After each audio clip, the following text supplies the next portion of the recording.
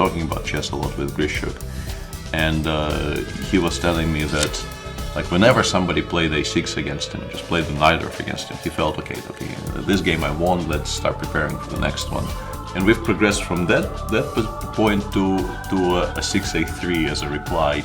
In the first 2 rounds of the first strong tournament of the year, we have 6a3 played by the 2 perhaps biggest figures of 2016. Yeah, very curious.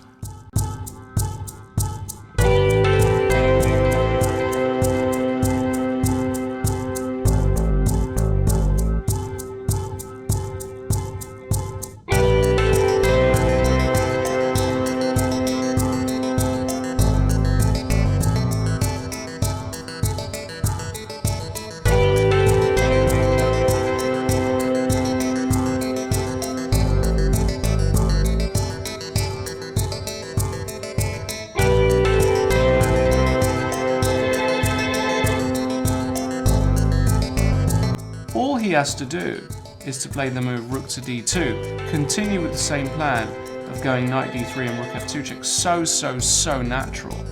And even after rook g1, which is Wesley's idea, you can just take that off and play knight d3 again.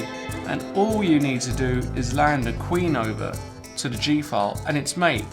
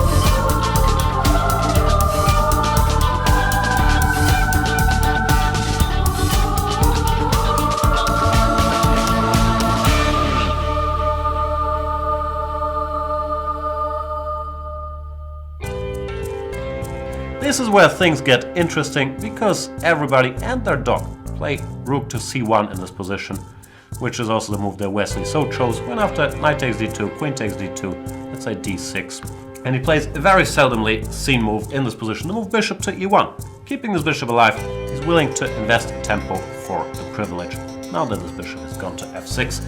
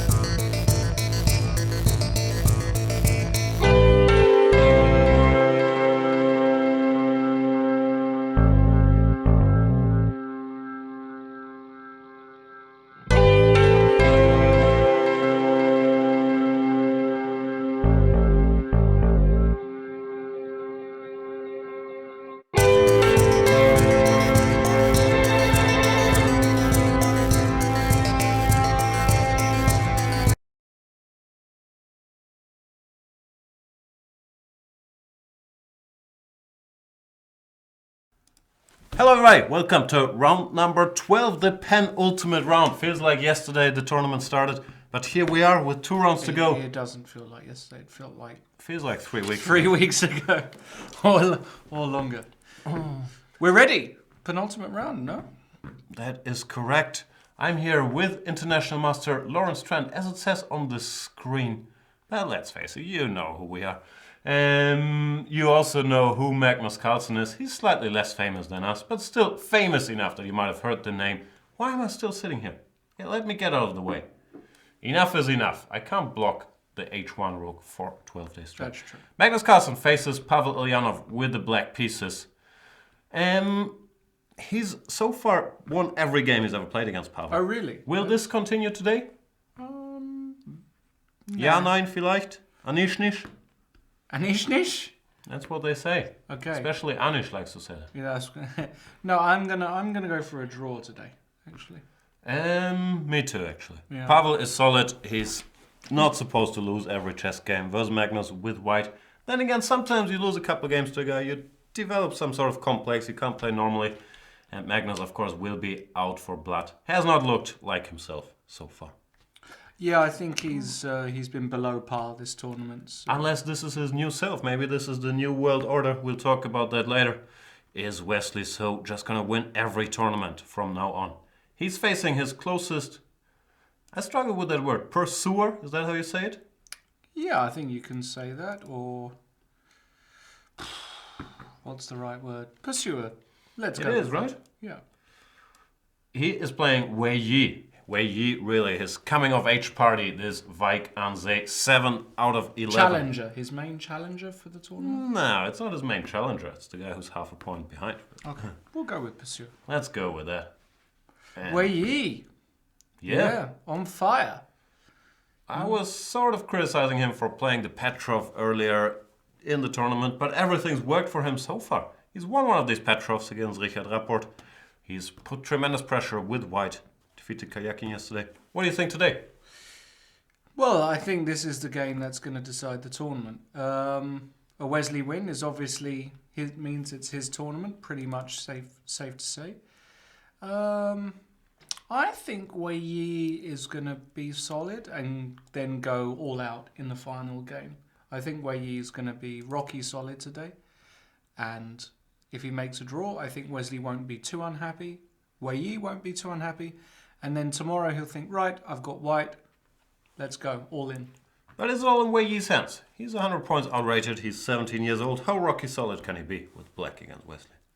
We'll soon see the opening, but it could be very rocky. Well, we'll Rocky see how he Mountains. do. Yeah, I mean, you don't get c4. He's probably going to play e6 here, so it's rocky solid stuff. In other news, yeah, a lot of the other games. Well, okay, Magnus can still theoretically win the tournament. Is there anybody else who can theoretically win? Yeah, I'm sure most people Aronian, I think. that are 1 point behind can still theoretically win with 2 games to go. Yeah. Realistically is another question, but so Wesley So Wei is and the Ilyanov Carlsen game probably the big highlight games, but we will keep an eye. For example, Levon Aronian White against Luke Van Velde, who's played a King's Indian.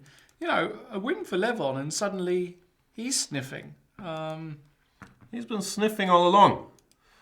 Playing tremendously well with the white pieces, but some trouble with black. Lost that game against Caro-Kann, suffered quite a bit yesterday against Wojtaszek.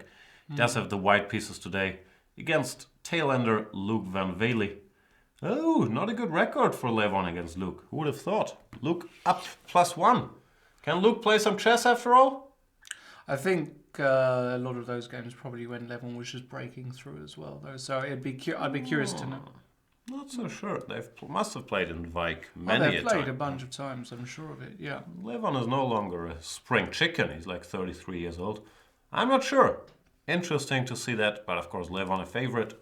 Nevertheless, with the white pieces versus Luke. See how that one goes. You were right about Wei Yi. He's playing one of the dullest lines known to man, and I know that because I've played this line myself. It's extremely solid, but all black is dreaming of here is to make a draw.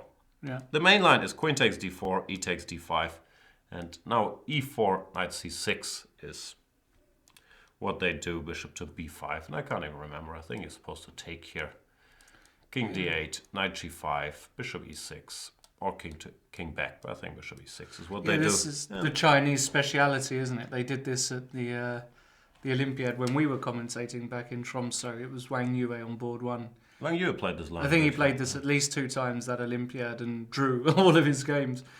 For me, this is just horrible to play these positions with black, just dreaming for a draw. But Wei Yi, he's obviously looked at this and, yeah, he's going to try and make a draw. So has Wesley. He's blitzing out the main line, queen takes d4, e4, and knight to c6, bishop b5 is already on the board. So not a surprise for Wesley. So, and yeah, bit of a strange choice against a strong technician like Wesley, who doesn't like taking any risks ever. To give him this free roll here is a strange choice. I think it's a very strange choice. I think there are much better ways to get a solid position where you still maintain some counter chances. I'm not saying you play a King's Indian or anything like that, but it's very difficult at top level to find even something. It's just tell me about it. Extremely difficult. We got Caro-Kann Nepomniachtchi as well. That's an interesting all-Russian clash. Where Caro-Kann goes against the trend and doesn't go bishop g5 against Nepomniachtchi's Najdorf. Well, he repeats what Anish Giri played against Nepomniachtchi. Yeah. Anish defeated Nepomniachtchi with his g3. Maybe Caro-Kann thought, you know what? Take a page out of Anish's playbook here. See if Nepomniachtchi is going to struggle again. Very solid little setup here for both sides. I still struggle with Knight of Subtleties after all these years. a4, a5, very typical. What do you do here? Go knight d5, you go a5, go h3. I'd go h3. You play h3. Yeah, just non-committal. You go knight d2, knight f1, knight e3. No. Why not? There you go, knight d2. I've seen this plan actually. Bishop g4. Okay. Knight f1, knight e3, and bishop g4 blitzed out by Nepomniachtchi, clearly saying he hasn't seen this for the first time either. Yeah. Let's go to the Carlsen game, because he's played your favorite opening, I believe, the Dutch. It is my favorite opening. This is a clear intention that he is ready to rumble today. The thing with the Dutch is if you start with one f5, you gotta deal with all kinds of unpleasantness, like bishop g5, knight c3, even e4 we've seen in the challenges. So he's not willing to do that. He starts with e6, betting that Pavel is not really willing to discuss the French, I would guess. And he was right. Pavel plays c4, and now Carlsen doesn't. He play f5, and you've avoided all these sneaky lines where white doesn't play with the pawn on c4. Still, not my cup of tea, really. But Magnus, he's played this a bit. I remember he defeated Vishy Anand in his Stonewall. I think he has a good score overall with this Stonewall setup. Depends if he's going to do the Stonewall or whether he's going to play the old... Yeah, this is the Stonewall. Or if he's going to play the old Simon Williams way. Bishop e7. This is the English way to play. d6, queen e8, queen h5. Knight c3, knight e4 being the main line. Right. Try to checkmate. Knight c3, knight e4. It's a good line. Simon's got a good score with it. Beat Boris Gelfand. Not easy. It's one of these lines. I don't respect this line at all. That's why I never look at it. But whenever someone plays against me in Blitz, I get annoyed that I never looked at it. Because I know it can't be good. So it will just take me looking at it, but I never do it. Actually. I think white's only a bit better, but nothing. Yeah, but to find a way to be a bit better, it should be done once in my life. But I just think black is not supposed to play like this. T6, f5, put it now on e4. I don't buy it at all. But... yeah. He likes his Stonewalls. He's put his pawn on d5. And what's interesting here is normally people after bishop g2, I was putting this on the board earlier, they like to start with c6. The point is you want to wait for knight f3 to go d5.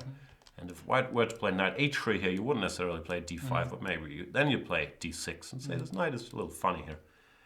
But Magnus doesn't seem to care about such things, and he goes d5. People have not been doing that because it allows this setup with a knight on h3, which, for example, here, if you go bishop d6, it can get challenged with bishop f4, which is quite useful. Maybe you go queen c2 first, but the general idea. And else, it's also useful for white to have this very direct route to d3. So a lot of people, most specialists in the Stonewall, don't play this move order. But I'm pretty sure the world champion has considered these things and has a different opinion. Okay, what about Adiban Giri? Now this is funny because I stumbled across one of my own games in this line not so long ago, in fact like a few days ago. We have a bishop's opening in Adiban Giri, which then transposed into a Vienna. Hang on. So after d3, it's interesting, Giri doesn't choose what most people do, to play c6 followed by d5. But he plays knight c6 when the main move is knight f3 transposing to the Italian after bishop c5. Clearly not Adiban's intention. And after knight c3, yeah, do you call this a Vienna? I don't know. Yeah, this is a kind... I think it's still a Vienna, even though white hasn't played f4. And bishop b4, and we reach a position which, of course, black is perfectly fine, threatening to go d5 in one move.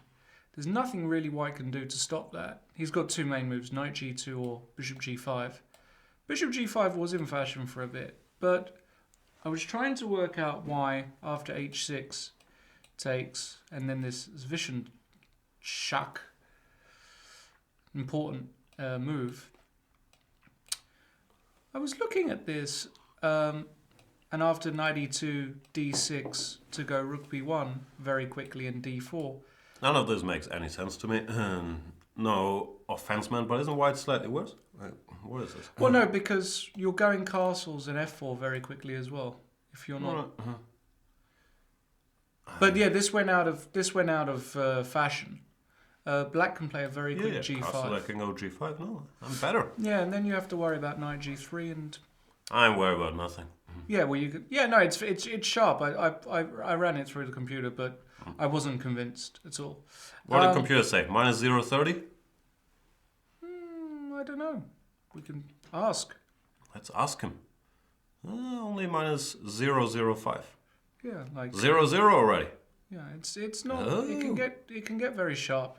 Anyway, well, I'm slightly surprised, if I may, that Giri didn't go for what I thought was the main move in this position. Bishop b4 is well known. Yeah. That's okay, but knight a5 is what a5 most top players like to do. Grab this bishop while it's up for grabs. yeah. But bishop b4, knight e2, go ahead. Yeah, so d5, ed5, knight d5, and castles, and bishop e6, and this is the main line. What do they do? Some bishop d5 and f4? Right, I've seen something like that. That's exactly the main line here, is to go bishop d5, f4. But now that I think of it, the game, was it? No, it was a kayaking game I was looking at. Okay, I think it was kayaking Kostenjuk or vice versa. Castles f5, yeah, must be there. Yeah, castles f5 with an immediate devastating threat of f6. Actually, if you get in f6, it's all but over. F6, you have to go f6, and then you go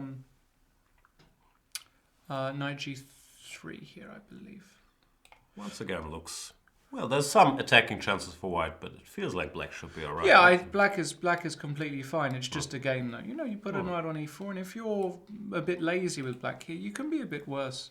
The bishop comes back to f7. So I wonder if we're going to get this. If you don't do this with white, you really haven't got anything in this position. So well, you're not supposed to get anything by playing this.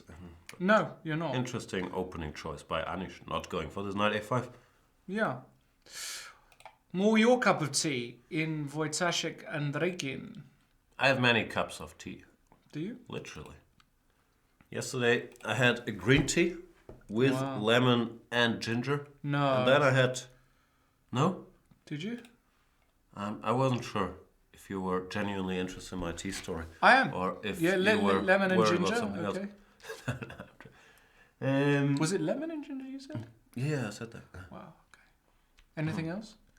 Yeah, after that I had a chocolate tea.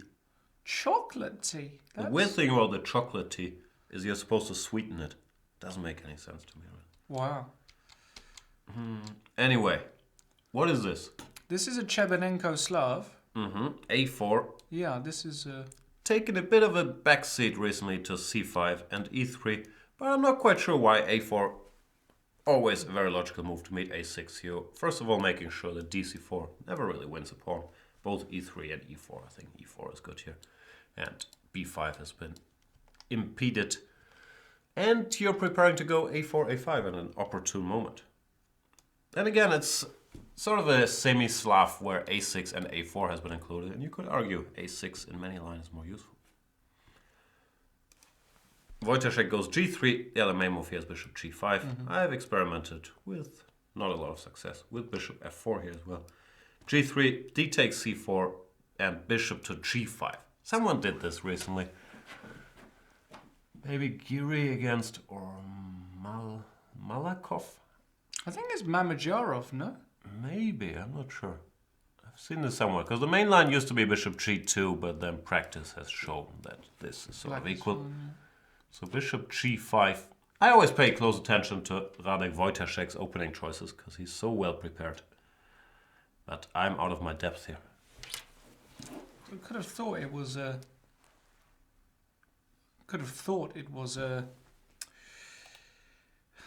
a Mamajarov game. Knight bd7 and knight d2. I'm like, I'd bet $5 on it. Okay. You're probably wrong, but I don't want to take your money. No, not against you. Just against anyone in chat. Right, anyone in chat who wants to look it up and then take the bet or not, go ahead. Yeah, look it up and then take the bet. No, if somebody in chat could let us know, of course. Oh, okay. Interesting. I think it was a Giri Malachov game, but I'm also not sure. Or Malachov. Check it out, chat. Who played this line? Jan is almost certainly right. I'm normally right. Knight bd7 and knight d2. No, now you can play knight d2 because the queen is not attacking the d pawn. Right. So I like this move very much. You block the pin. And it's a bit tricky for black to actually hold on to that pawn. Being as materialistic as I am, both in chess and in life, I was wondering about this briefly, but it's probably a terrible idea because after queen a4, this is a pawn even I might not enjoy. Yeah. Here, black is a pawn up, but this pawn pretty much fixes the whole black queen side. White has the two bishops, can expand in the center, and yeah, this is tremendous compensation. I would even say white is clearly better here. Yeah, I agree. So, okay, interesting. So let's go to the Aronian Van Vele game. We've seen this a6 b5. It seems like all the rage. Luke did something very similar against Wojciech, was it, earlier in the tournament? I think it was a different line. I think it was bishop e3, but he played this a6, c6, b5. And we criticized him harshly for it, but honestly, he did get out of the opening intact in that game. Yeah, so playing against these same-ish systems, I never truly believed in these a6, b5 systems. Neither did I. I think you have to react in the center. For me, without doubt, going c5 here is the move. The chat says it was a Giri Malachov game indeed. Who would have thought? There we go. But maybe we're both right. Maybe it was also Mamajarov did play it. Yeah, I vaguely remember. But anyway, in this position, playing this line, there's just something about this that yeah, okay, you get in b5 and then it's like, then what? You know, it's kind of... The problem is you don't have any strategic threats. BC normally favors white long term unless you can blow up the center directly. Right. But it's so stable that even if you get in d5, let's say, bishop just goes away, you're still worse. Yeah. So it's hard to make progress. b4 doesn't bother white. No. And you do have some more moves. White has some more moves as well. But then at some point, whatever, let's say a3, or I don't even know what you play. It's getting tricky for black to make a move without compromising his position. After e5, often d5 will be a bit unpleasant because you're normally not interested in this position opening up on the queen side. I'm making up the moves here. I'm not sure if the moves are correct, but just as some general guidance for where the problems lie. But Luke seems to believe in it. And generally for Luke, if he doesn't get under attack out of the opening, I like his chances. Okay. We'll see how he fares against Levonchko Aronian. And... What's Harry Rapport? That looks messy. Okay. What on earth is this? Let me just bring up the cartoon so we can check their scores. Oh, Rapport in the lead against Harry won their only encounter. Talk us through it. We have a Caro-Kann advanced variation and the 4 knight f3 e6 bishop e2 line, aka the short variation.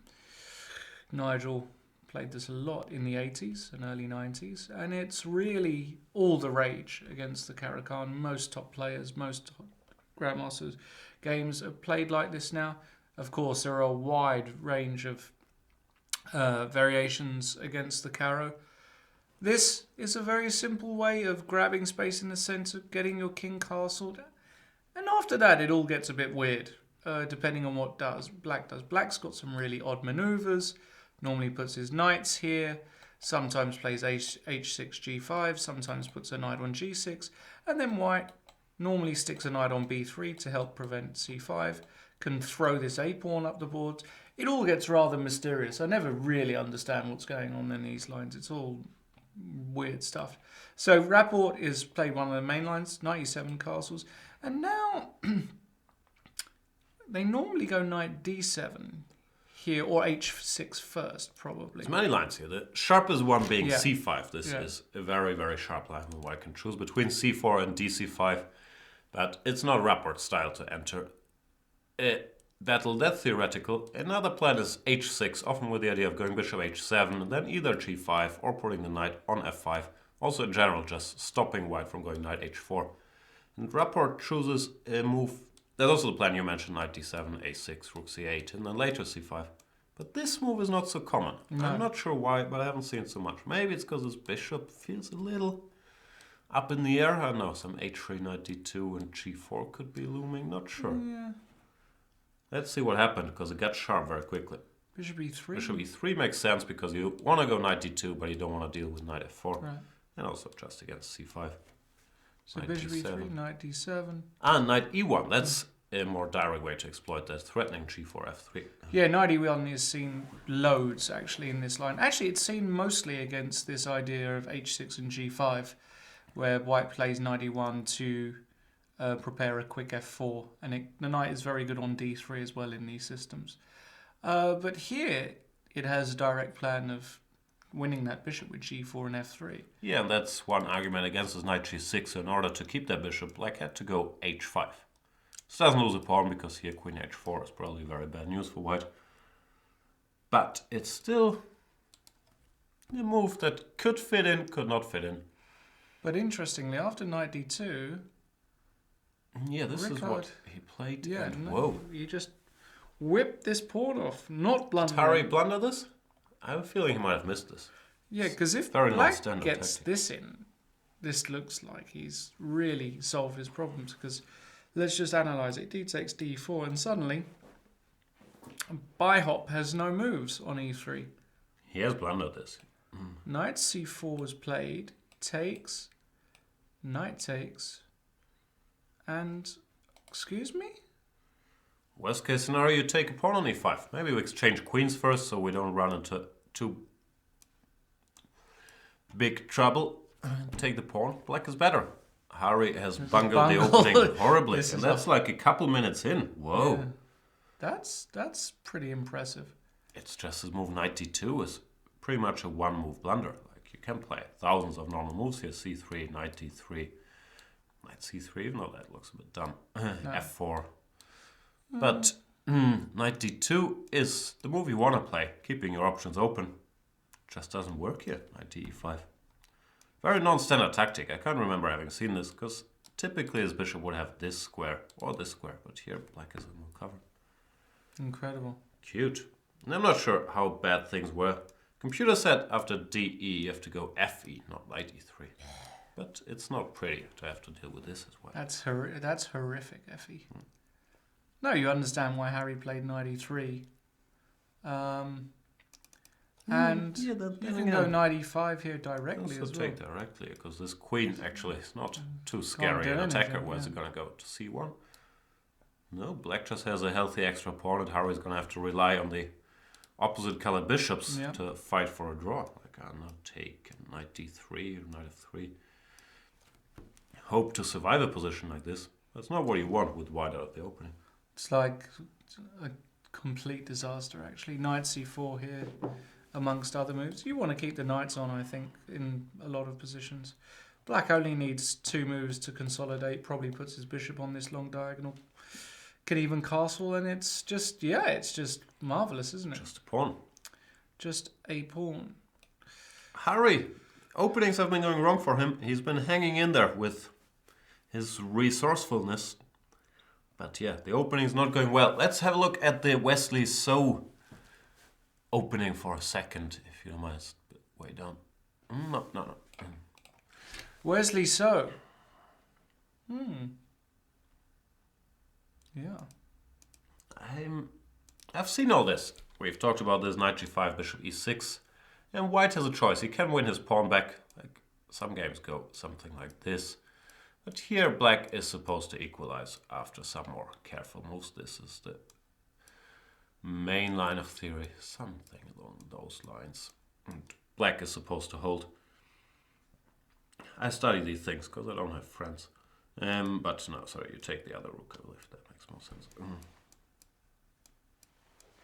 And if Black you is get supposed checked to hold. on c5? Yeah, he's supposed to hold somehow. I can't remember how it went. Ah, no, after a3 you go knight d4, that's the point.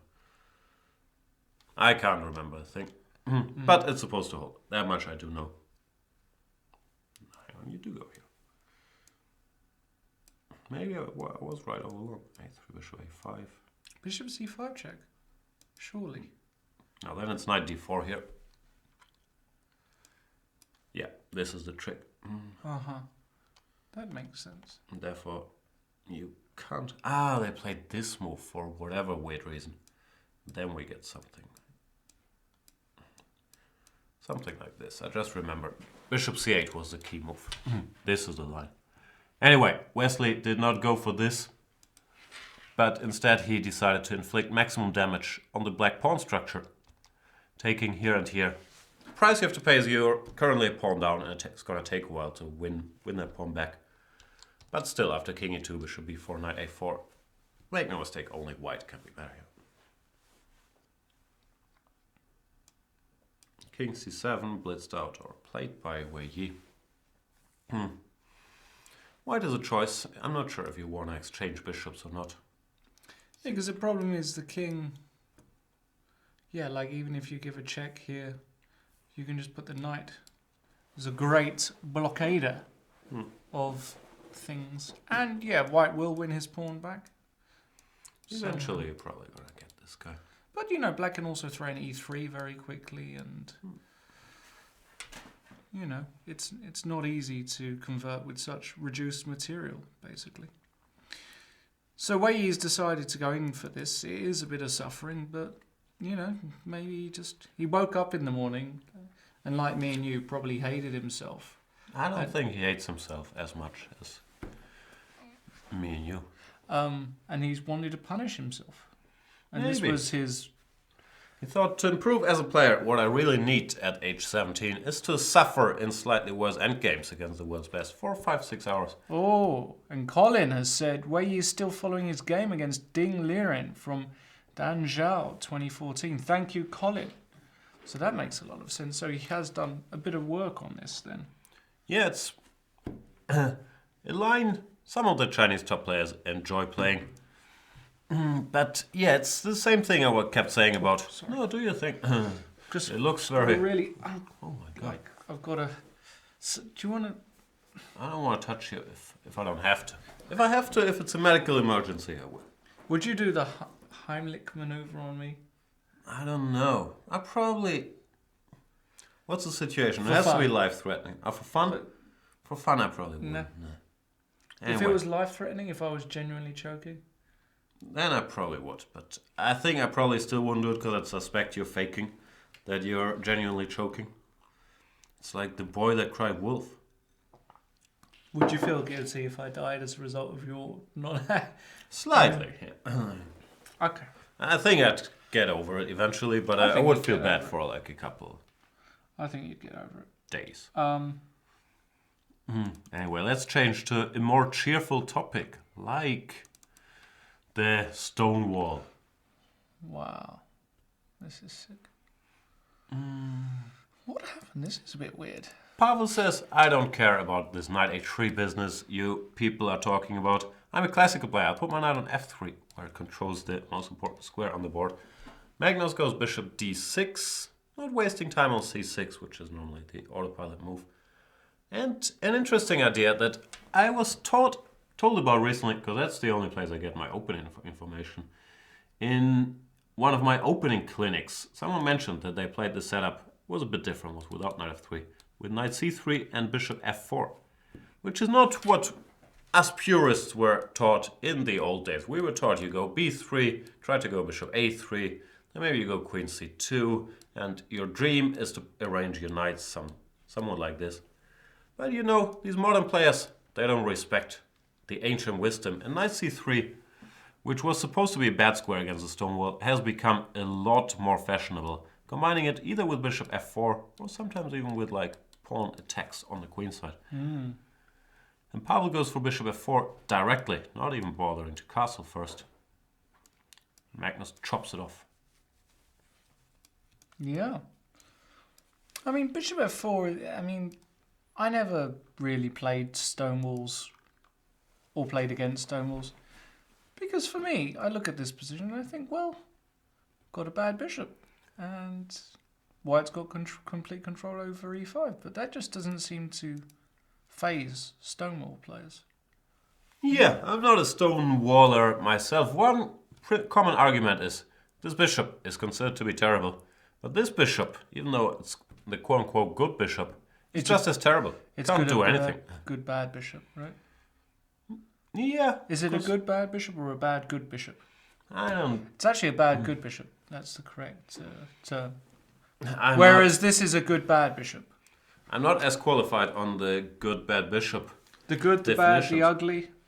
But I do know that this bishop struggles to find a role because the black pawn structure not only restricts his own bishop, it also really restricts the white bishop. It's hard to find work for this guy. Well, the black bishop, oftentimes the plan is to go b6, bishop b7, knight bd7, rook c8, queen e7, and then c5. And that's a very pretty sight, even though it sounds like you're in great pain. I am in immense pain. It's all right, guys. Don't worry. I've just got like a... Just as I explained that b6, bishop b7 is the way to play here, Magnus Carlsen goes bishop d7, going for the old school maneuver, bishop e8.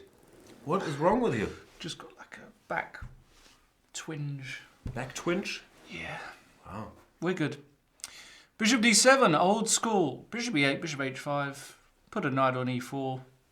Rook lift, checkmate. It really is that easy. Is it though? No. Yeah, I'm surprised by this plan because I thought, once again, I'm a bit out of my depth when it comes to understanding not only the Stonewall but also Carlsen's positional concepts. But I thought that b6, bishop b7 was more the modern way to handle this. But people have said when this bishop gets here, I don't know, why would play queen b3, knight e5? It's not that effective on the h5 square. So, curious. Okay. Let's go back to Adiban, because something curious has happened in that game, in the Adiban versus Giri bout.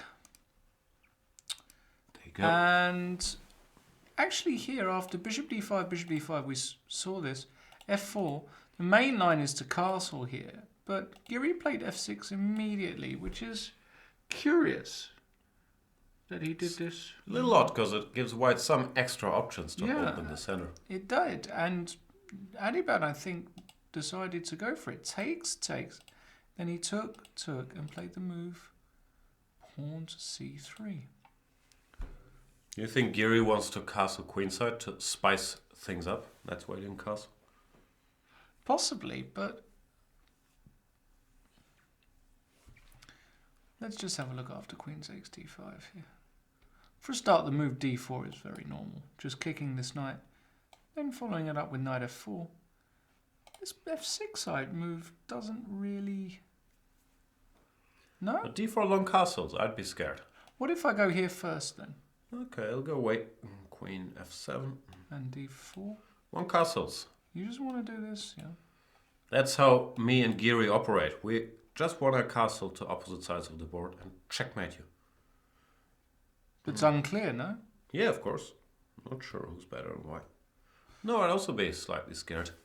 Then again, long term, now you could argue that white might miss the f-pawn. Yeah. If we don't get checkmated Understood. earlier. This seems to be clever, but Queen, here, yeah. Even here, queen b3 is quite nice. Oh, queen b3, yeah. Huh. Unclear. Nicht so klar, as they say in Austria. Anyway, They do say that. Adivan played c3. Probably bishop d6 anyway.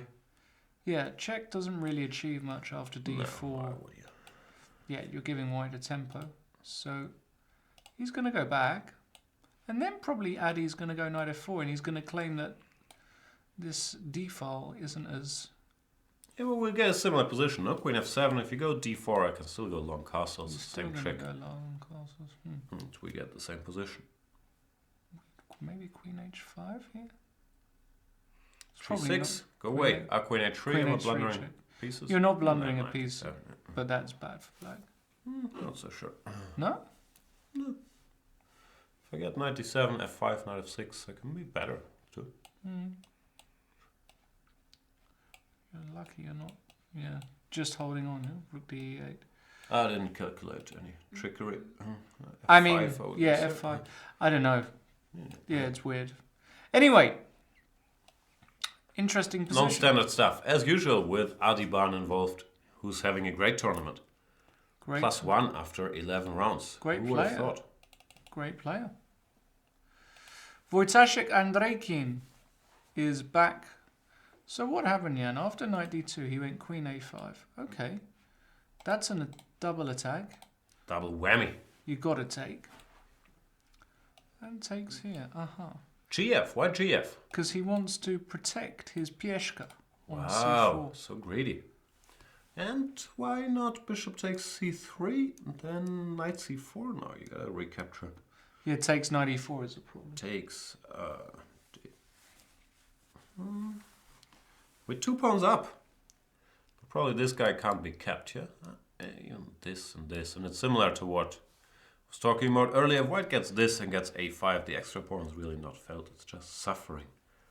Yeah, you Black could- king is not Yeah, ideal. agreed.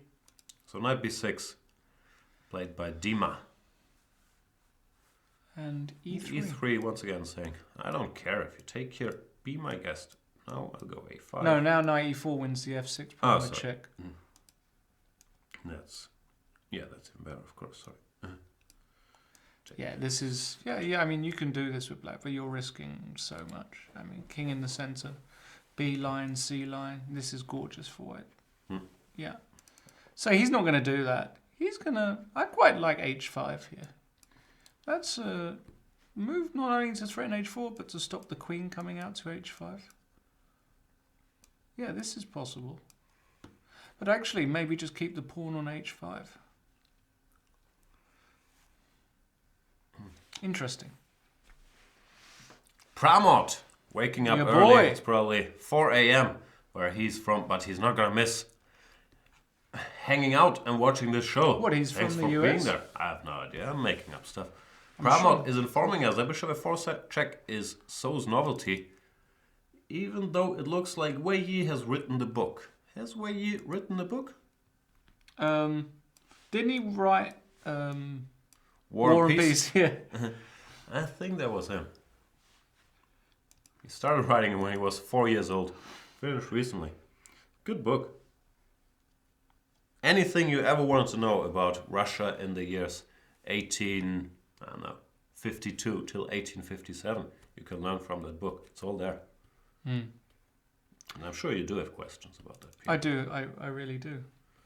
Bishop f4, bishop d6. No, he's writing the second volume, War, Peace, and the Semi-Tarash. War, Peace and Zombies. Bishop d6 takes, did not get played. Wesley So went back to e3. Curious that he would think the bishop is worse on d6 than on b4, because if you want to go bishop e3, you can do it directly. May force the bishop here, went bishop e3. I don't know, I would think this is black's good bishop, once again on the bishop topic, and it made sense to exchange it. But, once again, only white can be better here, because these pawns are juicy targets. Interesting opening choice by Wei Yi, but as Colin told us, he's following his game against... Who was it? Bishop f4 was a novelty. Yeah. I can't remember against whom it was, but Wei Yi played all this before. Ding Liren? Probably Ding Liren. Are we ignoring some game? No, we're not, right? We're all over the place. We got them all. We got them all covered. Left, right, and center. Lucky boy went b4. Yeah, we mentioned there's no great strategic options, so at least he's trying to force this knight to the edge. Maybe go c5 now? Because e5 are Not still e5. d5. And this Well, looks I like mean, an you odd can do that. structure. Also, Yeah, it's also possible. this is possible. Maybe also after e5, I always get worried about c5. Always. And these transformations can, especially with... Yeah, you have to calculate d5, but even this is not clear. But yeah, you're right. He could go. I think the most natural way is to go c5, and then if d5, yeah, your knight is amrant and it's bringing shant. That's right. Knight on the rim is dim.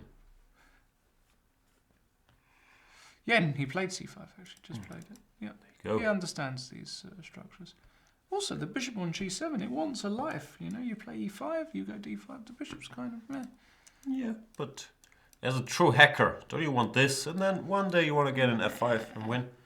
Maybe you don't ever get you it never in. get it in. The knight takes too long. So c5 played by Luki. I would guess Ironian will play d5.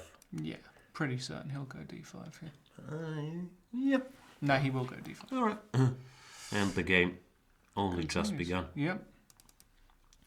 I'm curious to see if Wei Yi has spent time. So what I'll do is I will switch on the little clocks. And find out. Clocks, what do they know? Clocks. Coldplay. Yep. Wei Yi is blitzing, and Wesley So has spent a moment on his bishop f4, bishop e3. Yeah, I'm not sure if this is not home cooking. I have a feeling that black should be able to stick around, but it's still a mess. Yeah. Before, sometimes they I've take got this. a feeling Wei Yi's going to hold this today. Yeah. Yeah. Hold the door. Hold the fort. And yeah, Nepomniachtchi looks like he's got a promising position too. What happened to my lovely fianchetto bishop? What's this?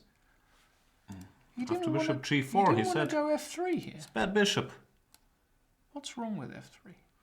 I don't know, it's an ugly move to make. No, there's something tactically wrong with it. I don't think that's... Well, you lose Oh, you lose just a lot of... control over the d5 square, don't you? And here you might... No, he might just go Boom. d5. Yeah, okay. Then this all makes sense. Bishop f3 takes, knight takes. Yeah. At least the knight got distracted from its tour. Why not queen takes? I don't know, these g3 knight offs are a complete mystery to me, I have to say. Future generations of investigators will have to This is the problem. find that out. You don't play g3 against a knight off, just put a bishop on g5. Yeah, just checkmate them. Look at Checkmate some Wei Yi them. games for them. Yeah. How hard can it be? But Caro-Kann, after playing a3 early in the tournament, he's showing his backup plan. Doesn't look that impressive, but once again, if white manages to unravel, this bishop exchange did favor him strategically. Yeah. So he could still be in good shape. Yeah. I think it's a game we're gonna ignore. So far we've been ignoring Caro-Kann's game most days because we don't understand. Have we what's actually going on. looked at any of his games? True, right? Like it's No, we did yesterday, as that featured in my game of the day, Wei Yi Caro-Kann. Yeah, but it wasn't because Kayakin was having a great That's time true. at the office either. All right. Hari Krishna, this is maybe the shocker of the early moves. Then again, we're used to Hari's opening not going according to plan, but today it went really bad, and I think he's just missed it. Petite combinaison. Yeah, this is just bad. This is just bad. Nothing more to be said about this, really. Now you're my poured down with white after a couple moves. You must suffer. Yeah, but Harry might just think, yeah, I'm just going to make a draw. Yeah, draw. Nietzsche. He played knight d3, actually. Which? Such a position, do you think this is just a draw? Nah. Me neither. Even the bishop's better. Yeah, as long as there's towers on the board, black can always try. There's decent chances. Here maybe you don't even exchange queens, but in general even without apologies.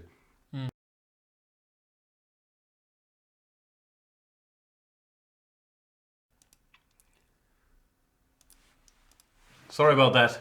Must be my allergies acting up. Is it? I don't know. Do you have allergies? No, I only have cat allergies, but I haven't Got seen a cats, huge amount. cats around. Dogs, horses, dust, gluten. Dust. Um, When you do this test, they do all these dots like next to each other. Don't you have the feeling they get all mixed up, so in the end it says you're no, you allergic can. to There are everything? various kinds of tests they do nowadays. It's not okay. just So that's the old school where they prick you with everything and see if you immediately respond to it. swell. Yeah, you swell up like a balloon. No, that's a bit of an old school way, but there's lots of things they can do nowadays. So, I see. but yeah, I'm not good with dog hair. No? Hair. No, cats I can do. Actually, For me, cats are worse. yeah, babies, allergic Yeah. to babies. Do you have a feeling like it's a modern thing? Like people used to not have any allergies, and nowadays, because we're so spoiled and not exposed to anything, we have this very strong peanut allergy. Please don't eat peanuts. I'm I playing agree. like 6 rows behind me. I feel it's getting more and more with the allergies. I also have a tonsil. So I don't know what it is. Yeah. So So, Wesley. So Wesley. do you address him as Sir Wesley? Because in Hungary, for example, if you ask for Richard Rapport, no one will know what you're talking about. Right. But if you say Rapport Richard, then people will understand. Yeah, the famous one being Polgar Judith. Probably use it, yeah. Lekopeter. If you have a boy, Jan, why don't you call him Leko Peter? I might. Leko Peter Gustafsson. Lekopeter Gustafsson? No, it sounds a little long. He could learn, the nuances of Petrovs and, this way ye variation. You could teach him good from the very start. No, I think you would need like an external coach to teach him about the real problems a chess player faces. Okay. Like, put your queen on h4, go f5, bishop h6, knight g5, checkmate the king early on. Like, you don't want to bore him. That's how Radio Jan plays. Nah, Radio Jan, he's a big Fischer fan.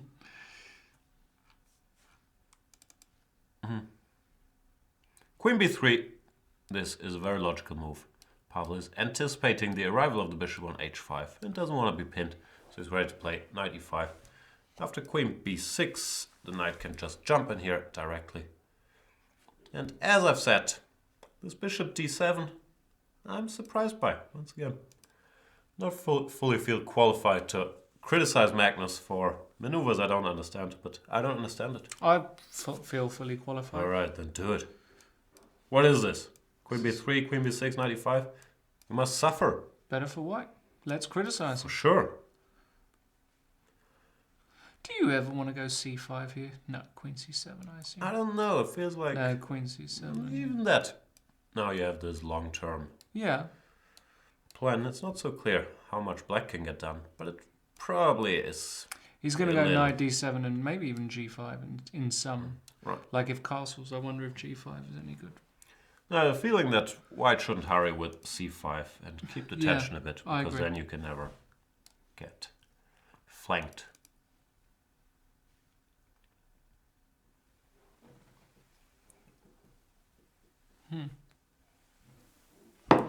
If you're from Syria, Iraq, Iran, Sudan, Libya, Somalia, and Yemen, for the next 90 days, you will not be able to enter the US. Right. Pretty, I heard people are changing plans left, right, and center. Yeah, they're like just being mid-air. turned away. Yeah. pretty intense stuff, huh? When will Thanks Germany for- be on the list? I don't know. Thanks for checking the news on your phone so we get them in real time here. Not missing a thing. I'm looking for the tweets, but the only tweets I'm getting is about this. Send the chess tweets in, people. Come on. We want to see your tweets. There are people active in the chat, but we want to see your chess tweets. Who's going to win Why? the tournament? Why? We want to have them on Chess24 active in the chat. Yeah, That's exactly what we want. hashtag C24 live. No? I don't approve this message. We're very happy to have you here in the chat, which we can read as well. Yeah, or in the chat. Or Twitter. Whatever you Twitter. want. So, Which he game do we played want to look D4. at? He played D4, so Adiban is following what we looked at. Adiban Giri. And Giri is going to castle long here. Yep, I agree. This is the amount of tactics. Nah, I shouldn't insult Anish just yet. He's had a tough tournament. 3 guys have drawn 9 games so far. I learned earlier from reading the chat. Giri is one of them. Nepomniachtchi is another one. And the third one I forgot, but maybe we can guess. Who could have drawn 9 of his 11 games? Andreikin? Kayakin? Kayakin? No, Kayakin had a bunch of decisive results. He lost... Wojtaszek? No, Wojtaszek lost a bunch. You can check. You have the power. I do have... do I have the power? I have the power, but not the brains. Where Go is to the this live thing? page and cross It's table. just gonna take so long. No, it takes does. 2 seconds. No, see, 2 seconds are gone. You can do it in under 15. I'm not sure I can. Really tried hard. If I really tried hard, but I never do. See, I clicked something wrong already. No. Cross table. Watch live tournaments. Tata, Steel, Masters. Who has a lot of halves here? Who has a lot of halves? Who's not even playing? Wei Yi? No. Levon? Levon, maybe. Levon? Nah. 6. That's not 9 draws. Carlsen? No. Ilyanov? No. Maybe we should do it differently. Who doesn't have a lot of 0s and 1s? Luke. Andreikin, that's what I thought. 2 0s, no 1s. There you go. Andreikin, Nepomniachtchi, and Giri. Huh? That's right. All right. Ooh. Maybe we'll change today for Andreikin, because this looks sharp. Radek once again showing the power. power of the homework. Is this still homework? Probably not this, but choosing this line, which is a bit offbeat, posing fresh problems. That's certainly homework. E5, very, very aggressive. E5 feels so weird. Like ruins your structure. F6 pawn. Knight d4 played. Oops, not queen e1, which also looks logical. Knight d4. What do you want? F5? Check king e7 and worry about nothing? I'd lose this with either color very, very quickly. No. To any player in Vike. Even Anish. No offense. Would you? Yeah. Probably I'd lose quicker with black. All right, all right. With white, you know, you go queen e2, you have a5, you can put the knight here. Probably you lose slowly. After black consolidated, you lose some endgame. There's the 2 bishops, stuff like that. Harry has 9 draws too? Could that be true? Do I have to revisit my little score sheet here? Does Harry really have 9 draws? Yeah. Does look like. Wow. Who knew? Well, that dude in the chat knew. Mr. Dodgy knew. Probably everybody that can read has figured it out by then. Thanks. So 4 players on 9 draws? Incredible. Is it? Not really, no. Business as usual. Actually, Imagine you didn't have Adiban and Rapport. Imagine we said 3 players on 9 draws. You can't have 3 players. Oh, maybe you can have. Of course you can. Can you? What kind of question is this? You can have 1 player, 2 players, 3 players. You can, right? Of course. Unlimited? Can you have 8 players? I don't think you can have 13 players on 9 draws. 14 I meant. Can you have 13 8? you can. Of course. But I don't even math, bro, so I'm not 100% sure. I'm pretty sure. C5, D5 by Ironian as you predicted. I don't know, I'd still take white because I like space, but... My knight is a bit offside. Yeah, but it's also going to be hard for you to get e6 in because I'll be ready, waiting. And if you can't get e6 in... H5. Right, Typical whatever. move. Do I go... I'm wondering if I should just for being showy do this. But Yeah, I'm not sure if I should. Yeah, knight e5, knight... This is typical King's Indian stuff. Yeah, It is. yeah. Knight h5 There you and go. f5, yeah. And we're golden. Golden. But look, he played e6 instantement. I was wondering... Let's say whatever I played this, probably not the best move. But this structure change, does it favor me? Because at least I have a plan. b3 and I can put the horsey back in business. I'm not sure I like e6, actually, so quickly. I'm not sure I like it. And in the chat we're being informed that Anish is to be blamed not only for his own draws, but for everybody else's draws as well. Because he's inspiring people. But when he does make a draw, he also forces his opponent to make a draw, so he should be blamed. But Double. Maybe we'll do this at some point.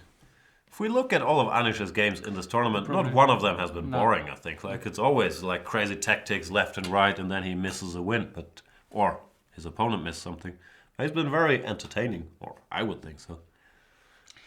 I don't know what it is with Anish. He just rubs people the wrong way, not the right way. He's just missing that extra bit of je ne sais quoi to be. No, I know that problem. Like, it's on some level, it's struggling to convert good positions because in your way of thinking and in your training, you don't put the emphasis on that. You put the emphasis on getting a good position, not so much on converting it. And you think, or I think, that it's sort of, a more interesting way to study chess to try to get a good position. It's a lot of guys that are stronger theoreticians than practical players. And of course, Anish is a world-class player, but that applies to him a bit. And then there is, of course, the fear of losing, which I also have very deeply, which sometimes subconsciously makes you not Anish take has risks. a fear of losing? I think everybody does, but for some people, the fear of losing is stronger than the desire to win. Like, Magnus clearly hates losing, but I think he has so much self-confidence that he's going to play moves like Queen c7, avoiding the queen exchange. That looks very dodgy, because he's thinking, I can get away with this, and I will eventually win. Well, Anish, he would play what he considers the correct move, because he feels like he can't cheat Kaisa and get away with it. Not sure if my point is becoming very clear. But I still think I'm right. Yeah, we'll go with that. Absolutely. Queen c7 has been played. I don't like Magnus's position very much. Castles, bishop Rook e8, FC1. 95, or rook fc1 now that the queen is on c7, introducing all kinds of ideas here. Knight d5 is an immediate threat there. CD, knight d5 is...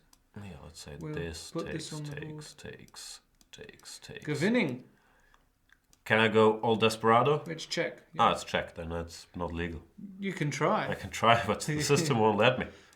So CD rook c7, and this is just game. Yeah, I don't like his opening play one bit. And I don't even mean the Stonewall, which I'm on record for not being a big fan of the Dutch. But I do mean... Yeah, but you normally talk about the people. No, I love the Dutch people. Oh, okay. One of my favorite places to be, Holland. Like, I pretend I'm not German, but I do like it there. Do you? Nah. I speak English most of the time when I'm out of the country. Don't you? No, I speak Dutch. You speak Dutch? Spreek je Nederlands? Ja. Ja? Ja, ja. Heel goed. Gogen en de Geilin en de Golenhausen. Grote shawarma schotel. Scholzen en Sleen en de Geilin. Scheveningen. Ja, Scheveningen. Ja. Lekker. Heel goed. Heel goed, jongen. Heel goed, ja, goedemorgen. Ja. Lekker broodje kaas. Broodje gezond. Ja. Berenhap. Yes, mates, if you're watching, what's up, buddy? Apologies to all Dutch viewers. Like this is, not gonna No, get that like was fluent. That was a slightly different dialect that they speak in some Yeah, areas exactly. in Hamburg. Groningen. Yeah. Groningen, they speak like that. Yeah, I don't like Magnus's position. He has this 4 score against Elyanov, which maybe makes him take a little more risks. But I have a feeling in this tournament, especially since things stopped going his way when he didn't win this game against Anish, his riskometer has been slightly out of sync. Against Giri, against Rapport, he took too many risks. He almost lost against Adiban by grabbing this pawn on a7. I don't know. I'm going 1-0 today. I've changed my mind. You've changed your mind? Oh, we got... People enjoy our Dutch skills. Yeah. If there are any Dutch in there, in the chat, please let us know how fluent we were if we had it. That's perfect. Whoa. F5, no G5. On the Brett. On the Brett. Paard G5. G...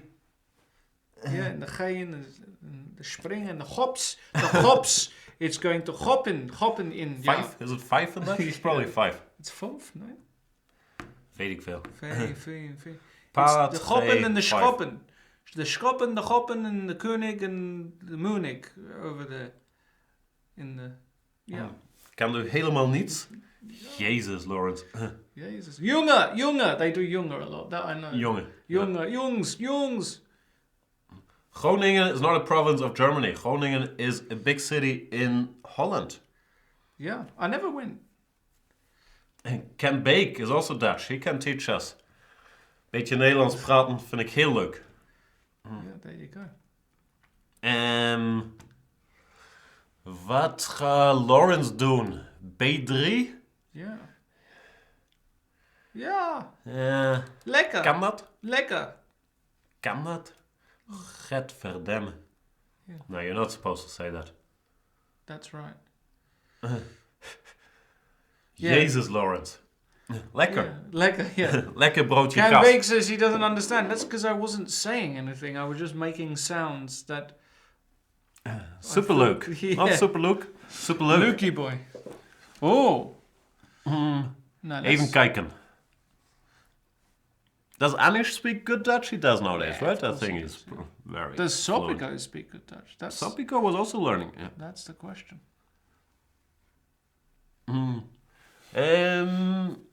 Yeah, I think Sopico was also learning Dutch. Speaking of Sopico, let's check out how she's doing. Yeah. People are asking us to do a bit in Spanish, but we actually speak Spanish, so it's gonna be Yeah. less hilarious than us speaking Nederlands.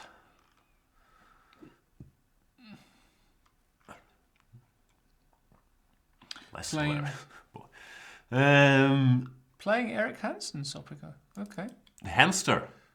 Okay. We have a... Chess Broad General. Oh, this is all theory. I know this position. Is it? But does Eric Hansen? Sopico certainly does, because Anish told her this is a good semi-bluff line. He's going to have to make 15 moves of theory, and then it's going to be a draw.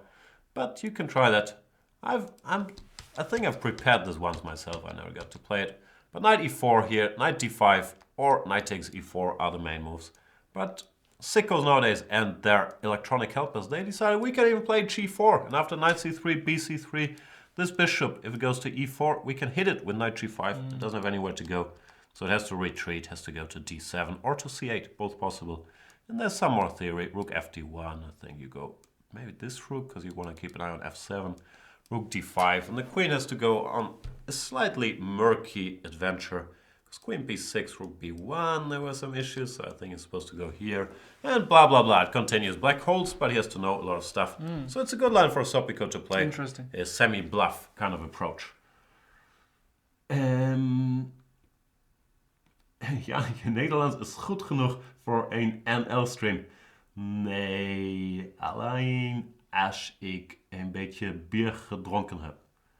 Now, the thing is, I should really speak Dutch because it's not very different from German, so it's easy for me to learn. And I used to be better when I was playing more, when I was hanging out more in Apeldoorn, but I haven't talked any Dutch forever. Should revisit that project after I'm done with my Norwegian studies. How's your Norwegian coming along? It's still pretty bad, but I'm making progress. I have my little audiobooks and stuff. Nice. You know. Great. Anyway, interesting opening choice by Sopico. Now, since we're in the Challenger, let's have a look at your boy, the Jonester. Just winning. See, Smashing. crushing Dobrov? Dobrov is Wow, that's painful to watch. getting Dobrovski'd here. Wow. Bishop f7 in the house. Yeah, then just king d8. Maybe it's not so easy, but it does look more pleasant for white, doesn't it? Does look a lot more pleasant for white. Yeah, this looks horrible. Where's this king ever gonna go? Not a great day in the Dobrov office. Dobroffice. Ariantari, who stabilized after his horrible start, is facing the leader of the tournament, junior world champion, and one of the bigger talents around And the Jeffrey youngest in the tournament. Jongest in the tournament. 16 years old? He's still very young. He's still I think he's 17 already. Maybe, yeah, okay, then he's old and washed up. No, I'm joking. Would you like to be 26? Would you have liked to have been 26.75 at 17? I don't know, so much responsibility. The Like, future. I didn't have much of a childhood, but when I was 17, I drank a lot of alcohol. I stopped when I was like 19 maybe. Me too. But with 17, yeah, I think I wouldn't have liked to be 2670. I couldn't have gotten all this drinking in. CD, knight bd5. What is this position?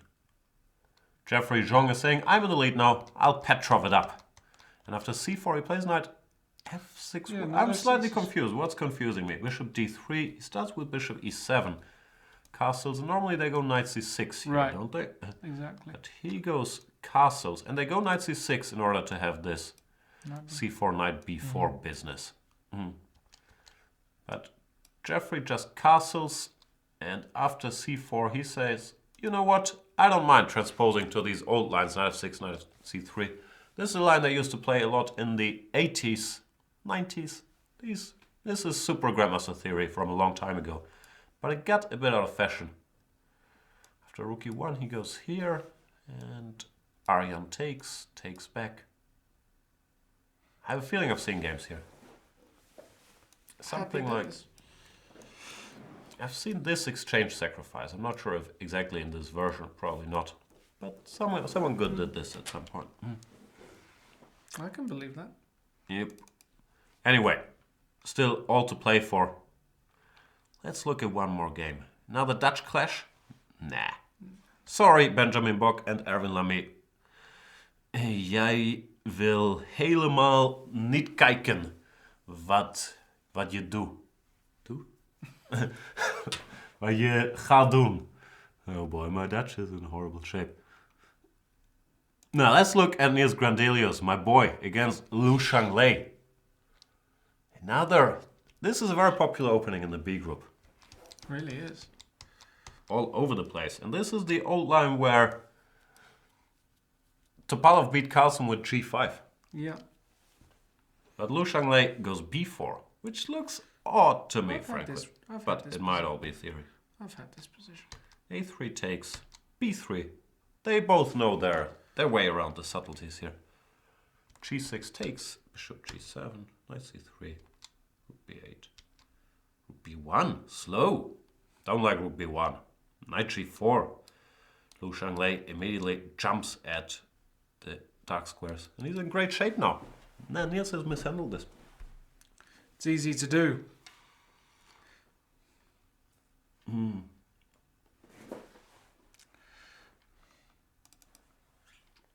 All right, let's go back to the Masters, shall we? Or Let's go back to Shelbyville.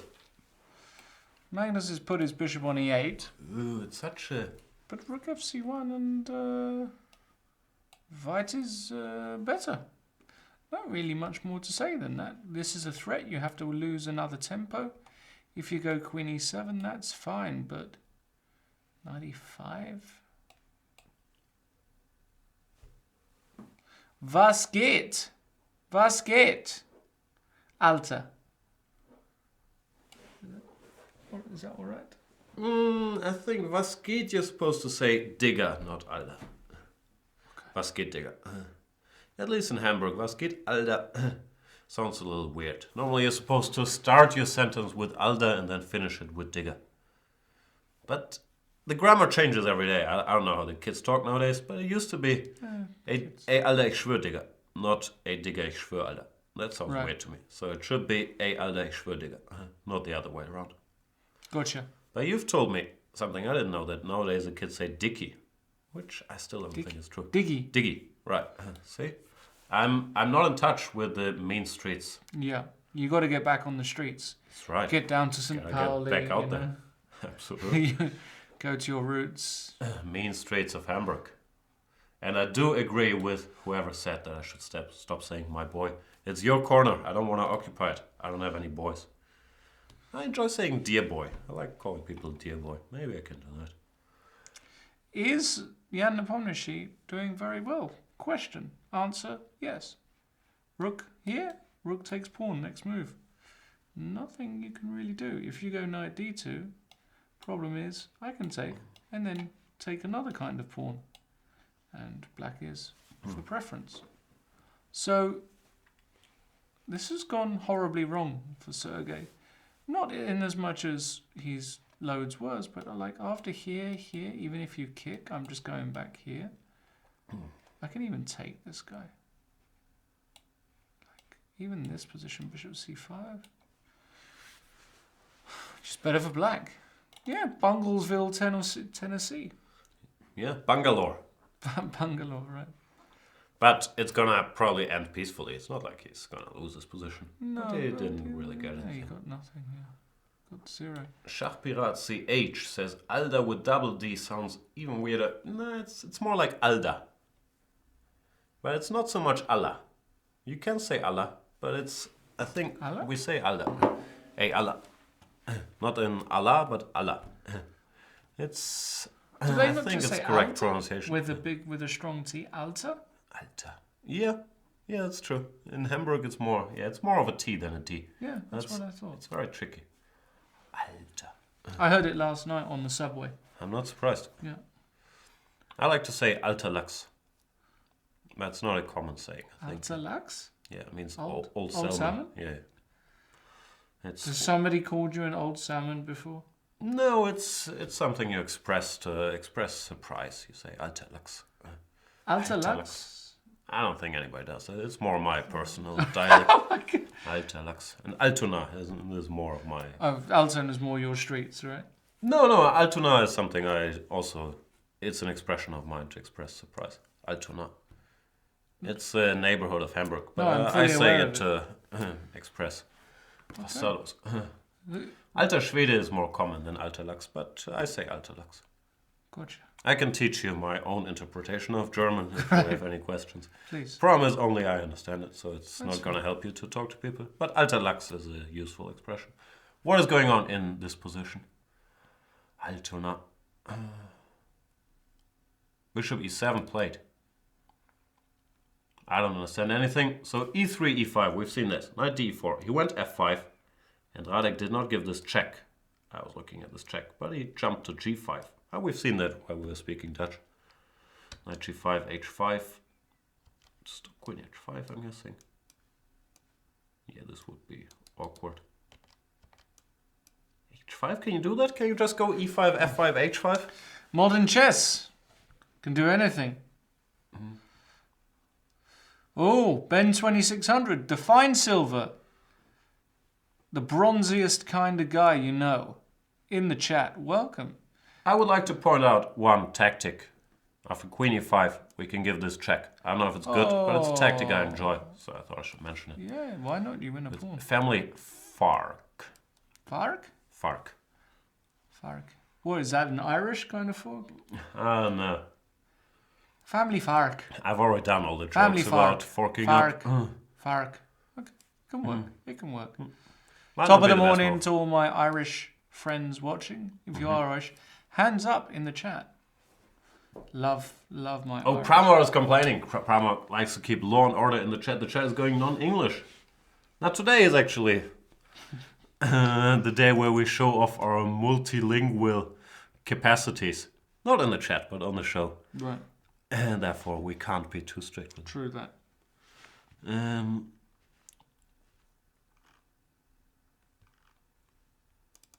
Which game shall we look at? I'm really... You're really into Twitter. I'm just trying to see if there's a lot about Gibraltar. Gibraltar is starting as well. We'll have a look at the Gibraltar games. We always like that. It's David Howe versus Bashir Lagrave. Bashir Lagrave or Maxime Lagarde? Same thing. Okay, that's true. We're asked to look at the Geary game, but we've already looked at this position, which we actually had expertly this, predicted. It's an easy position. Let me show you crazy kids some tactics that come now very natural to me, because I'm one of the most gifted tacticians of our times. You could just go a6, and then you exploit this pin, and you say, I worry about nothing. But of course, you have to find that. And if knight c6 is... It's an ugly move to make. Just d5. It's Yeah. Don't know. Interesting. What's the trouble? Jan and Lawrence causing trouble as usual? What have we done? Why would you say that, Yuzarian? Yutsarian. Why do you call us troublemakers? Words can hurt, you know? Words are never enough.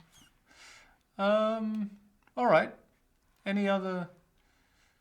Well, the Harry Krishna Rapport game has gone into this, and Harry's thinking, damn, this didn't work out the way I wanted it to. And now I will struggle. He's resourceful, but, you know, psychologically, it's really not fun to play this at all. Harry's gonna need all his mental toughness to stick around. Pramod NVS asks, can we get more post-mortem videos from Peter? I can't promise you that. Peter is playing in Gibraltar. He did one post-mortem video for this fantastic game he had in round number 3. But when he's playing a tournament, of course, he's focused on playing the tournament, on getting his rest, his preparation, his lunch, his dinner. So, I don't know. It could happen. It could not happen. I do not know. But I was very grateful he did that one on this very exciting game. Check it out in the shows section if you haven't seen it yet. Queen a3. By Really? Pavel. Exchanging queens? Great move. I don't like it one bit. Pavel always goes for these complicated strategic decisions. This reminds me of... Kramnik Topalov? No. Does remind me of Kramnik Topalov. There's another game. With the queen on a5. Allowing queen takes a5. What game was that? No. Anyway. It's a very interesting decision. A lot of Can someone look up the Kramnik Topalov game from the match? No, I'm sure it is that as well. I'm just thinking of another example. No, that's not what I'm saying, but it... I'm trying to reconstruct what happened there. Anyway, queen a3, I'm not sure I like it. You like it? Well, after takes, we get a file for our rook. So after this and now this... But we also get really dumb pawns. That's true, but we do have long-term pressure. It's essentially a pawn sacrifice, because these two a-pawns are really not worth a full pawn. But it is true that white has so much activity that... Probably still black that has to be careful here. If black does something like this, yeah, some rook b2. Don't know. This bishop can't really find work. Don't know if I really like it, because you can you don't have to go all special. You know, try and beat him. You can just play a move like knight e5 and be happy. And Magnus has snapped that off. Yeah. Probably not the right thing to do against. Yeah, that's probably not the move to play. No, that's how I felt, because he had to play this queen e7 already just to get his pieces out. And if you just jump in, aren't you like seriously better? You can't really go knight bd7 because b7 is hanging. What do you even do? This queen a3 feels like it allows him to get his pieces out and at least understand what he's doing.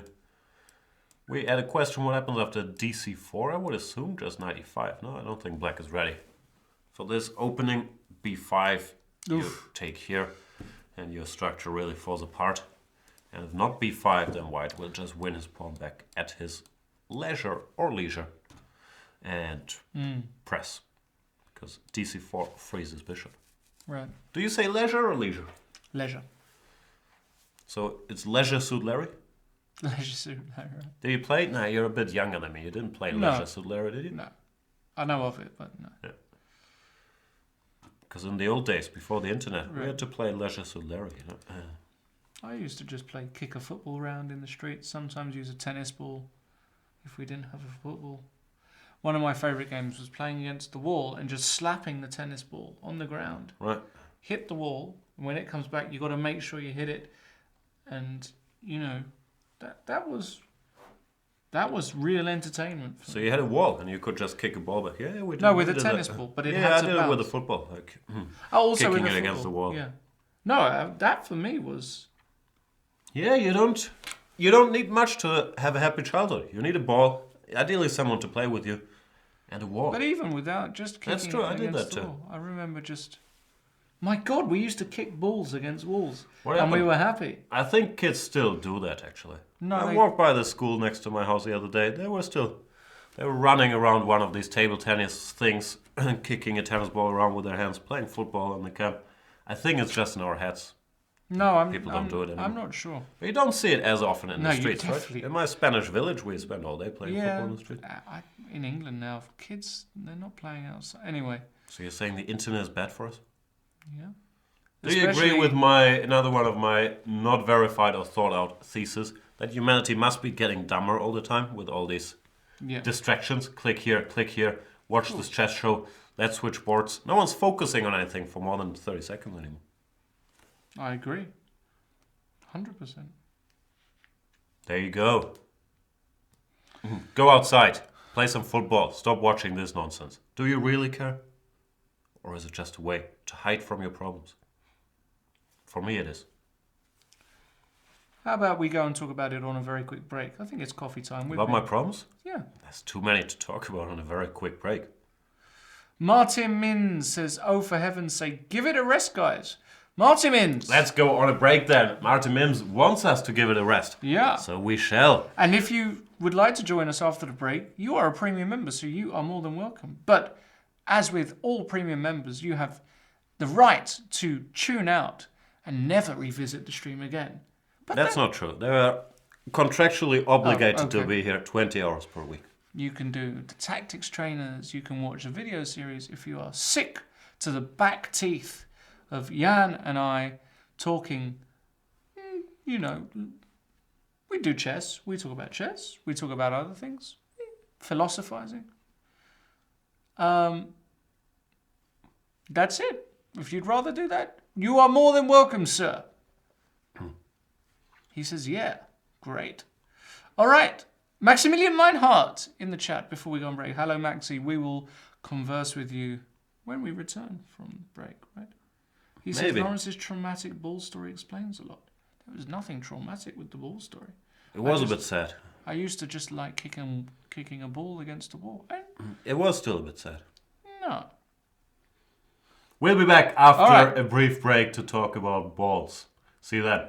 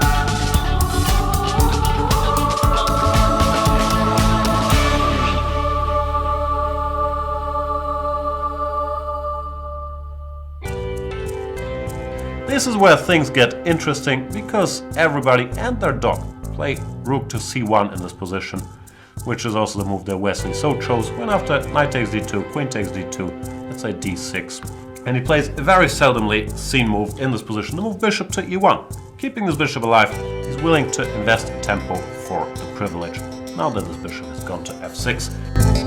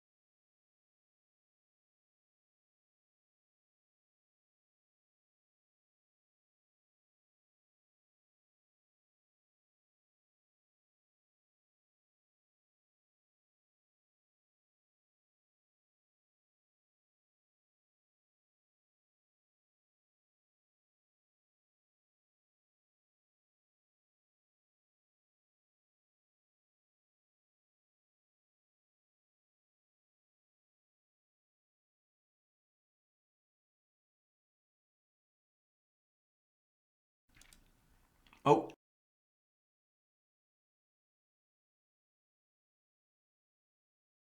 No, we're not. We are. We're back. We are back. We are back. If you what's the solution of the puzzle? solution of the puzzle. I know the solution because I watched this live, Wow, and you watched this live. it's this. And no matter Beautiful. what you do, it's checkmate next move. Beautiful. Takes, checkmate. And king takes, checkmate. Beautiful. This must feel like an eternity for Magnus Carlsen, because nowadays he's 1 point behind Wesley So in Vaikanze. Slightly worse here against Pavel Elyanov. Yeah. He can't be very happy. He's not going to be happy at all. The opening didn't go to plan. He played some weird moves. Pavel played this slightly debatable idea to exchange queens so early. Might be very strong, it's just, way too complicated for me. Just 95. Just 95 Pressure. and played chess. But he exchanged queens. Magnus brought a knight out. Rook A1, Rook B8. We had this on the board before break. And I think that Pavel will go 95 anyway. Excuse me. And That's all right. I still prefer white. Can we move the muck out of the picture? Oh! That's all I really care about. The mug is in the picture? Yep. But it's a chess 24 mug. That's true. Mine is in the picture too, technically. Okay. I'll kind of stick it here. Right, and white's a bit better, so we'll see how that one develops. No. Wow, Giri went A6. He spotted Yeah. the tactic. Well, I mean, it's you have to spot something. Do you think he uses Spotify? Yeah. Anish, I could be wrong on this. I've never talked about it with him, but he doesn't strike me as a big music guy. I don't think he listens to music. Of course he... Actually, who was it that told me they don't listen to music? I think it's Magnus. Magnus doesn't listen to music? But you know there's a very famous... Yeah, I think he's not a big music guy either. There's a very famous part, I believe, of Romeo and Juliet, Shakespeare. Thanks for clarifying. Where... Is it Romeo and Juliet? Or it's The Merchant of Venice? It might be The Merchant of Venice. For all of you people who actually read. Ben You Feingold. reading people. It says in a very famous sonnet that people who don't listen to music have got no soul. I have that problem. I might be soulless. Yeah, and I'm kind of worried. Like all these chess players don't listen to music. I listen to music all the time, every day. That's why you're so soulful. I got soul. Do you have soul I music? got soul, but I'm not a soldier. I got soul, but you know that one, right? I've never heard it intonated as beautifully. Ben 2600 will know. Ben, what was that? Was that Merchant of Venice? You should know that one. Romeo and Juliet. We all know you're a well-read young man.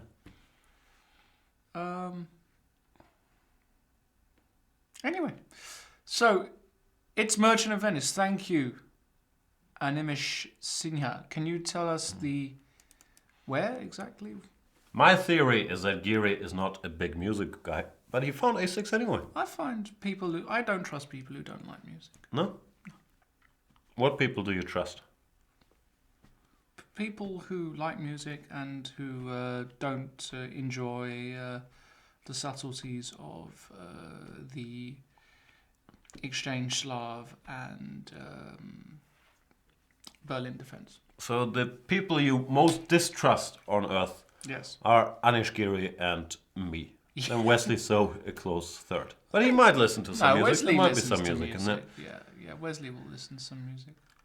Fabiano listens to a lot of music. Fabiano probably is trying to be one of the cool kids, right? He's listening to rap, right? No, not necessarily. He's listening to who a knew? bit of everything. But Okay. his music taste is actually pretty respectable. Yeah, some Katy Perry in there and a lot of the good stuff. I'm not sure how much Katy Perry's in there, but So can you give us an example of a band that Fabiano enjoys? Or maybe an act? he gets a lot of playlists on the go. He listens to a lot. It's actually a lot of modern stuff that I don't even know that much. Spotify suggests 30 Yeah, new all songs for all him of every that Monday. Stuff, yeah, that stuff. Yeah. All So, this crazy. but he's modern really up technology. to date with his music. Wow. Can I tell you a funny when we were doing the training camp for the candidates, Rustam, I've heard of Rustam. you know Rusty, Kamsky. Kazimzhanov. Ah, okay. He liked that song. I can't even remember. Come on, turn the radio on. Dun, dun, dun. That was kind of on loop for about 3 weeks. Beautiful. I can't remember. Is it Celia? It's not Celia who sung that. I don't know who Don't it is. know. I'm just out of it, you know. I still like my old school hip hop, and I like my rock, and I just don't know anything about music nowadays. It's really sad.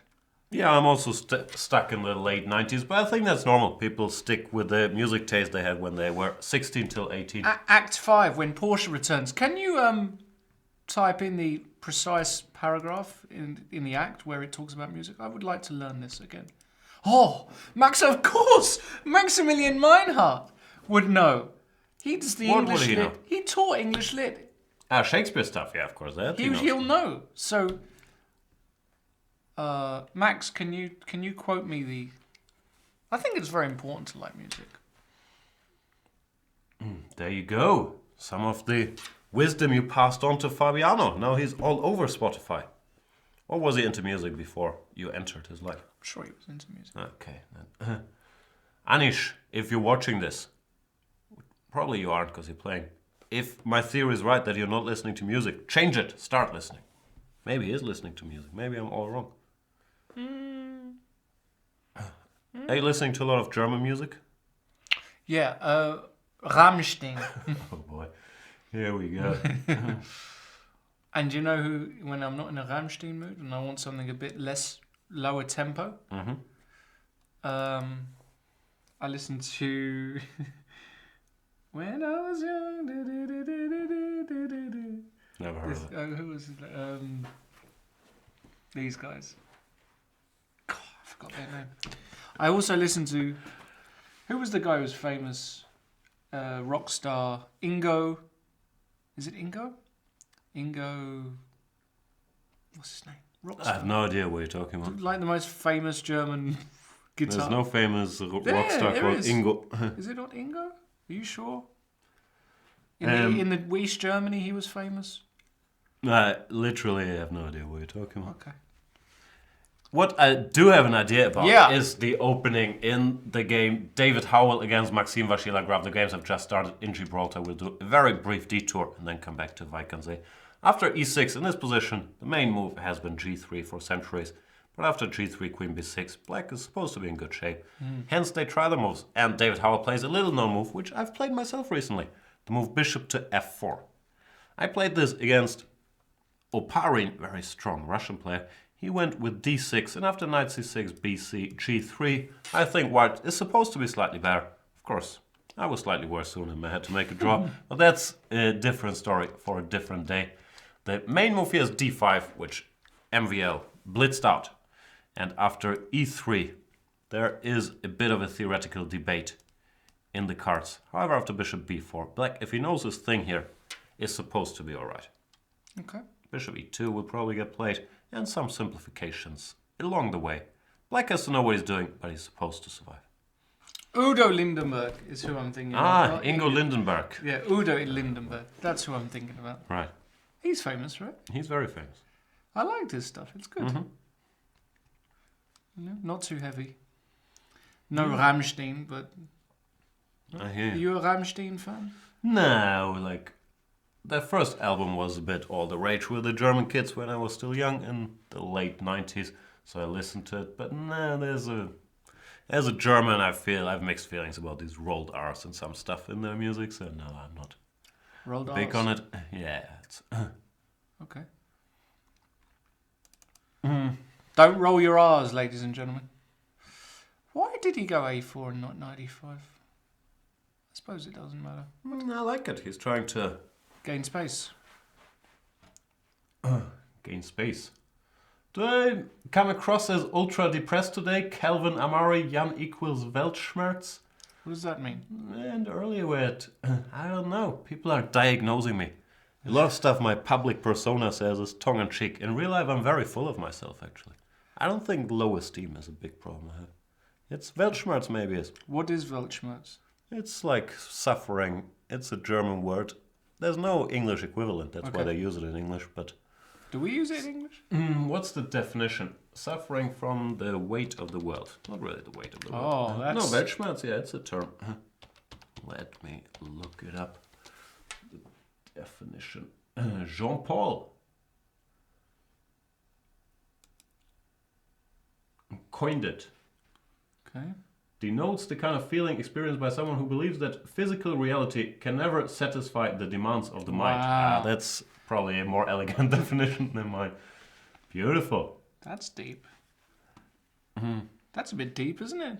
It's a bit too deep. It's a bit deep for this broadcast. Peter Svidler the other day was talking about dialectic materialism. I told him, get out of here. Yeah. What Give is me a it? ball to Yeah. kick against some wall. Exactly. Wojciech Andrejkin. I like Radek's position still, because this king is such a nightmare. Yeah. The knight's coming to d4 or f4, c4 is dropping, f5 is weak.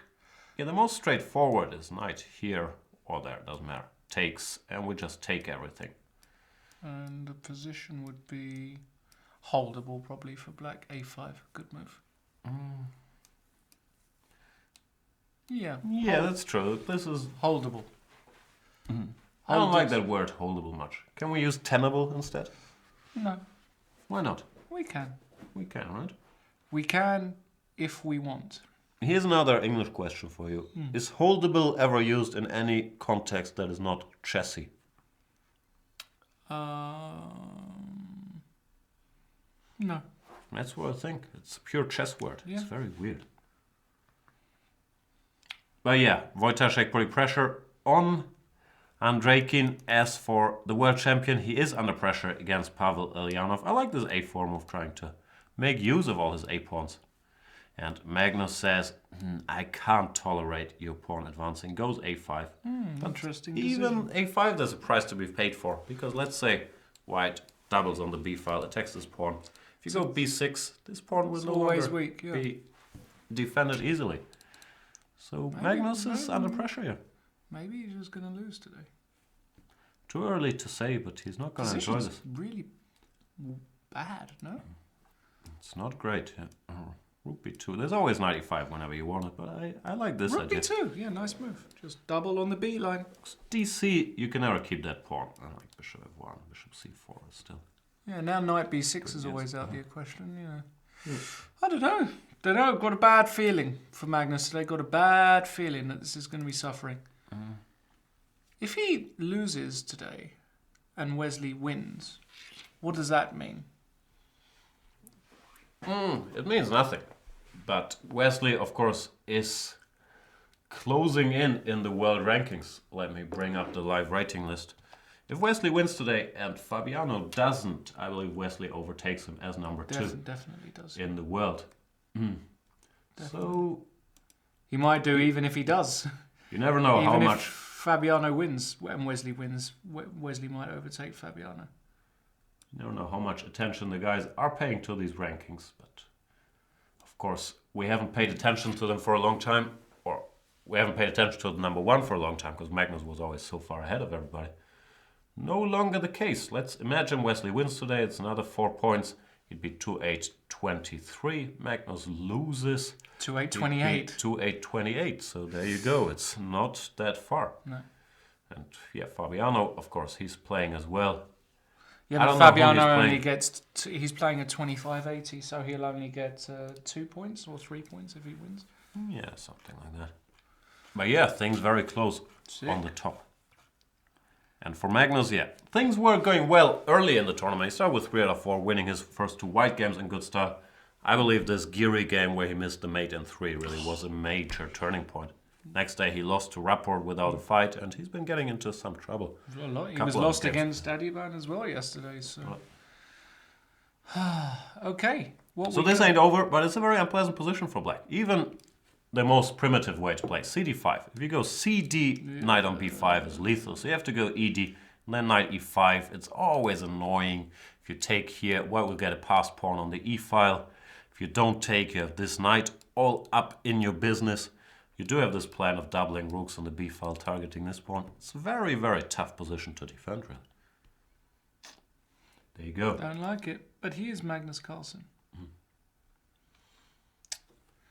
It's unclear what's wrong with Magnus. Like, many people have been theorizing maybe the match took too big a toll even during the match. I'm not quite sure. Come on. I think it's just It's 2 months ago. when things don't go his way, he hasn't always reacted perfectly recently. He's human. That's what went wrong. He's just I can't think always. that's what went wrong. He can't always perform at 28.90. It's just impossible. So, it happens. We all have our off days. Do you ever have off days? No. Okay. Are you human? No. Do you watch the show Westworld? No. I think you should watch it. It's a good show Okay. for you. Because there's a bunch of humans and then there's a bunch of hosts that are very lifelike, but it's unclear if they're human, if they have full conscience. Gotcha. Let's go to Wesley Snipes. Consciousness. I always mix up conscience and consciousness. We haven't seen this for a while. Yes, so actually we get a very critical minor piece exchange, whereby after rook a c1, rook h8, knight c5, they took the horsey, Well, that's natural, right? You don't want to tolerate. this horsey. So we've now got a d5 knight, which can never be removed, really. 2 pawns, unless you win all the pawns. Unless you take it. Or you can give a take check. it. But yeah, it's, It doesn't feel like we should, with an extra pawn, even in the reduced material, even taking or knight f4 check straight away. I think knight f4 should give Wei good chances to, simplify and hold, basically. There are so many typical 2 rook endings in this line where, black structure's a bit worse. White wins his pawn back, but as with many rook endings, if it's equal material, 2 rook, double rook endings especially, it's just very difficult to win. but do such a thing looks like a very strange practical decision to me, at least. Maybe it's fine. Oh yeah, But this would be. You have to be yeah. very, very sure that you're not losing here with the rook coming to c7, king But then e3. again, you are playing rook takes f2 check, right? I understand. But I mean, this isn't really human, in my opinion, to do this. I think a more human move is This is yeah, the first that. move So that comes to mind. hit the pawn. Hit the pawn. b3 and now do something Rook like rook b5. b5. Yeah, why this not? looks like normal play. Because if you manage to exchange one pair of Yeah, rooks, I don't yeah. think you're ever No. in too bad No. shape here. Whatever, you go a6, even if you lose this pawn. With a knight on No, e4. this is fine for d5 black. should be This alright. is fine for black. So I would guess that after rook b5, white probably wants to somehow keep the rooks, but now at least there's some counterplay. Maybe we can think about this, and yeah, this I think is what the human way to play. Wei, of course, is a great calculator. Maybe he can just calculate his way home if he wants to make a draw with knight f4. But rook ab8 strikes me as very natural. He could just use Google Maps, To do what? calculate his way home. Do you use Google Maps a I lot? use it all the time when you're in the car. Love a Google Map. My whole life depends on my Google Maps ad, like doing anything. Just going to the toilet, I need Google Maps, No, but seriously, like I'm serious. finding a restaurant, finding a way to go anywhere. No, I'm serious about the toilet. I understand, but that's just because you have a shared housing facility where you live where there's no toilet. So No, you there- need an app to no, there's show you where the next toilet is. Toilet's about three meters away. Oh, okay. Then In why the do you house. need Google Maps to go? I don't know. I just like to know for sure that it's the toilet and not But haven't you been there many times before? like a few thousand probably. So you have zero memory of where your toilet Right. is. Okay, that's understandable. That's it. Sometimes I Boom. get the kitchen mixed up and all of this. The food is here. Thanks, Oh, Ollie. wow. Next break, I'll eat the pasta. But I think we should keep going a little bit. Yeah, we're gonna have to go for a while. Or you can have it and I'll take over for a while if you want to eat it warm. No, you know, I'm a bit of a control freak. I can't leave you alone with the handles. You can, I think I can, actually. But if you're happy. if you don't mind, I'll stick around a bit. You can, more than welcome to. Let's have a look at the Mate! Aronian Van Vele game. Levon switched his full attention to the king side. Yeah, but there's not a lot of bites After knight here. f5, would you go g5? Yes, I don't think you would, because of queen g5. Checkmate next move. maybe not. So you probably go bishop f5. I'm not even sure I'd do that. I could do that, but what's a threat after knight f5? No threat, really. I'm just making conversation. But yeah, these things don't work yet. This bishop can just take, and after ef, we've paid a stiff positional price. No, rook e5, rook e7, knight d7, whatever. So how do you proceed here? This is a very good question. The first thing you think of is, what's the worst piece in my position? It's the knight on g3. What's the best square for that knight? It's c4. So the first move I think of is knight f1. To go knight e3, then knight c4, and then maybe pressurize d6 because it's not easy to defend d6. I like it. Do you? Yeah, I didn't expect you to suggest it because being the But knight f5, attacker that you are, I thought you would keep this knight here. If But like I like it. knight f5, if there was a threat with knight f5, I'd make that move. Because also knight f5 does threaten knight e3. No, I was expecting you to suggest something like bishop c4, rook e1, f4, e5. Nah, I'm not sure it's realistic. Nah, it's not realistic. Too weak, too slow. Gotcha. h3 played by Levon. That's hinting at f4 at least, because he's taking control of the f. Oh, Mr. Dodgy! Don't leave Lawrence alone to tell us more tales from his lonely childhood. Why not? I think you do wanna know that. Yeah. Else he wouldn't bring it up. It left an impression. I had one of the best. I was so lucky. Fantastic childhood. Is Should have taken the football route. Right. That's my only regret. You know, I understand. started playing reasonably seriously at 11 years old. Just didn't push it. I'm very sorry to hear that. Had a wicked left foot and vision. That was my... Played at university. So is that your biggest regret? Yeah. So Kaisa did not satisfy your needs? Kaisa did not give you what you were hoping for? Kaisa's the chess god. I don't know who the football god is. No, I mean Kaisa, because you stuck with Kaisa. I stuck with Kaisa. Yeah, I should have just gone all in with the football stuff. Sad. Then again, there's more competition. Football, it's not so easy to make. Of course it's not. No. Great youth. Knight f4 check played by... Did you have the best youth? Like you have the best words and the most respect for women. Oh, huge. Huge. Huge youth? Yeah, Not surprised. I had the bigliest youth. Bigliest youth. Knight f4 check played. What do we know? Just as we said, this doesn't look natural or human he because he has to played deal with this. Wow. Where he bangs it out, and that means he's just calculated this Maybe line here King and B8, decided, yeah? and worry about nothing. Why not King Even B8? this. I don't know. Even this. Because this one runs into checks. But All right. Don't give any checks your mouth can't cash. That's not how the saying goes. yeah.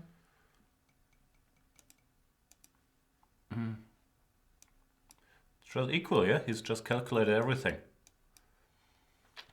Rook G2? You wouldn't take the B guy? Sure. I don't know. What, that's not even a threat. I have no idea. I'm just clicking stuff. Surely you'd take the B guy here. To only leave him with this, because then it's just, yeah. Mr. Dodgy asked, how has Aronian won Vike so many times? 4 times. And beaten Luke only once. I remember one time Levon won Vike, I believe for 2014. He was already the sole winner with 1 game to go, and then he went on to lose against Luke in the last round. Very, weird. Weird. How many times has Luke won Vike? I don't think he's ever won. He's You're had a kidding plus me. Score. You're kidding me, I'm right? not kidding. What, all those, how many years has he participated?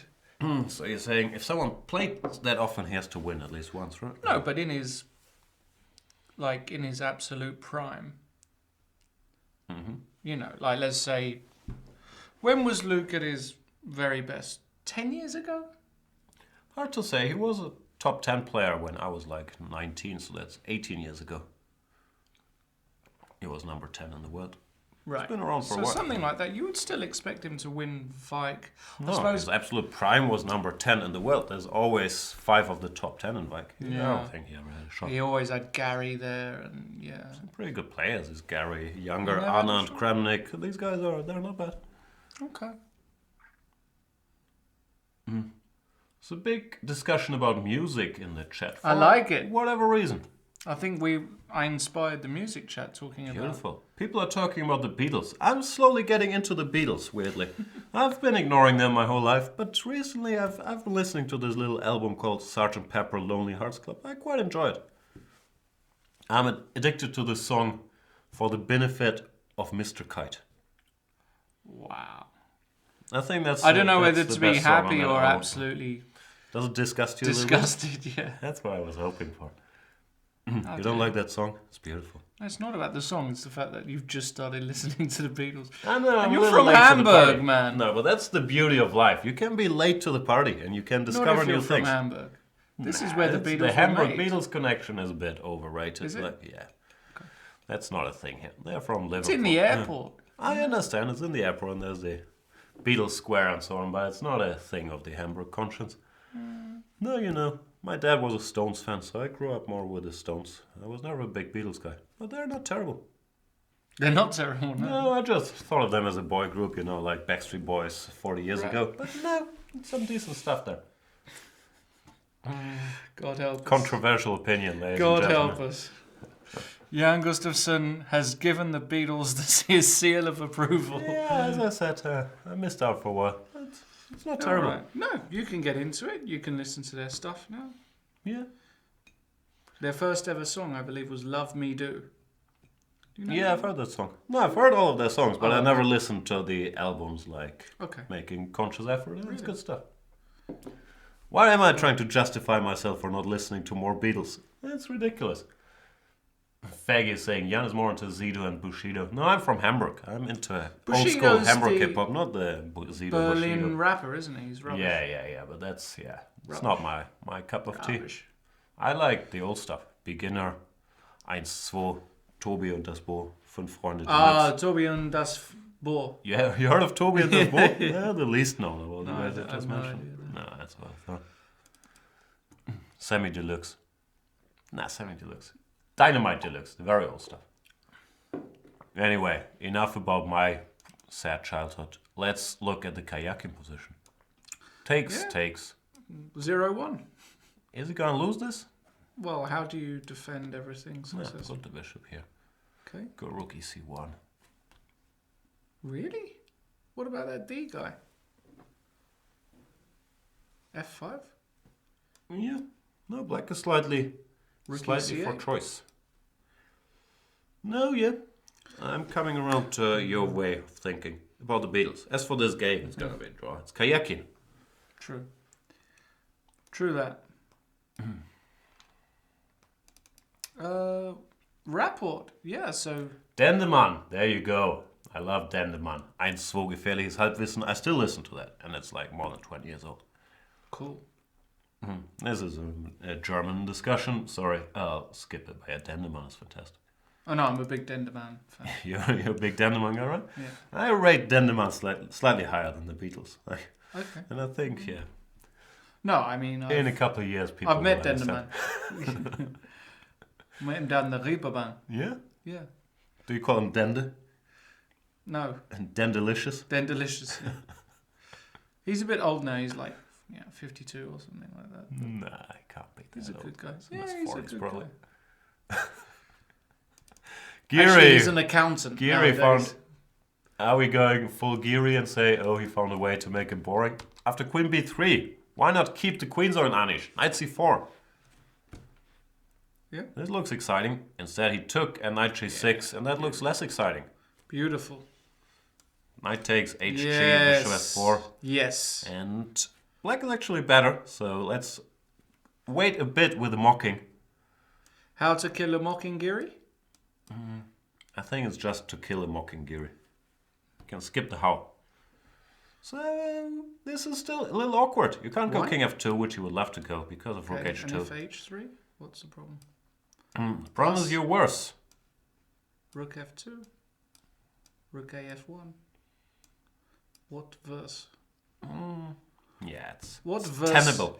What verse? In what am I- universe? Yeah, what, in what universe am I verse? You're slightly worse, but you should draw. Take. Rook f2. Alright. No, I'll actually win. Ah, this is an important move, a5. No, I'll still make a draw. Yeah, I'll win. Let's face it, I'll win this. So there's still some attention to be paid. We're gonna mock Anish if he doesn't win, but if he does win, we will applaud his very good practical choice for taking the queens off the board against a strong tactician like Adiban. Right. I think that's probably the MO we should enter from here. And it should be pointed out that after knight g6, that's short for modus operandi. I know what. We should mention after knight g6, knight takes g6. I'm not sure about knight h5 might be Such a logical move, knight h5 as well. Attack a pawn and give yourself time to develop. Yeah, and this knight is a little dumb. Rook d7, bishop d2. Yeah, this is just equal. But knight takes g6, hg. Now maybe he must suffer a little bit. Maybe. Maybe. Maybe, baby. What's chat saying? And someone says, I like Elvis. Talk about controversial statements. Yeah, I was never. And people are talking about Jerry Lee Lewis, the killer.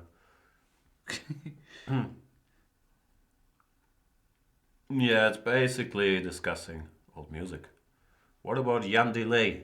Yeah, I like Beginner. I don't like his solo stuff so much. But I'm a little upset that Jan Delay is taken as a nickname. Because I'd like to claim that corner, and so I could be late on for every show. Right. Jesse Corn is very proud of Wesley. He has improved a lot indeed.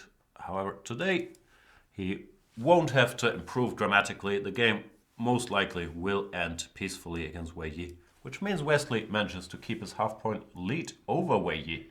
Yeah. As I said, I think Wei Yi is going to try and draw today and then just go all in tomorrow. 12 o'clock, ladies and gentlemen, tomorrow. Not the same time as normal. Who does Wei Yi play tomorrow? We'll get the standings up. You can quickly bring it up, actually, Jan. Let's see. Wei Yi is white against... In it to bring it. Wojtaszek. That's a tricky game to win in a must-win scenario. Yeah, then again, Wojtaszek with black has been a little shaky. His form has been a little bit off, I would say, in this tournament. The problem is Wojtaszek is amazingly well prepared, so I'm not sure Wei Yi's typical bishop g5 Najdorf is really gonna break Radek's World Championship level Najdorf preparation. We'll find out though. I could Maybe very it'll well just be go wrong. queen d3 and Vayech him. It's very possible. There you go. Games tomorrow, 12 p.m. Whatever time zone we're in. Central European time. What? What are you... Did I say 12 p.m.? I don't know what I 12 said. p.m. Yeah. Noon. Central European time. That's. Is it Central European? Yes, it is. Mitteleuropäische Zeit? It's Central Europe CET, Central European Are time. you sure about that? 100%. I'd bet like whatever I've got in my back pocket right now. There's probably not a lot in there. You know, I think I'm right. Am I right? I think you're right here. CET time now, 15:34. Yep, there you go. So 12 o'clock. See? I told you Kayakin was gonna hold his position against Nepomniachtchi. He did hold it by accepting a draw offer here. Wow. There you go. Sick. Okay. Nepomniachtchi didn't like his chances. Maybe bishop f4 is a stronger move here to keep this pawn as an active resource. We'll see. Okay. All right, that is really a non-event. That means we can move on from that. Faggy is saying we did have this discussion before Middle European time +1. Yeah, I agree. I still get confused about it. What? What's Middle European time? MEZ, that's German for Mitteleuropäische Zeit. What's the +1 about? I think it's some winter time nonsense. I don't know. I don't understand time zones. Anyway. Which game is interesting? Yeah, no, I'm most interested in the Adiban Giri, but I don't think I will find a majority for it. Draw. I think Giri might win this one. Nah. You want to bet? Yeah. Let's have a little friendly wager. Okay. We'll discuss terms on the break. Okay. I want 5-1.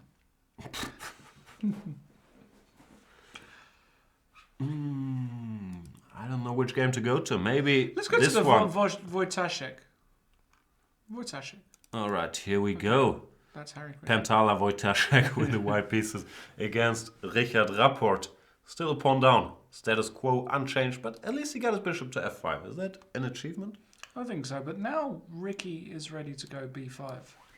And b2 is weak. Does it matter? I just want to double babe. I'm without blundering the rook though, so that could be an issue. Rook Here. e2.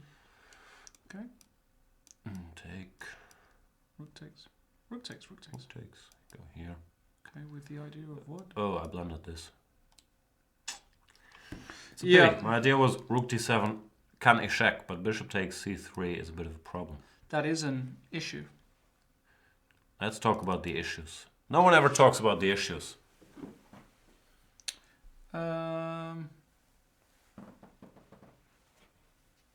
Yeah, this is bad. This is still bad for white. Still the status quo. He's still struggling.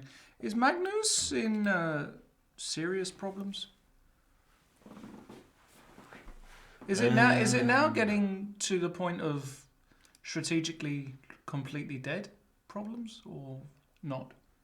I don't know, it's dangerous. He went 94 to stop rook cb1. Okay. First question is, can we take, right? Yes. And if fe, jump here, Okay. hit this.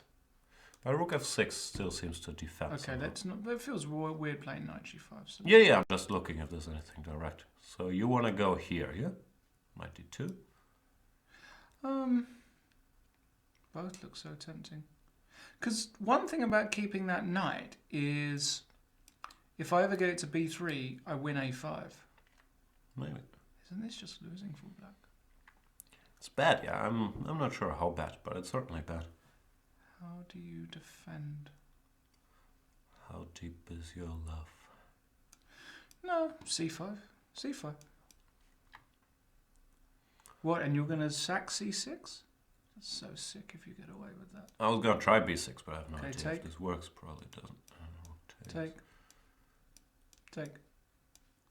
Take. Okay. a3. What is this? Still bad for me, of course. Oh no, that's probably a bad move.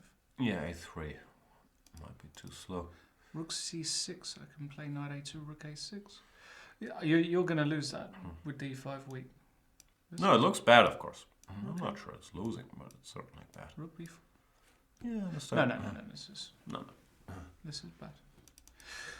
What are you gonna do? And that's just Make us one some trouble? variation. Yeah, he's just played a just a horrible. Even There's this, also this, which might Even look weird. less dangerous, but it's also quite tricky. Yeah, it's So it's very hard to keep this pawn. Let's say here. c5. Why do I want to go c5 so much? You don't need c5. I do need c5. Stop Alright. stop black playing c5, bishop a4. But now you might no longer. Rook eb1, bishop f1, bishop a6. Alright. You I'll want to take it. defend like this.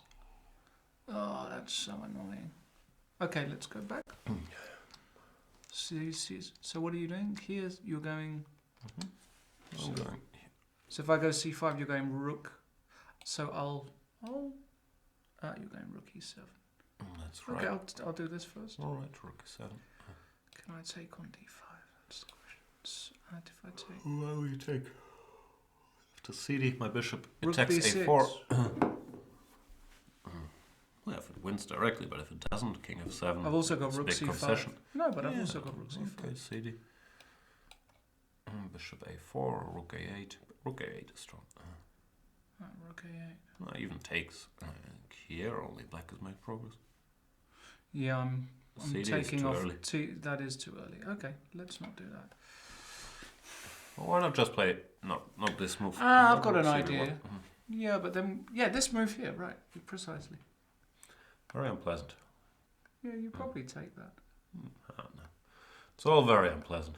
Rook b6 also very unpleasant. But it's not exactly winning yet. No, but it's bad.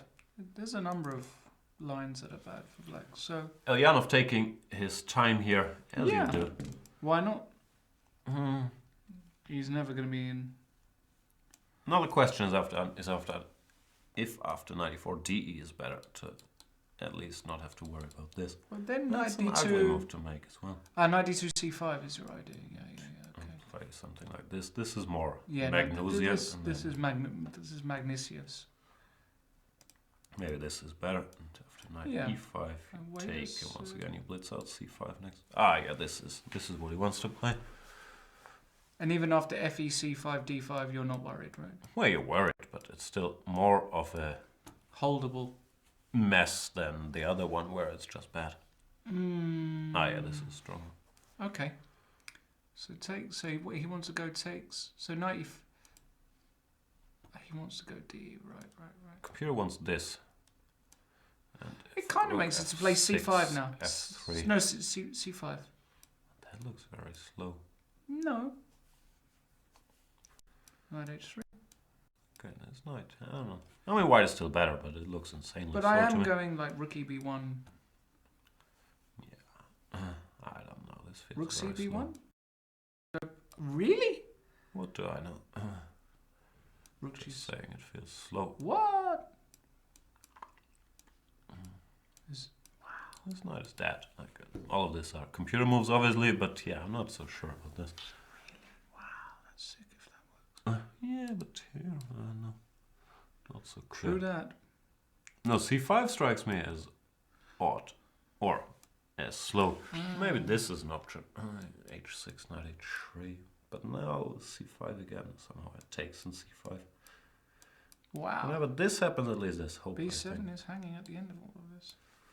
I haven't weird, calculated yeah, anything. Yeah, probably it's... Yeah, our rook b7 just works, sorry. Yeah. No, okay, then yeah, this is still I just very think it's clever. actually losing. If you get this and knight f2, yeah, no, once bad. you get that, it's over. Yeah. No, it's... Magnus is in grave danger.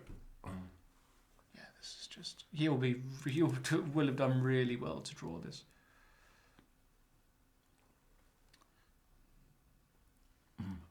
Pramod informs us that drawn 15 moves on the top board in Jip has been agreed. Who's the top board in Jip? Is it Ju and June against Sutovsky? Wow, a force draw in a Grunny? Knight d2 I've seen, bishop d7 is, I think, what Svidler gave in his video series. And there's some move repetitions here if white wants them. And Ju and June apparently did not mind force draw. Why not? She's got a... Is it £14,000 first prize, top women's prize? Yeah, but it's early to start thinking. Well, Not on these 4.5 things- out of 5, it's not. Still, doesn't matter. It's 10 rounds. The start doesn't matter that much. But yeah, of course, it's a tremendous start for the Chinese. And is she world number 2? I think she's world number 2. Yeah, as she's... well. I think she's over 2,600 now. Congratulations. Wow. She's the fifth or sixth woman in history to break the 2,600 barrier. Maybe we could Congratulations indeed. check that out. 2596. Almost Is there. that including? Just check if that's Well, including. she is not winning a lot of rating today, if any. And she has a similar rating to Sutovsky's. So this doesn't Yeah, change she much. doesn't. She doesn't go. Oh, Wow, very Really, close, Ju and June. yeah. Is my spot as number 2 in the women's rating list in danger again? It is. Consistently Consistent gotta in get my danger. act together. Like first, Hu Yifan took it from me, but then fortunately, Judith Polgar retired, so I reclaimed my rightful spot as number 2 in the women's rating list. But now Ju and June keeps gaining momentum there, so I have to be careful. Okay, let's go to friend of the show, friend of the company, and friend of the people, Mr. Peter Svidler, who is playing We don't believe you, because we're the against people. Eric Blomqvist. Swedish Grandmaster. And Peter seems dedicated to play as many sharp, slightly shady Sicilians as he can in this tournament. He's got That's the problem all these superstars have in Vike. You're playing a strong Grandmaster with black every other game, but you're still supposed to play for a win, because you outrate them by 200 points.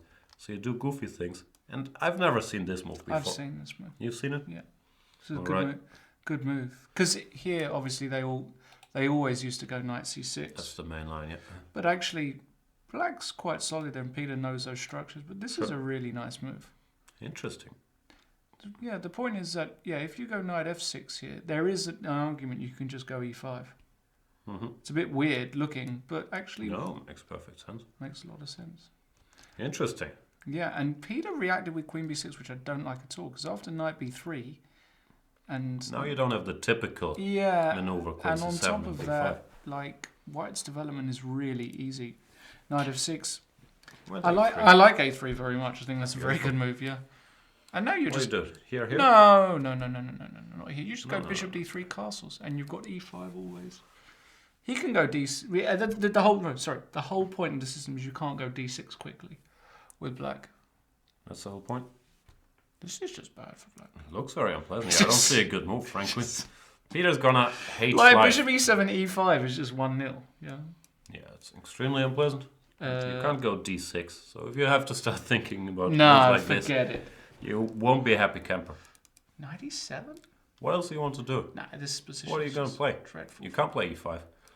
Queen d8 doesn't look Literally like a the great worst move. Sicilian I've ever seen. Yeah, things have gone very, very It's wrong. a great move, bishop f4. I've Knight been f6, wanting why to not play for e5? ages. He was relying on some... this is the trick. Yeah, that's a trick there, yeah. I see. Yeah, but a3 is a fantastic waiting move, cutting And if out. bishop e7, this no longer works, because now ef6 Now you picks up take, a right, piece. exactly. Gotcha. Deep. Frankenchrist disagrees. I don't think that Peter is worse. It seems like a typical Paulsen. Then please nominate a move that you will play here, Frankenchrist, to convince us. I think something's gone very, very wrong for Peter, because there's no good move here. Yeah, it's a horrible Sicilian. He played 97, told ya.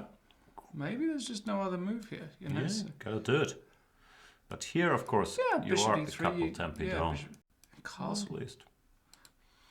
You've got the knight on a decent square, but f4 and you've got a, like... You also gotta deal with these things. Yeah, but even f4 here, and you've got a kind of very well-known Sicilian, but actually this is still really...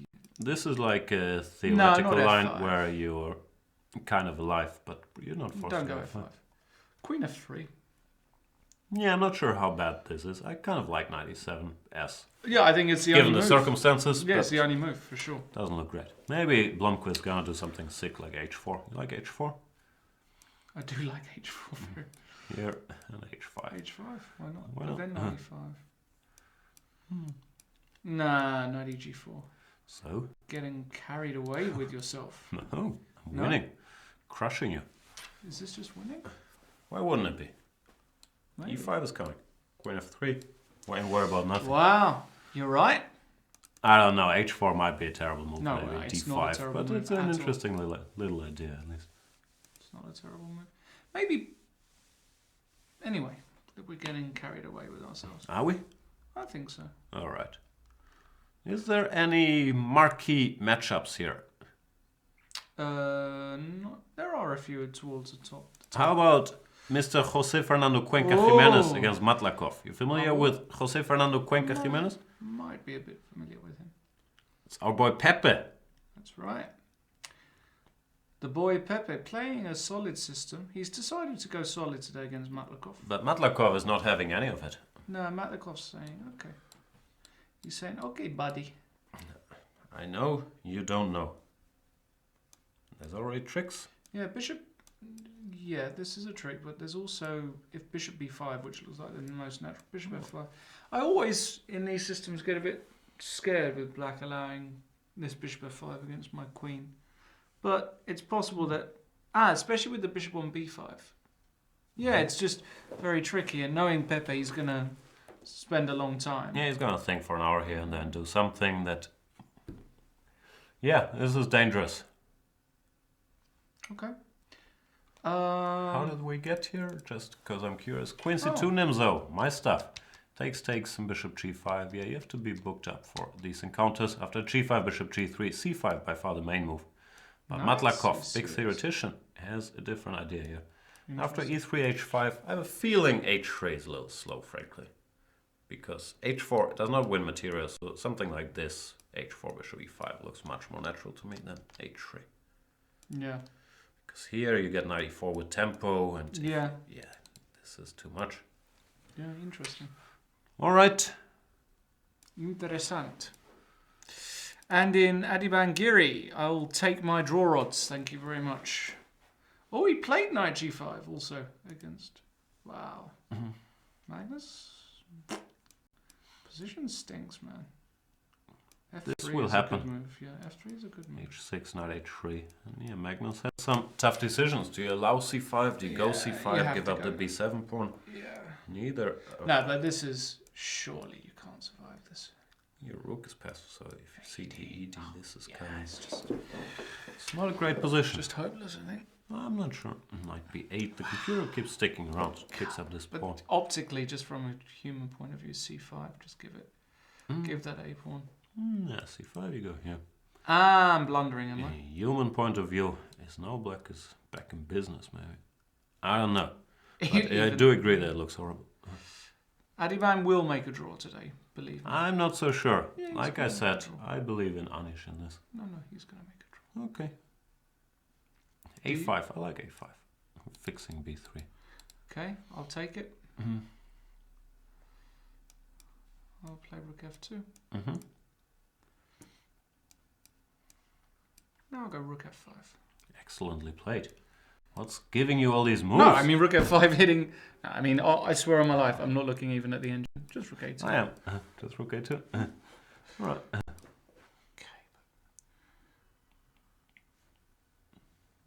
What is this? I don't know. But you're probably right, and probably Giri should try to keep some more pieces on the board. But if you allow white to go before it, I have a hard time believing black can win.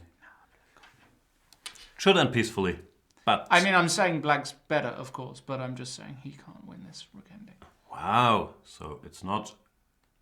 Can't, as in a mathematical certainty. Right. Oops, Okay.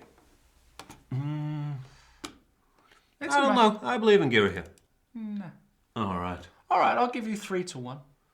3-1 on a Giri win? I'll take it. All right. For a Diet Coke? For anything you want. 2-1 I'll give you. You already offered 3. All right, I'll give you 3-1. Diet Coke. All right. What are we going to do with all these Diet Cokes? Put him in the Keller. That's right. White is winning. Is he? Strategically. Such a mess, but this is a nice horse. Takes, and then the horse disappears. Yeah. But now, now we have to exchange queens. No, this is just fine for black. Maybe. Or, I don't know, but how bad can it be, right? How bad can... How deep is your love? Not that deep. How deep is your love? How deep is your love, baby?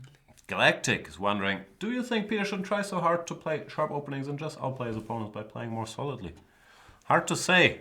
Difficult. Always depends on a case-by-case basis. And also you have to, at least Peter, he's not a guy who likes to play something that's completely new to him. And his main openings are Sicilian structures and e4, e5. He's decided not to play e4, e5s because they're too solid. Then he's left with Sicilians. But yeah, the openings haven't been going well for him. That part I'd agree with. Where are we going? Maybe the challengers? Sure. Dobrov lost already. Which No, I is think not... this is yesterday. No. Oh no, this that's is today. Wow, Gawain. He had a bad position at the opening. Yeah, Dobrov just got crushed by Gar. You don't want to give Gawain this kind of initiative. He's an initiative player. Yeah, you don't want to get checkmated. Nah, it's just... So where does it put... That actually puts Gawain... where does it put it? No, he was half a point behind Jeffrey Zhong, so probably if Jeffrey Zhong doesn't win, would mean they're tied first. Jeffrey Zhong, a sharp position, but I'm not sure. He's enjoying himself here. Okay. Against Aryan Tari. Mess. PC. 6 at the end. Winning your piece back. Rookie 7. Let's go. Yeah. Doesn't look... How's Sopiko? She's winning? Told you, this is some nice bit of opening preparation. Yeah, Semi-bluffing. look at actually what happened Eric here. Hansen won't be a happy Look at camp. what happened after Bishop C8, Yeah, Rook this is a move. F1, B6. Now we get Sopiko moves. Knight G5. Let's go. Bishop A6 and Bazan. Queen f3, rook ac8. Cha-ching! Winning. Yeah, opening disaster that's for a Eric beautiful Hansen. tactic. Takes and bishop c7. That's beautiful. Very nice, Sopico. Whoa, whoa, whoa, whoa, whoa. Something feels winning here. Yeah, I don't know what. Okay. That one's a bit weird. It's like material up, she's rushing to exchange his rook.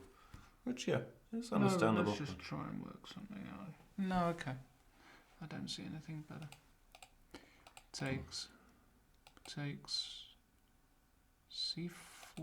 Okay. Takes. Still tricky to convert work this. to do, Yeah, lots of work. Always. Eric's really tricky as well. I think were she to lose this one, this would really finish her off. She's not going to lose this. No? Queen e2 played? Don't know. She's not going to lose. No, this is very losable. Nah. Yeah. This. What? Queen g4 check. Queen g2. Oh, you want to just exchange? And this ending is what? Oh, I'm not going to lose. But I'll probably win, actually. That's true. Because I have rook a1. Bishop b7 check? I missed bishop b7 check. Still. I understand what you're saying. Bishop b7, yeah. Just maybe this is nothing. But maybe I'll take on c4 also. Yeah, then my drawing chance is definitely here. Yeah, but it feels winning, actually. Yeah, it could be. Could be. Queen e2, she's got to see g5. Okay. It's not that hard for Miss Tactics, because takes queen d5 check, wins, and queen g4, queen g2 is... Yeah, he hasn't got a way of getting that bishop on a6 into the... No, g5 pretty much ends the game. Queen e2 was actually a blunder. Right. Match ball for Sopico here, and that would of course be big for her. Still not a great tournament, but to win a game against a 2600 player. And yeah, 2 points are much better than 1 point. Literally. 100% better. I don't know about your math there. No? Here's Grandelia's weird position. Yeah, it was a weird... Weird opening, weird game. Don't give us that weirdness, Niels.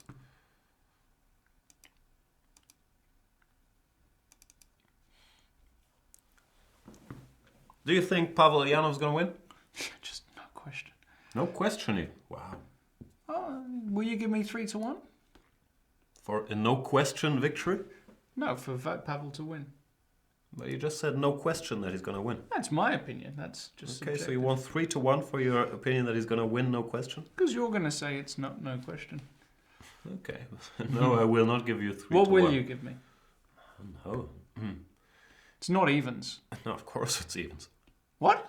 It's Magnus Carlsen he's playing, not Lawrence Trent. Okay, then I'll take Pavel for evens. Come on. You never give me a good deal. Well, you're offering He just completely played Rook F7. insane deals. I should have just taken it.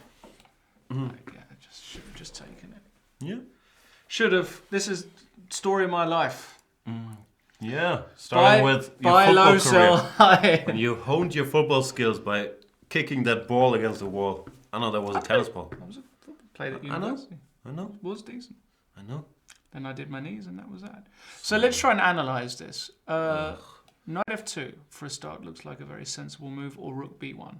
One of those moves will be played, I'm pretty sure. So this one, he doesn't want to go knight f8, I don't think, because you might as well resign. Okay. So what's good his reasoning? c5. Always go c5. And then rook b7. But you're always losing a pawn. It's very sad. Yeah, I don't see. But, okay. No, And if I go knight idea. f2? You have to go c5 anyway. c5 against anything, because if you allow knight d3, your counterplay doesn't exist and it's just resigns after knight d3. So Magnus will go c5 against anything.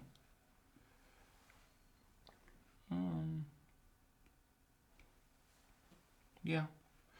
No, even, do you know what? I know you hate this move, but I actually... Why would I hate this move? You kind of hated it. Nah. Because you give up d5. So, I know, Wesley. exactly. And now maybe he goes here, and he goes knight d5, and you can... Still knight f2, 95, I'll take. Yeah, but then CD, and am I not... No? Still good for me? Yeah. He played knight f2, he didn't play c5, and now Magnus should probably play c5. Probably has to play c5, actually. Yeah, it's choice between... Do you have any good comparisons? It's a Scylla choice. and Charybdis? It's a choice between getting hung or getting the electric chair. Yeah, that's a beautiful comparison as well. Yeah, both are pretty grim. Exactly. What would be your favourite way to die, Jan? I heard drowning is great. See, paradoxically, for me, that's my biggest fear. Wow. Yeah. You'd rather go... You don't fear shark attacks more than drowning? No? Just the thought of, not being able to come up for air. But I hear it's relatively painless because you lose consciousness very quickly and then... How much time do you spend researching painless ways to die? It's a little disconcerting, I have to say. No, I mean, it's just well-known stuff. Yeah, that's why I just said it. Just getting shot in the head is just much easier. All right. Just bang, no. gone, finito. This is a grim topic. Magnus I'm will not draw comfortable this, with says Pramod. No, he won't. No. Pramod says Pavel hasn't won a winning game recently. He probably means winning position. That is true. That is true, but no. No. This one is just so passive. Galactic says it's a choice between partying with Jan or working with Lawrence. Thanks, That's beautiful. Galactic. It's insulting both of us in one sentence. I It's kind of nice. appreciate it. I appreciate it. Spot on. Wojtaszek Andrejkin. Weird position. Yeah. Feels like it's gone a bit wrong for Wojtaszek. Queen b4 is like the first move you think of here. Is it? Yes. Rook d3 is the first move I think of. Okay, rook d3 or queen b4, but queen b4. All right. Because the knight's not got protection. So you look at queen b4, and if queen c2, bishop b6, I assume is good for black. Well, at least good for black. No? Yeah, I agree. Easy stuff. Yep. Yeah. Adiban is probably going to make a draw. Yeah, I agree. Giri. Do I get the Diet Coke off the list? We got 3-1 on that. I can't even remember. I gave you 3-1. All right. You might get a Diet Coke off the list. It Now, ain't over till it's over. Reduce it to 5. Unless Giri repeats here, which would greatly disappoint me. Oh, has he repeated already? I don't know. It's not impossible. But he's not played the most challenging moves. He hasn't fixed this pawn, for example. Yeah. He's allowed this. The pawn endgame is just a draw. And now if you retreat, he might even has time to go b4. Before. King f1, rook e2. Should be a draw. Yeah. Anish. I still believe in you. Don't let me down. Maybe it's too late. I believe we have a draw in So Wei Yi. This is breaking news. This is so Wei Yi. Yeah. Well done, Wei Yi. Very solid. Yeah. Especially in this position. Like, I'm not sure if rook b8 was bad, but I'd have played this for sure. He's just calculated his way home here. Boom, boom. No problem. Counterplay. f2 is weak enough to hold. Yeah, you've got an extra pawn already, so... Wham, Yeah. bam. Thank you, ma'am. Do I still have my hipster dictionary? Oh, yeah, it's here. Thanks once again to Ad Kaplan who sent me this. It's been a great help trying to expand my vocabulary. For example, did you know that crack the books means read? Yes. You didn't know that? That one is well known. Okay. Did you know that crack your jaw means talk? No, that one I didn't know. Do you mean that... Can I say crap out? I probably can't say crap out. Do you know that it means to be unlucky? Yes. Crapshoot I didn't know. Yes. Crash out is a prison break. Didn't know that. Crazy is a word I'm familiar with, but here it says it means good, superlative, wild, the best. Alright, Yeah, okay. whatever you want to mean. Yep. Crack some suits. I don't even know what suits is. Crack some suits. Means Suds? drink beer. Suds? I don't know how to Suds. pronounce that word. Yeah, sud is. You know what a sud is? No? It's like soapy. You know the lathery thing you get using soap, and it. Gets, Ugh. that's yeah. But nobody's. Who says these things? Well, this is a hipster dictionary, so probably hipsters. Wyoming? I mean, where do they say these things? I don't know. Tell Dip me. your bill means to have a drink of booze. Yeah, bill is like bill of a duck. Dirty with money means rolling in it. Rich, wealthy. It's just not said. Not in this part of the world. No, that's why It's weird. we're trying to educate people on it. Dish is a good-looking person. You're a swell dish. Yeah. What year did they say that? I think this is all very 50s, 60s Yeah, I was kind of gonna talk say, it's from like- some old novels. Never heard any of this. Anyway, draw in So Wei Yi. So Wesley So is still tournament leader, and Wei Yi will still be in second position, Yep. at least, on his own, but perhaps. Perhaps he'll get company Yeah. by whoever wins this game, for example. Yeah, Magnus played C5 and knight Knight d3. Pavel is not tempted at all by this pawn. Just Yeah, but he might just be saying that this is Kaputski. But is it? No counterplay? It's still horribly unpleasant to allow this. Knight e5, rook c7, c5, bishop a4. Now, white is a pawn down, but he does have all the Rook compensation CB1, in the world. Rook cb1. Wow, we blacked out there for a moment. Take, rook d4, c6. Hold on, I queen my pawn, no? Rook b7? Probably. Ah, you want to take on d4, take on c6, and take on f4 and make a draw, huh? Yeah. Yeah, maybe you should have gone c5, Pavel. I don't know. It's a difficult one. Yep. You never know. But of course, Magnus has to operate at full capacity here to hang in the game, because it's I pretty don't sad like the position. fact he gets in c5, cd, ed. That's such a big... gives some hope. yeah, Well, it's still bad. Even this looks like very strong. Oh, e6 is actually... Hold on, Covering knight c5. a4. I didn't see that. Oh, what do you do against that? I don't know. It looks quite strong as well. You probably have to play b6, because if you, let's say, go here and allow me this, Oh, then no. my domination is complete. Domination nation. Domination. Knight c5, rook e7. No, not rook e7. Forget that. Go back.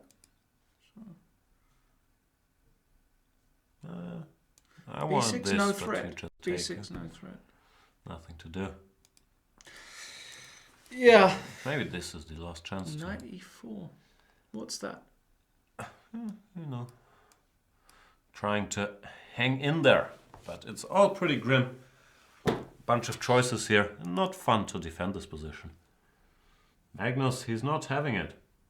No, he's not winning this today.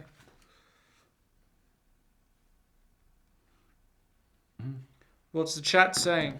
I don't know. I think it's a good old discussion if Wesley So is a boring player, and if learning theory is sort of cheating because it's memorizing stuff and it's not being a natural talent. Good old talk. Certainly not a boring player, Wesley. He's just very... Well, he doesn't take any risks, but it's very hard to argue with results for me, Yeah, at least. no, Like, it's whatever works. Whatever works. Great film. Is it? You've not seen it? No, I've seen What? Dirty Work. Whatever Works with Larry David, 2009. Oh, you'd love it. There's a chess scene, everything. I heard about this. Pull up the actually. chess scene. This is great. I can't pull up the chess. Do scene. whatever works. This is like... We won't put up the scene. We'll just do a screenshot of a picture. How about? Oh, no, that won't work. Oh, yeah. No, that won't work. But Well, I promise to there's check a it out. picture. There's a picture. Yeah, I won't put it up. You can do. Nope. All right. But I'll have a look. And Knight d3 CD played by Pavel Ulyanov. By Magnus Carlsen. That's true. Edie could be played by Pavel Ulyanov. Edie will be played by Pavel. You think so? I think there's a high chance. Yeah. Do you think it's 100%?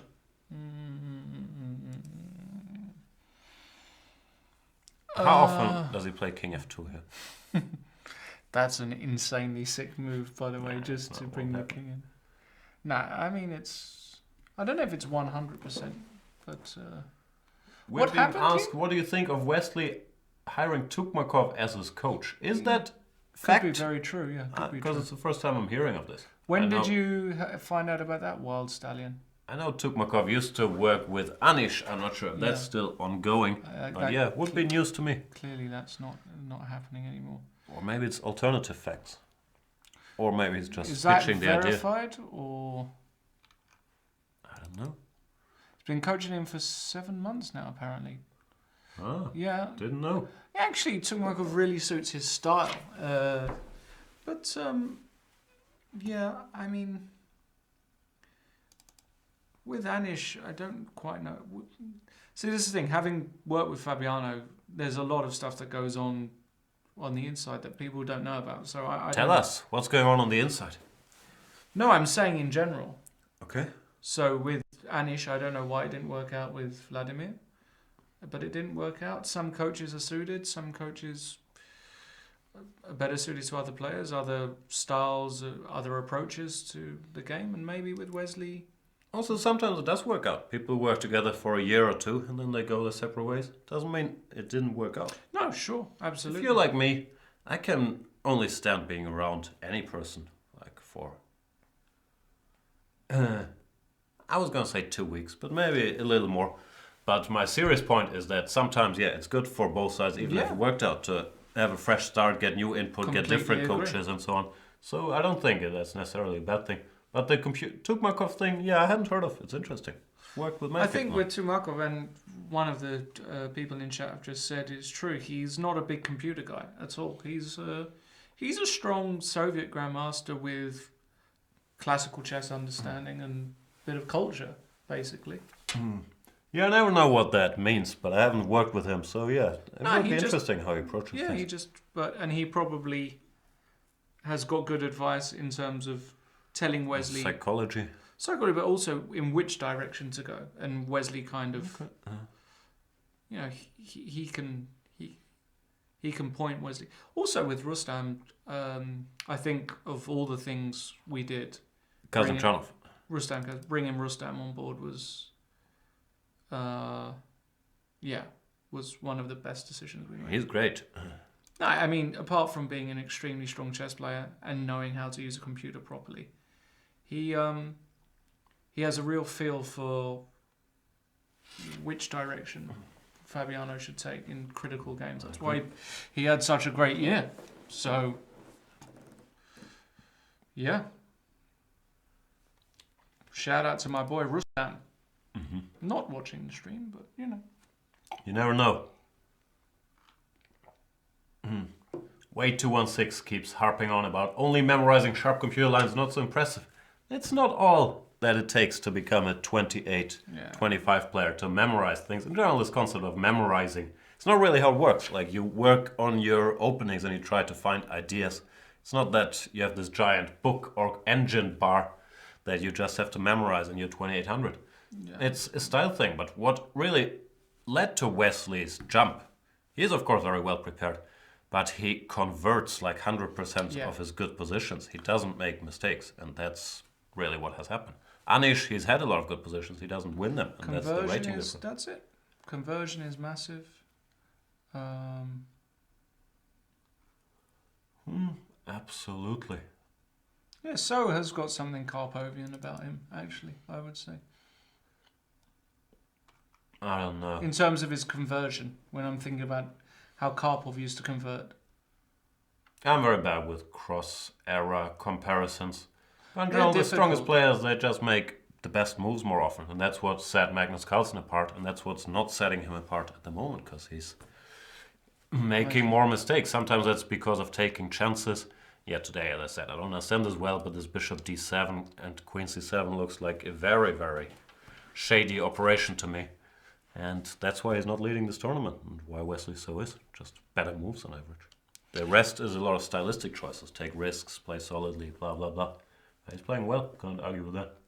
A lot of players are asking a coach pretty similar to other sports as well. I mean, if you look at tennis, I always use tennis as an analogy. If you look at coaches in tennis who are coaches, obviously they are not as good as the players themselves. Whoever coaches Andy Murray or Novak Djokovic is nowhere near the level of that player. But coaches are good at identifying the small errors in the elite players' games which needs to be improved. That's what they're there for. And if they've got some really decent understanding of the game, and players like Rustam Kazimzhanov, Tukmakov do, again, they can't improve per se the player, but they can identify weaknesses and work on them with them. And there are some areas actually of the game that Rustam is stronger than Fabiano. I'm still convinced about that. But in general, Fabiano, of course, is much more clinical and better in a lot of other ways. So yeah, coaches are. It's weird. That's what's weird about the Hikaru Nakamura situation, in my opinion. Because who does he work with? Only Chris Littlejohn? I don't know if it's only Chris Littlejohn, but working with Chris Littlejohn a lot, it's weird because Chris Littlejohn is only a 2100 player, right? So 2200. Yeah, so. but he has a different job. He's working on openings, and Hikaru's openings have improved greatly. So who do you work with in terms of the other aspects of the game? It's tricky. There's no right or wrong way. Also in the chess world, let's be real, not everybody can afford to have a team of like 5 people, a coach, a second, Only a physicist and so on. This is like 3-4 people in the world that can have a team like that. So it's not automatic a bit more than that. Even for a guy like, I don't know, I don't want to necessarily name names, but if you're not involved in the World Championship matches or have other deals outside of that, you're making very good money as a top 20 player, but you can't necessarily employ 3-4 people. No. Top 20 and top 5. Or even, let's say, a top 10 player. Top 10 and top 5 are two totally different worlds. That's what I'm saying. Yeah. So it's, a lot of these guys would like to have more trainers or coaches or people around, but it's not so easy. Maybe top 10 you'll still have the resources. Top 20 is just, you don't have those resources at all. That's what I'm saying. No, people like Fabi, Sergey, Magnus, they've got the world at their that's the list. That's the list. And Levon as well is on that list. Levon, true. Vishy's on that list. Yeah. No, there's a fair few. There's a bunch. Topalov. Yeah. There are a few guys who have got the resources, but no, as I said before as well with Wesley, he's just got an unbelievable focus. His focus is just there. And Magnus played knight f6. Magnus made the best moves here. He's still in trouble, but at least now Pavel has to take some choices. Knight c5 is a move, c5 is a move, knight e5 is a move, rook b1 is a move. Yeah, he has to think. And you have to think a bit. Both sides down to 28 minutes. So this could very well get exciting. But Elyanov still very much in the driver's seat. Huge position.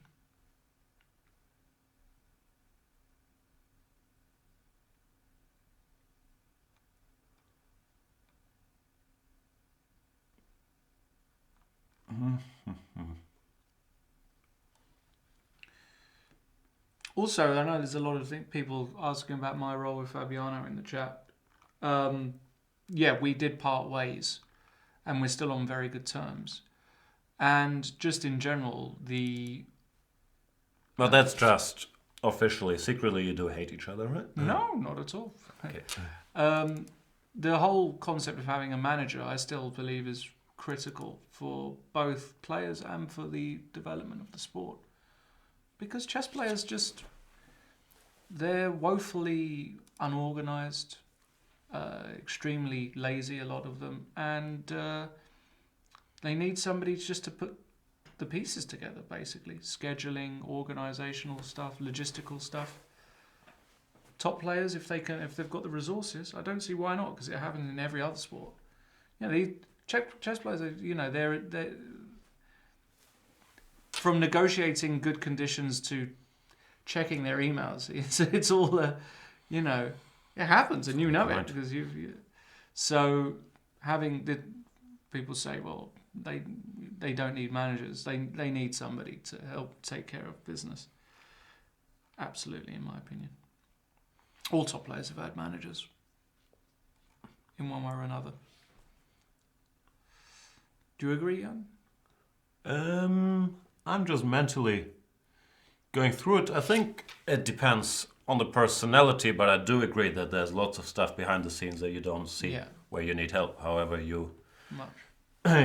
declare it, but yeah, absolutely. And for the field to grow commercially and so on, there's tons of stuff where people need help, like Agreed. how you call it in the end. Yeah, I think we're not there like in whatever basketball where everybody has an agent and a manager, because it's not a billion-dollar business, but hopefully we'll grow. There, yeah. Look at this in Elianov Carlsen. So knight c5 94 was played. and 94 was played instantly. Now Elianov needs to find... Magnus does what Magnus does, and he muddies things. Makes things tricky. Well, what else can you do? Knight takes e6, bishop takes a4. He's still worse, but all of a sudden the position is no longer so easy, I have right? a feeling Elianov should have gone c5 at some point to stop all of this. Very hard to say. Yeah. But knight c5 was very logical. Defending this, hitting this. This is one weakness, which of course you can go after. This feels like the most natural way to play, but bothers. If only we could play bothers king opponents, e3 in this position. Could go this, the game would be over. It's not a legal move. No? No. Let me try. Nope. No. Nope.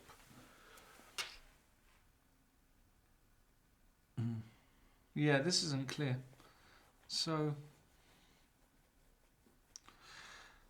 what's the questions? Question is, how much does a 2600 GM make per year? You don't get a salary for having 2600, so it depends what you do. Depends. If you're in Iceland, you get a salary, but that's about it. Maybe some other countries for being a GM. Yeah, I'm half tongue-in-cheek. In some places you actually might, but in Germany, for example, you don't, so it really depends what you do. Like a lot of guys that only play will play a lot of league games, and there also depends on your connections, your negotiating skills, that kind of thing, your popularity, frankly. But a lot of guys will play in a different league every weekend, because you're not forced to play in only one league like in football, because frankly, the money is different. So that's how a lot of players survive, but a lot of them are also doing other stuff, coaching, writing, they have to. Commentating, whatever. Depends what guy, but I would say on average 30,000 a year. Well, if you do nothing else, but if you do nothing else. Yeah. As a No, it's purely very hard. playing. Yeah, as a pure player, it's hard to like make even an average income. Yeah, 2,600 is not that much. Mark McCormack. Is that Mark the guy McCormack? from WME? The guy who set up all the golf stuff? Is it WME? He was the big agent but he was basically the godfather of sports management of sports and licensing and commercial rights and all of that stuff. Yeah. I don't know. Let me Google Mark McCormack. WME. McCormack. No, that's one word. That's okay. Will pop up. Try that one. U.S. American manager. Yeah. What's he managing? I thought it was golf or tennis. Modern sports marketing. Something. Yeah, sports marketing, and he was the guy who basically got all the golf rights, I think. All right. No clue. Is it WME he was the founder of? No, not WME. What's the thing? IMG or WME? One of these two big... Yeah, IMG. What was it? IMG. IMG, right. Okay, yeah. See, that's why you're manager. You know all the big players. Yeah, I wish. No, IMG are the biggest sports management company in the world. Elyanov has taken on e6 and bishop takes a4 on the board. Still better for white, but it's definitely muddied. Yeah, now I'm regretting my... Did we make a 3-1 thing? Yeah, we did. That's sad. That's really sad. All right. I might get one off for Giri, and then I'll owe you 3 more, so that'll be 8. 8 Diet Cokes. I don't want to cheat you out of Diet Cokes. I don't think we agreed on anything on this one. Oh, did we not? No. Oh, okay. You're safe there. Thanks. D5. Okay. So now he's saying to Magnus, my horsey on e6 is going to just be frustrating for you. Does it? And I think in some positions he wants to just go c5 next move. Is that fair to say? And c6? That is fair to say. So like, if black played, he doesn't have many moves Well, here. you gotta play this. Yeah. So you have to go back because I don't think... actually, even here, Why? this is a discussion, yeah. I'm not sure. I was gonna say I don't think you can allow this, but maybe you can. c6? Here, the c6, yeah. Might still fair. be dreadful, yeah? Yeah, might still be dreadful. What are they saying? They're discussing salaries. Salaries where? I don't know, in Germany in general. I don't know. What's the average salary in Germany? I honestly don't know. 32,000 euros. No, a I year. think it's more than that before taxes. I think it's more than that. Really? Yeah. But no, I honestly don't know. No? No. Let me look it up. I'm going to go for... What's 32? Wait, let me just have a think. I'm going to go for 2,800 euros a month before tax.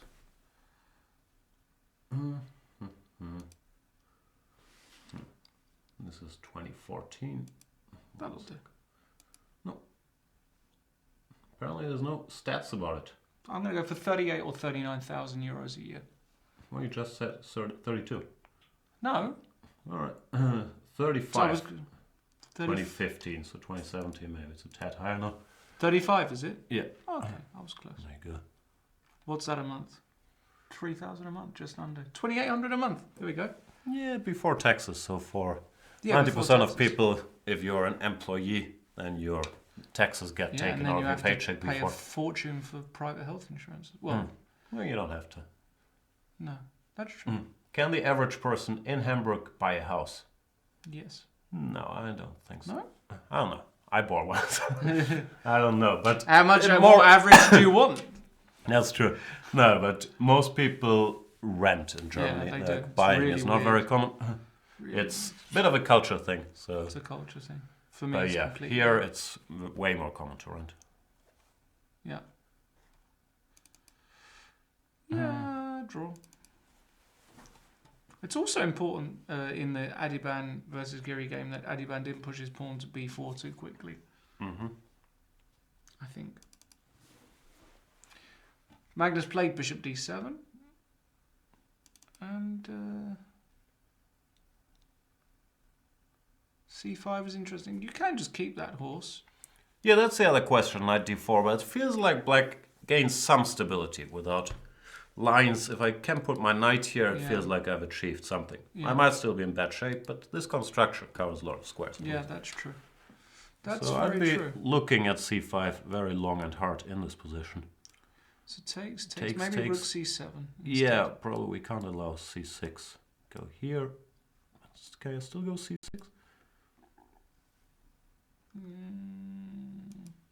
You can.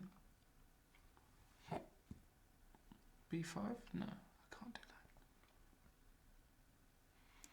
that. This is the trick, apparently. That's a nice move. Because this is check. Okay, so there's still some Yeah, defensive resources. Definitely. Here, you're still worse. You're always worse. But it feels like with all these exchanges, Actually, maybe at least this there's a ending is chance. bad. That still looks unpleasant. Yeah, rook b6, king King e3. e3. Maybe the more I look at this, the less I like it for black. Rook b6. Terrible. Also f5 is King coming. here. Yeah? This looks very unpleasant. Yeah, Magnus got his work Maybe cut out for him c5 here. is just hopeless actually for Magnus. Now that I look at it more. Not hopeless, but... So what happens if the rook. I have to move the rook. I'm attacking the rook. I was going to suggest c5, bishop e6, d6, rook. Rook c8, but that's no good because my rook on f7 is hanging. Excellent point. And I'm all disconnected and... Yeah, because if rook c7, bishop e4, fe4 is bad, then then c5 is the move. You don't want to allow bishop e6 and knight c5 in positions. You don't want to allow that. You're not going to go knight d4. Knight d4 is a mistake, in my opinion, in this position. I think knight d4 is psychological and allowing this like construction. things could go wrong. And like Yeah, you're still better here after I e6, but you don't want to. No. c5. c5. Calculate c5 and just calculate it. And see bishop e4, f e4, king f2, king e3, rook b6. Have a better ending, all the chances. MC and Kayakin tired after the match. Don't buy it. Nonsense. Don't buy it. Match ended. Match has been over for a while. End of November. It's end of January. I don't. Physically, for sure they aren't. Like sometimes there is some mental fatigue, but even that should have been shaken off for the guys now. Don't buy it. Pramod is saying, if you can earn $500 a month, you can have a very decent life in India. Yeah. Not in Hamburg. If only. What about, let's go to the rapport game. We haven't checked in with this. It feels like Harry's making Ricky's task a bit, but Ricky has done something and he's got f5, g4 always, right? So like, if he can organize f5 and... But this rook is nice. It feels like Harry's just holding things together. Yeah, he's so annoying. How much do you hate Harry? I love Harry, but isn't he annoying just how he plays? He has a pesky style. I don't know. Like he's just worse out the opening, and then he just gets positions like this and pieces around. Yeah. No, he's just very. Wouldn't you be annoyed if you were black right now? Like you got your dream opening, and what happened in Elianov? They're saying something drastic has happened, which doesn't surprise me, of course. Oh man, what's going on? What has he done? He took and went knight c5. Why? Now things are no longer so easy. Why? Bishop g4 blitzed out by Magnus. Yeah, now there's real counterplay. What on earth is that? That for me is just... Yeah, this was not great. No, this was insane. Magnus back in business. Elianov's got a real issue playing Magnus. There's a reason he's lost every game. There's something not right there. He needs to work on this. Wow.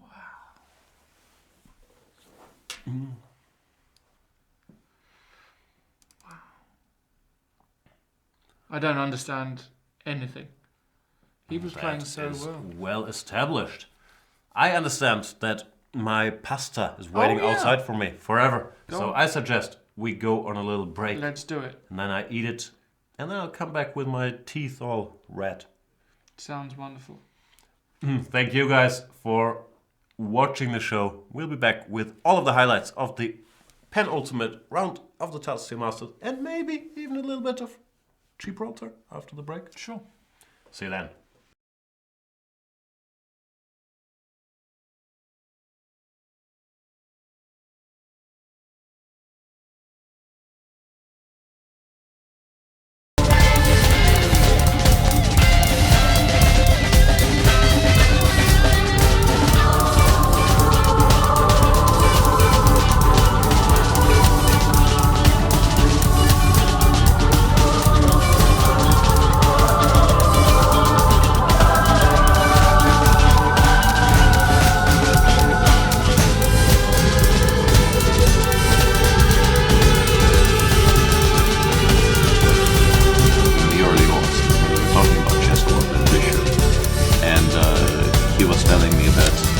Whenever somebody played a6 against him, just played the knight against him, he felt okay. This game I won, let's start preparing for the next one. And we've progressed from that point to the 683 as a reply. In the first two rounds of the first strong tournament of the year, we have 683 played by biggest figures of 2016. Yeah, very curious. This is where things get interesting because everybody and their dog play rook to c1 in this position, which is also the move that Wesley so chose. And after knight takes d2, queen takes d2, let's say d6. And he plays a very seldomly seen move in this position, the move bishop to e1, keeping this bishop alive, willing to invest tempo for privilege.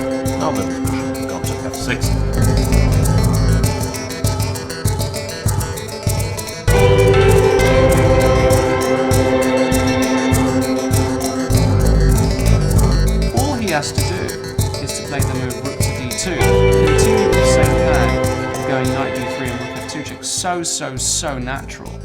And even after rook g1, which is Wesley's idea, you can just take that off and play knight d3 again.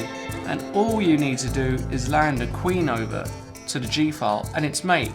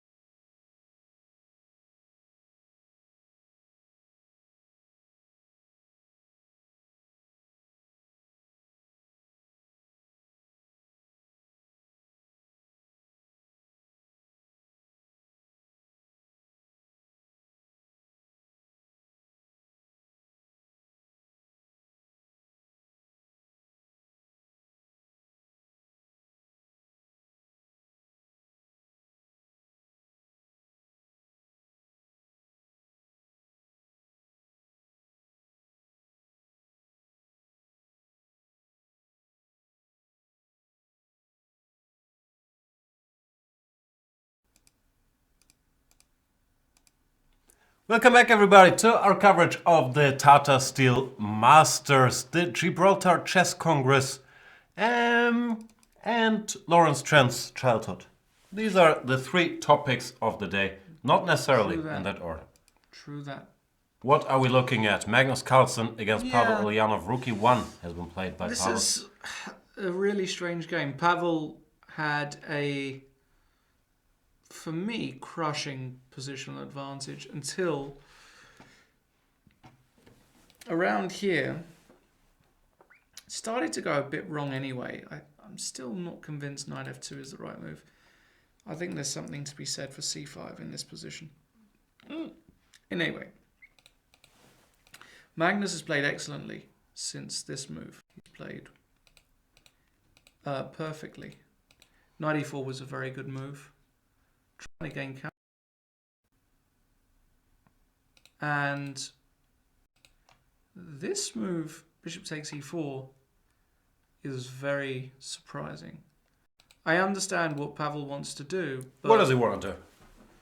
Well, he just wants to say that these two passed pawns are going to be quicker than your counterplay with e4. Oh. But after bishop g4, covering this pawn, and now rook e1. All of a sudden the white king is a little weak, right? If we ever take this and then go bishop f3 or the other way around, like things could happen, you could think of stuff. Possible. So what's going on now? Many moves already. Rook c8 is an option to take here. Rook f4 is certainly an option. Bishop f3 is an option.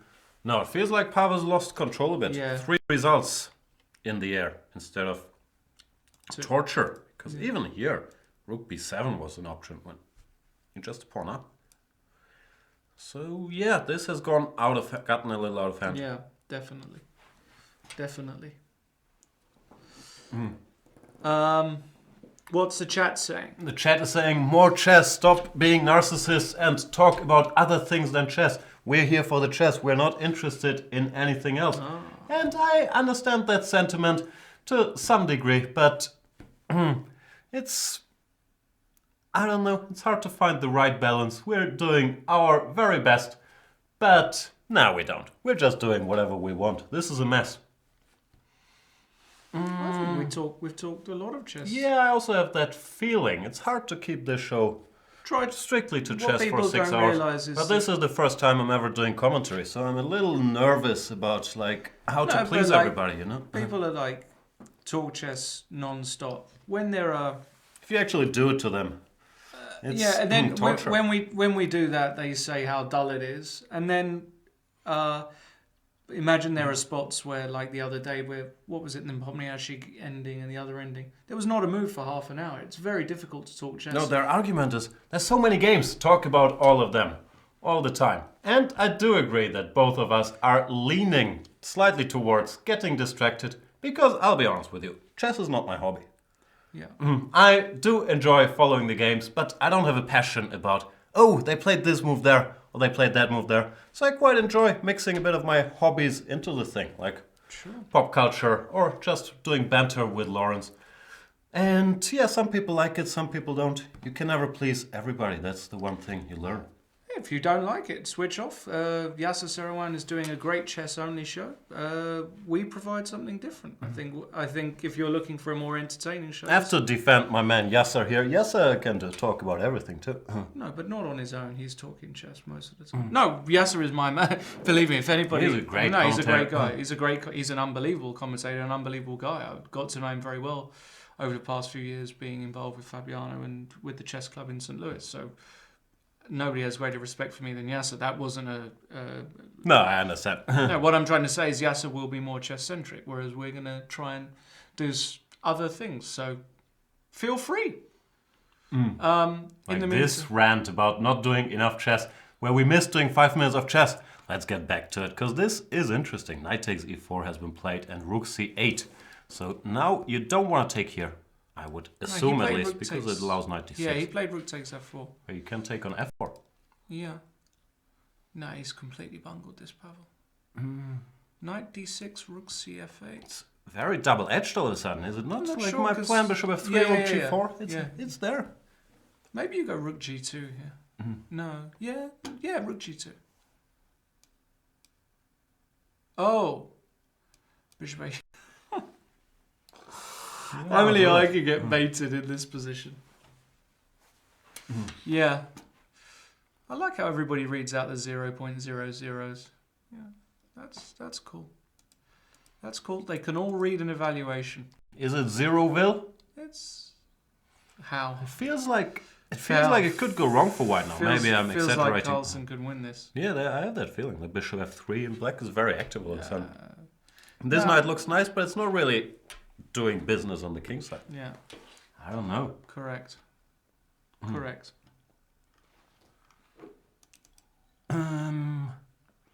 Shall we just stay here? This is exciting. What's the time situation? Rook takes f4. Move 32, 23 minutes for Carlsen, 9 for Pavel. Knight d6 played. Knight d6. And Magnus will go rook cf8. There's no other move. Yeah, he's gonna play No, this. he has to play Very rook natural. Yeah, there's all And kinds of mating plans. He's seen a lot of these mating plans, and it's just yeah.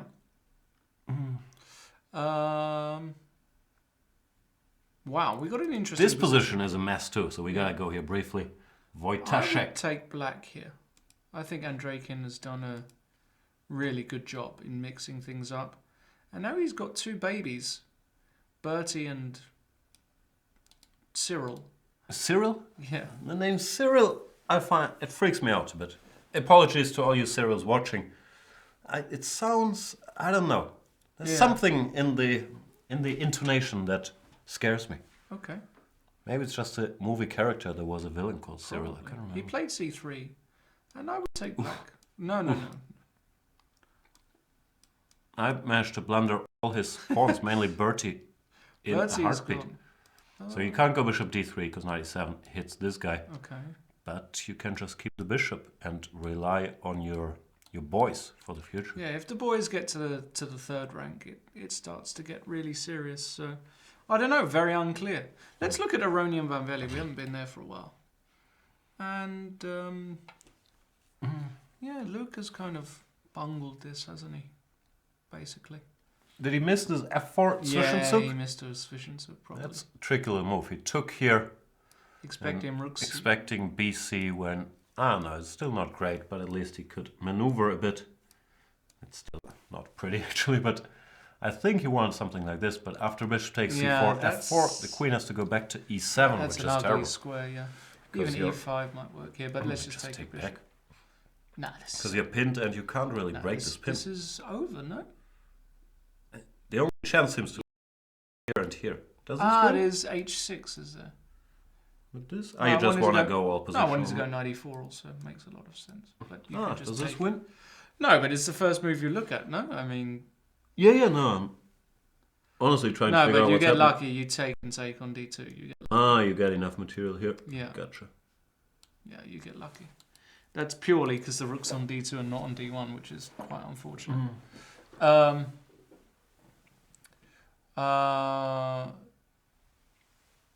Yeah, no. But you don't. You could go positional here instead of knight e4, e5, d5, f5, maybe unless h6. Feels a bit unnecessary to me. Like, it's still good for white, but why would you allow this? Rook e4. Oh, again, you've got knight e4 again. Queen e4 probably, huh? Queen e4. Wow. I don't know, at least Really? you know, my pieces are breathing. Might still be bad, but yeah. I don't know. Check here and have some material. No, you have a point. It feels like this position is overwhelming for white though. Like, I'm a chicken. I would just try to prepare e5. Can I do that? No, h6 is a threat. h6 is a threat. Bishop h6, Okay. knight e4. Okay. And sad news for me, because I thought Anish would win this position. This has ended in a draw, and yeah, I don't know, Anish. You gotta try posing problems, else it's hard to win these games. I know he knows all that, and I'm in no position to be condescending. You and are. I still think no, but that's not my point, because I'm normally Anish defender #1, but he does not find chances to win games, and then, in spite of his fantastic preparation and chess understanding, because he's really good at chess, just doesn't close the deal. Today I understand this is nothing special and this is supposed to end in a draw, but Okay, it's dumb to always bring up Magnus, but let's give this position to Magnus, or, I don't know. Levon. They would push harder here, keep a bunch of rooks on the board, try a5 to fix this pawn, and like, I don't know, try something. And also earlier, instead of queen takes b3, this is me reading out computer lines, I understand, but knight c4 is not a complicated move to make. And I understand the game gets messy, but Anish does outrate Bhaskara. Adiban by 150 points, so he could have done that. Anyway, Adiban continues having a fantastic tournament, is +1. at +1 after 12 rounds. Who would have thought? Can always finish on 50%. Worst case scenario. Which, yeah, he's 2,650. Like, this is a rating that I used to have, more or less. And then to be on +1 after 12 rounds against these guys is a tremendous achievement. Yeah, agreed. Luke van Wely, not on +1, not on -1 either. And he's once again in trouble. But after queen e7, rook c4, at the very least we could not find a killer blow just yet after bishop g7. Yeah, I still feel like Luke's going to go down here. Really feel like Luke's going to go down.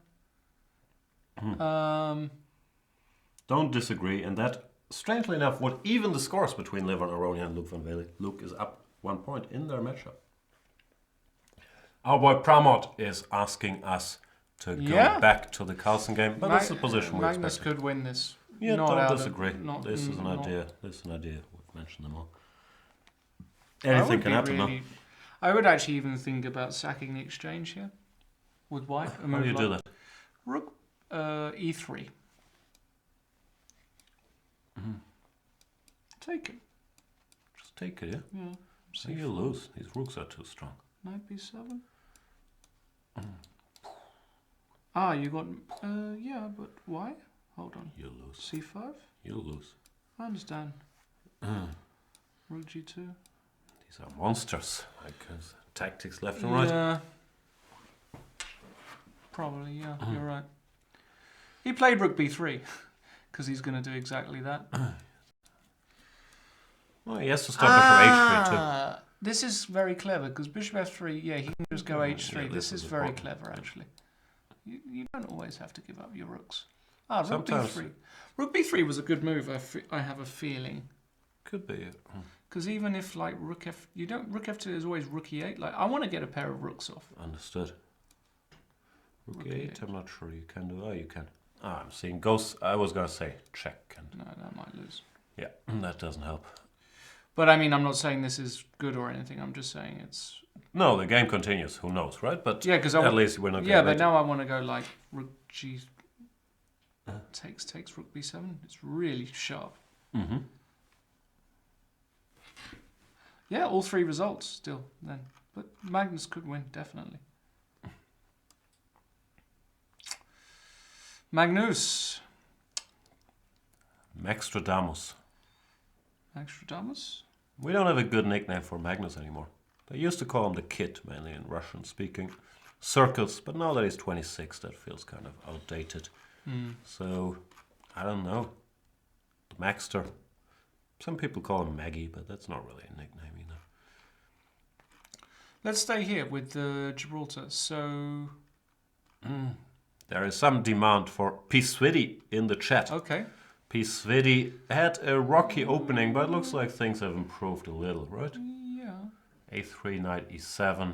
Blomqvist did did not subscribe to my h4 idea. This is completely fine Went as for well. this.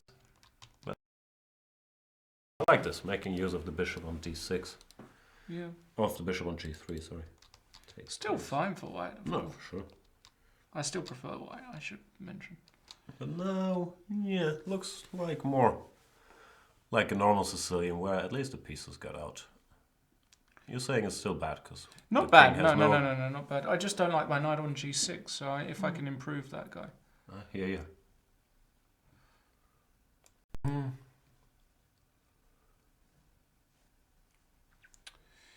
So.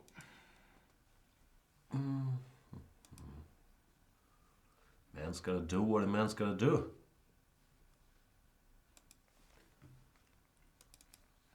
Topalov Dayak is mad. I'll just quickly go here. This is Veselin Topalov, needs no introduction, against the young superstar from Romania, Daniel Bogdan Deac, who I've spoken to a lot of people about. He's 15, I believe, only, and rated nearly 2,600. I've heard the name, I wasn't aware he was 15. Yeah, he's 15 or 16, and he's his style is really weird. Like today, you wouldn't know, but he's actually got a tremendous. He's like a young Wesley So. He's tremendously solid. Right. And okay, he played a line today, which is arguably Not that solid. not that solid. Actually, I know. But here he didn't go for long castles, which is what people often do. Maybe when he they had an play idea Slav. here, so maybe he found a novelty. Very possible. Works very hard on chess. So many strong kids out there, right? And we've got a position which is completely random. Rook d1, knight d3, e4. I don't like e4 at all, allowing bishop c5, but what do I know? Random. Just a bit random, but, you know. And Fabi is much better against Antipov. Typical Maroczy bind with the transformation, c takes d5, 2 bishops, and space advantage. Black is holding for the moment, but he will always face problems. Rook is already on the 7th. Not easy, though, for Fabiano, so we'll see. He's gonna do fine. No, I know this line, I believe. Oh no, it's not the exact same thing. Okay, I know this type of endgame after you get the 2 bishops and you consolidate here. This is normally very unpleasant for black. Yeah. He's gonna be alright. Yeah. Antipov, that's a young guy, right? Former junior world champion, maybe? He's definitely young. He's probably under 18. Not sure he's that young. No? I thought didn't he win this junior under 20 world championship where Possible. I get everything mixed up. Where I think Duda was in the lead for all the way and then he lost in the last round, something like that. Very possible. Okay. In other news, just a very quick look at the challengers. Because the challengers are important. Dobrov lost. We know that. Jeffrey Zhong. Is he in trouble? What's going on here? This looks... He's kind of got a very weak blockade, but this looks tricky. These are 2 pawns. They are very advanced, and this king is cut. So, yeah, in other words, yeah, bishop d8 was played. Feels good for white. Not that I can calculate, It's never but it easy, feels though. good. You're here, right? Like, if I'm black and I can sacrifice a knight for both pawns, then I'm then it's an easy draw, yeah. And that might be... like something like Yeah, like this is an easy draw, knight b5 is just equal. It doesn't matter if we keep the knight or the bishop. Yeah. Yeah, b7 on the board. I like knight d4, makes a lot of sense. Yeah, he'll go knight d4, for sure. Yeah, no, h5, your h pawn up just to make sure the king doesn't have time to go I think it should be a draw somehow. Not easy.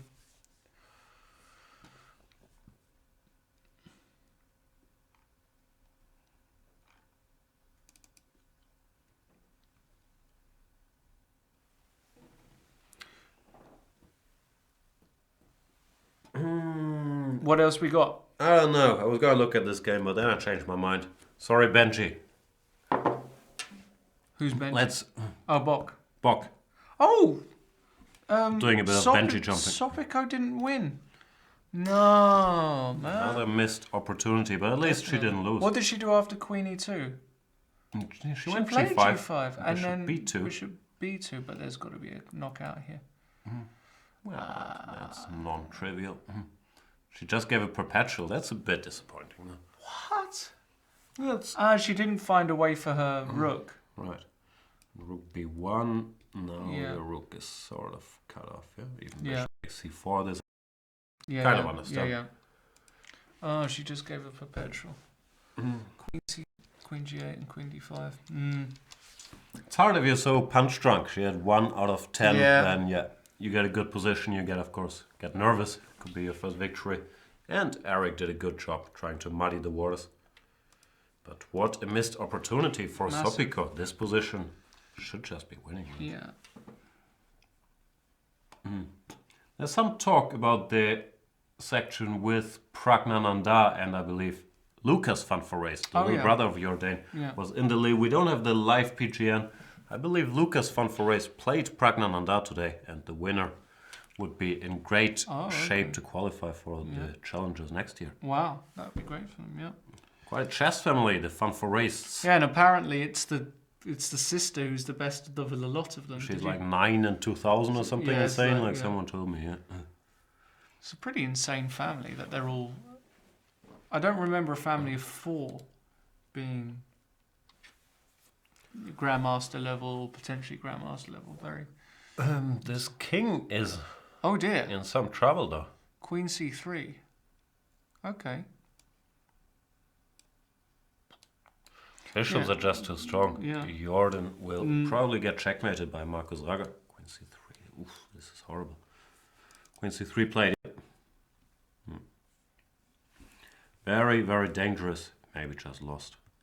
Because the black king is just too open and can't go anywhere against the bishop pair. No, this looks bad. And if Raga won and Zhong doesn't win, Raga would catch him at the very least. Okay.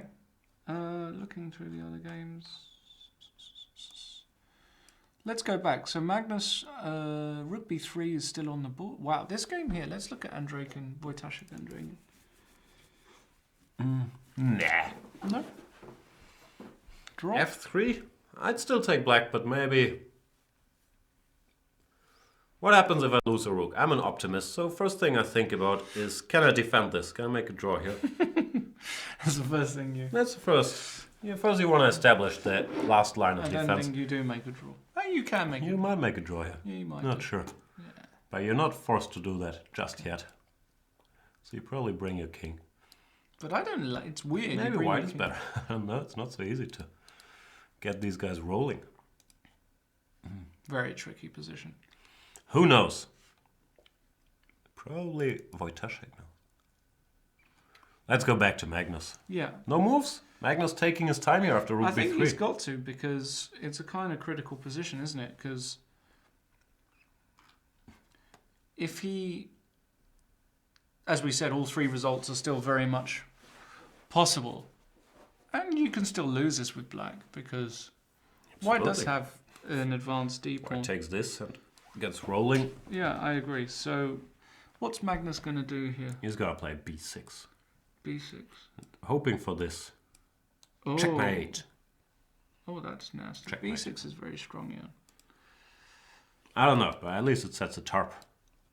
Who knows? The Giri game has ended in a draw. Yeah. Insert your Giri Joe here. People call him the painter. He likes to draw. Yeah. Whatever jokes do it for you. Rapping name is 50%. I don't know. Yeah. Levonchko. What happened here? It was always Lukoil. difficult for Luki. Rook e4. It's checkmate or what? This would be a beautiful but painful for Luki end to the game. And after bishop e4, something bad's going to happen. Well, Dark mate. squares, right? Something very bad might happen here. This is a construction you might have seen before. Luki can Nothing to resign. do about it, huh? It's resigns. 1-0. Another loss for Luki boy. Rocky tournament for Luke. Yeah. Does not get on the board, and I mean the scoreboard with the black pieces. Has he lost all his black games? Feeling he might have. Let's check.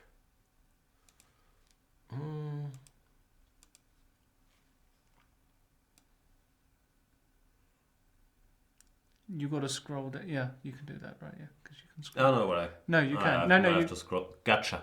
Gotcha. Somehow, Chess24 is only designed to accommodate 13 people. So we don't even have Luke in this picture. But when you But scroll... yeah, this is the current standings. Wesley So in the lead Wei Yi half point behind. Levon's still playing, so he's going to catch Wei Yi on 7.5. Adiban has already finished this game. Whoever wins between Elyanov and Carlsen will also join the 7.5 club. So we should hope for a decisive result in order to have a more exciting race to the finish line in the last round. And if I do this, then we get to see Luke on 2.5 points. I'm not sure, probably my narrative that he's lost all his black games is completely untrue, but it does feel that way. Not and sure that is he's certainly untrue. gonna lose How many today. games has he lost? 1, 2, 3, 4, 5, 6. This will be 7 losses. It's possible he's lost all his black games. I don't know. Could be. Someone tell us, because I've been commentating like every round, but I haven't managed to recall many of the games. I like the total recall I used to have.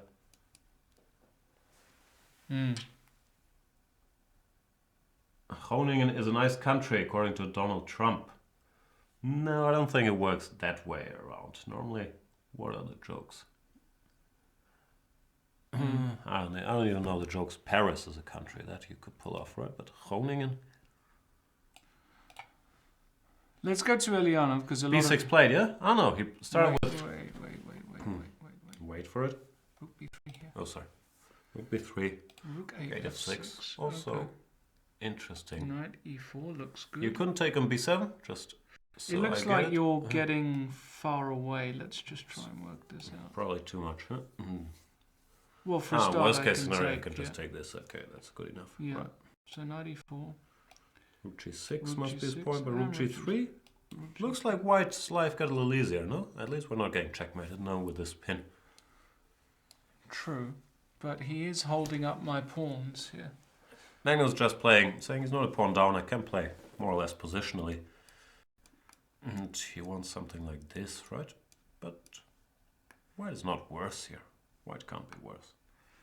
Or can he?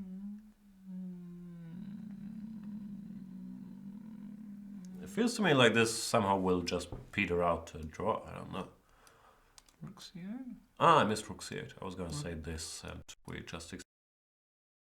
Full draw. But you can play Rook C8, that's true. Followed by... Even here, you're never better, right? You can't move anything.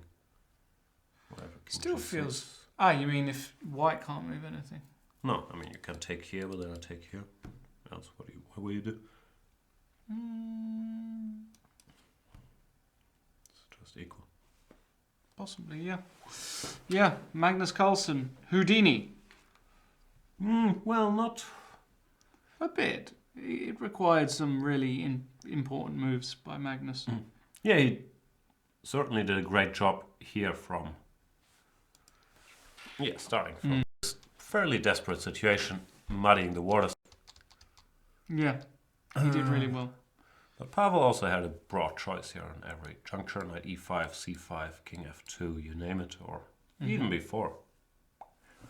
Looks like it should end peacefully now, which wouldn't satisfy either side, because they would be a full point behind Wesley, so hard to bet on a Wesley So loss in the last round nowadays, where he is riding this, I don't know how many games, 53 games unbeaten streak?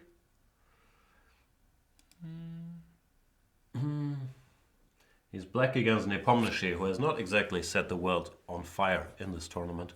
Has not won a single game yet, Nepomniachtchi. I wouldn't be too surprised if Wesley So's game ends quickly tomorrow. And he says, okay, catch me if you can. Yeah. We'll find out tomorrow, 12. I always mix it up. It's 12 p.m., right? Noon? No, It's very confusing if it's 12 p.m. or 12 a.m. it's really not. PM is the afternoon, AM is the morning. Yeah, but 12 is noon. So it's unclear if it's afternoon or morning. It's the beginning of the afternoon. I understand that's why it's p.m., but it's still very confusing. It's really not. It's very confusing to me. It's really not. Harry Krishna, Rapport. If Ricky loses this, he'll be... He could lose Harry this. outplaying him? Of course he is. Harry took a pawn back in the meantime? I mean, this How is did just, this happen? I mean, this is just How unbelievable. can you make this progress from any position but this one? Black is just a pawn up. Why did he, just like curiously for me, he had this weird configuration where he put f6, the pawns on f6 and f4. I would have thought having it f5, G6, F7, H5. We'll get there. I'm just curious how he got the pawn. He just won it. Just took it. Unbelievable. I just don't know how he does it. He's just better. I don't know how much better. Should be a draw, but I don't know. This C6 pawn goes, no? Yeah, C5 already. Made a lot more progress than white. Black ever made on the king. So sick. Houdini Hari. And you mentioned, yeah, somewhere else Like here. here, like the natural configuration, no? Just to keep everything stable and fluid. Yeah, I think he really liked the idea of having this eternal bishop. I understand, but with that you do give away all your squares, so not convinced. Clearly, Ricky has played pretty below par. Yeah, and this is what I was looking at, the corner of my eye. One last, bishop takes g2 check, hoping for king takes g2 and rook e2 check, which would then be a Unlikely.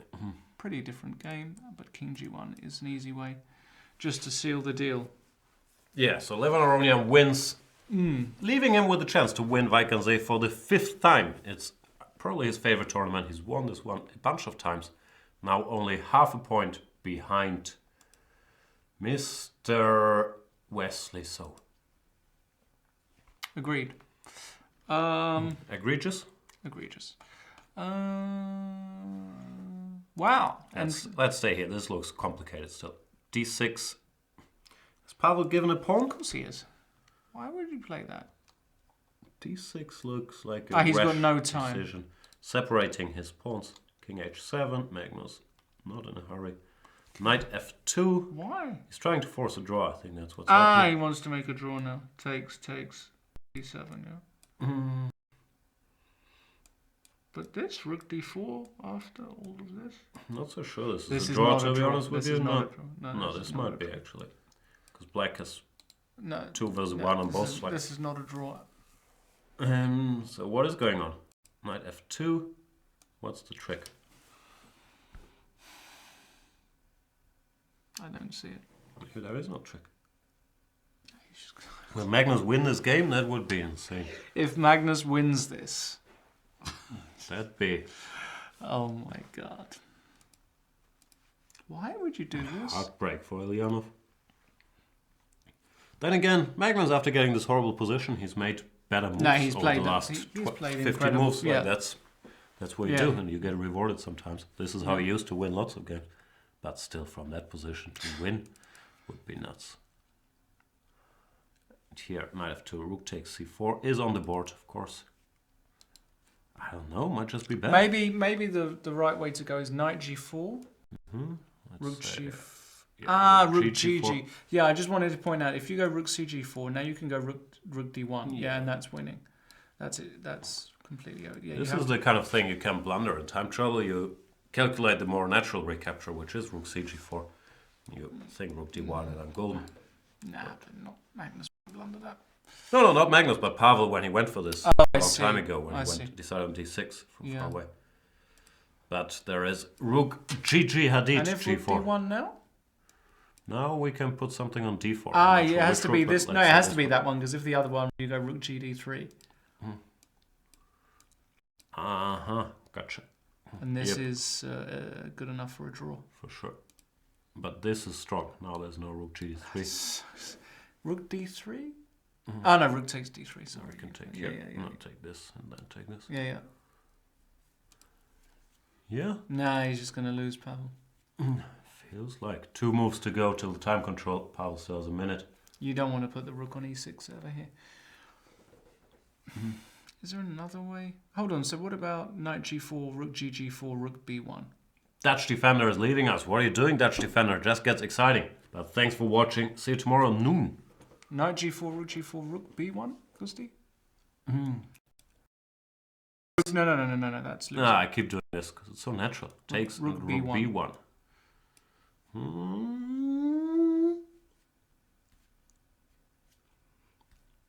First question, can I just... No, I can't do this because you take it. Rook d3. Rook d3. Okay.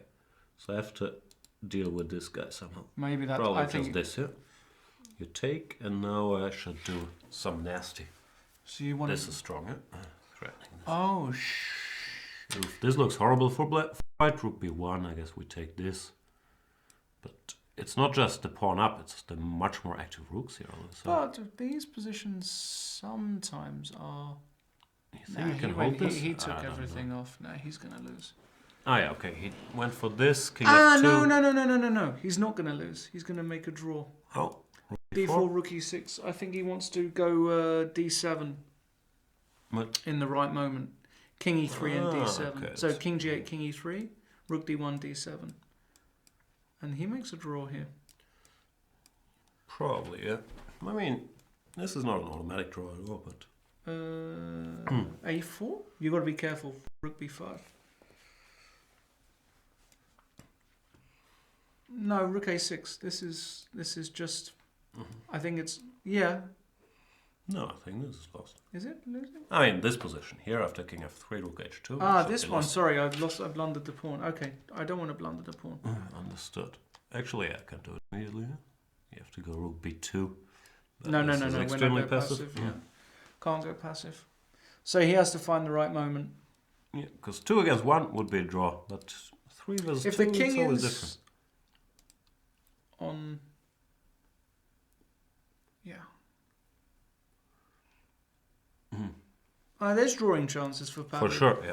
Someone's saying Sessi, the Norwegian supercomputer, is giving minus 1.1 now. But that doesn't mean so much. Like, if it's not giving minus 7 here, it's more likely than not that it's still within the realms of a draw. Because... King g8, king e3 will be played. It's the only Sure. move. It's just the only move. To stop rook d2 and everything else. Yeah, because here takes... No, here it takes rook takes d2 check, this yeah. and wins. So king e3 will be played. Yeah, king e3, rook d1 will happen, no doubt. If king e2, this rook has enough squares on the d file, so you can't chase it away. Therefore, yeah, I think you have to simplify. Go for this. Takes. And I like this idea to defend the pawn and go here. So here, what do you do? Let's have a think. All right. Sessi going up, apparently, minus 244, which would Yeah. be significant. The problem yeah, is... this plan is very strong. If you go king f3.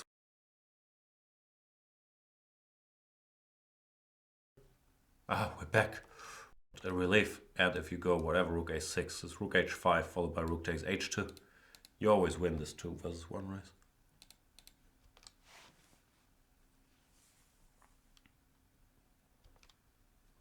Are we missing something? No, I think that's it. What are you thinking of? Trying to think of a defense, but struggling. What a bungle, huh? Yeah, that's not a good day for Pavel if this happens. And if Magnus were to win this game, all of a sudden he would only be half a point behind That'd be Wesley. So insane. going into the last round with a shot. He's white against his old frenemy, Sergei Karjakin. Would have to win against Sergei and then, yeah. Okay, so here, in this position, I'm going to go passive. But I'm going to go rook b2. Yeah, that's probably the best chance, but it feels lost to me. I'm not sure. 2 versus 1, this is always king f4 I'm going to go. F4. Yeah. But no, I think you're lost. Ah, you want to put the rook on a3. What do you want to do? I'm not sure yet. I'm just Okay, let me fooling go. around. Rook h5. Hold on. With 2 weaknesses and your rook passive, no, I think you're lost. If I get my rook to a3, and then I'll slowly start pushing on the king side, bring my king up. Yeah, feels lost to me.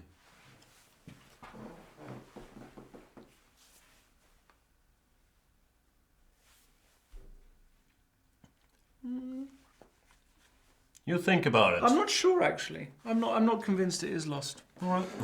I'm not convinced it's as lost as you think. I'm not convinced at all actually. That's okay.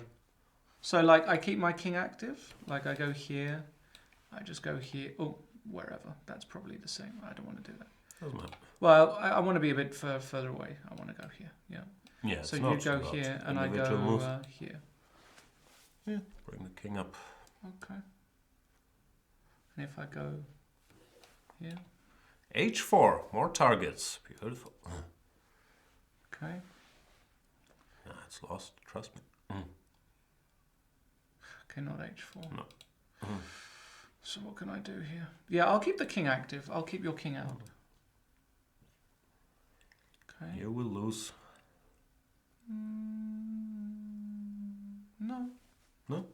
I don't think so. I'm not convinced with the king active. I think this is crucial. I keep the king active. Rook.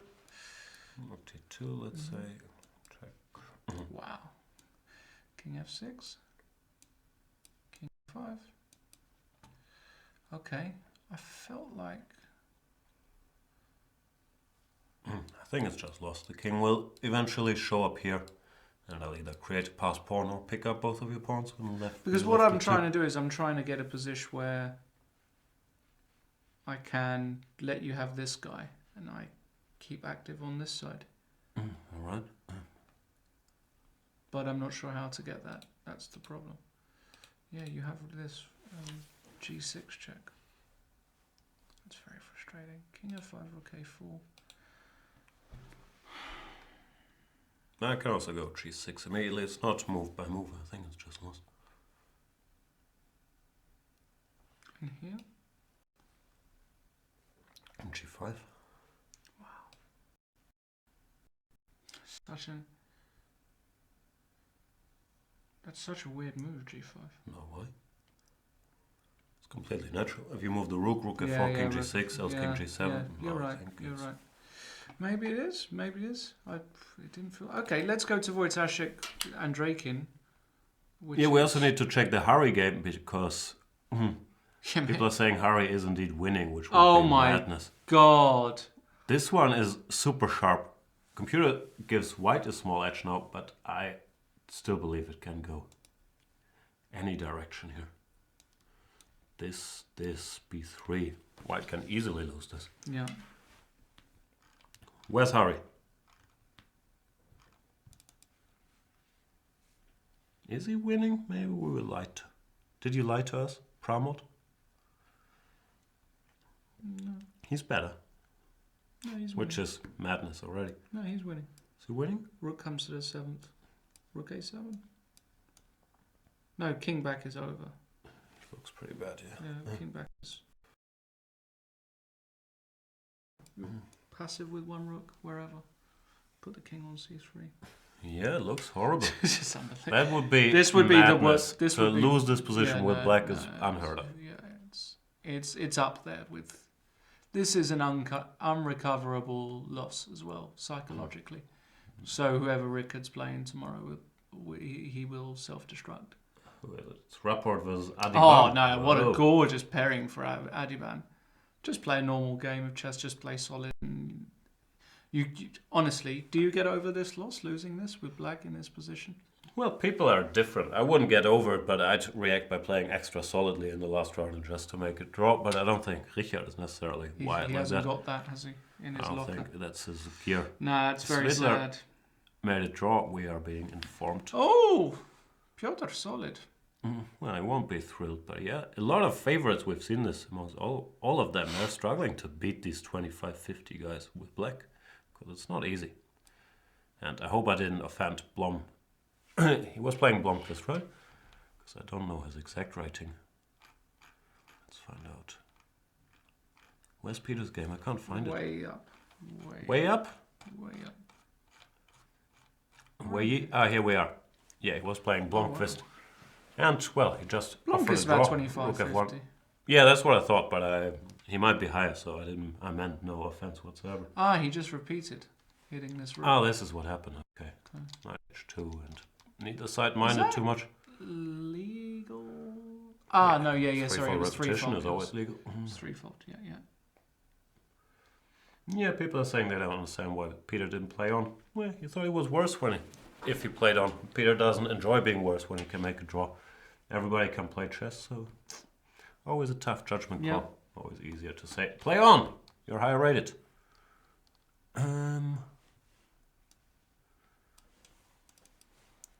Pavel Yanov made it to move 40. He's going to be sitting there shaking his head, understanding what he's done. What Pavel is experiencing right now is what I hate about chess. When I play. You know, when you've played a good game for 20 moves, you've got pressure, you know deep down you should be much better or winning. Then it all just falls apart. And then you reach time control in this position, you think, why does this happen to me? It's a tough game.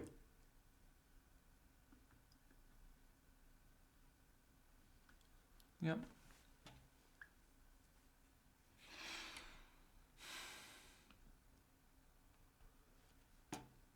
trying to keep up with the chat here. What's going on? Okay, forget the chat. Let's go to what other games are still going on. Rook C1 check played, but this is a disaster for Ricard. He can still maybe make a draw, but what happened? It's just so weird how he can have these meltdowns. That's basically the reason why he's not a stable 2750. Just too inconsistent. Needs to work on it. Really needs to work on it if he's going to really make a push. He's young enough to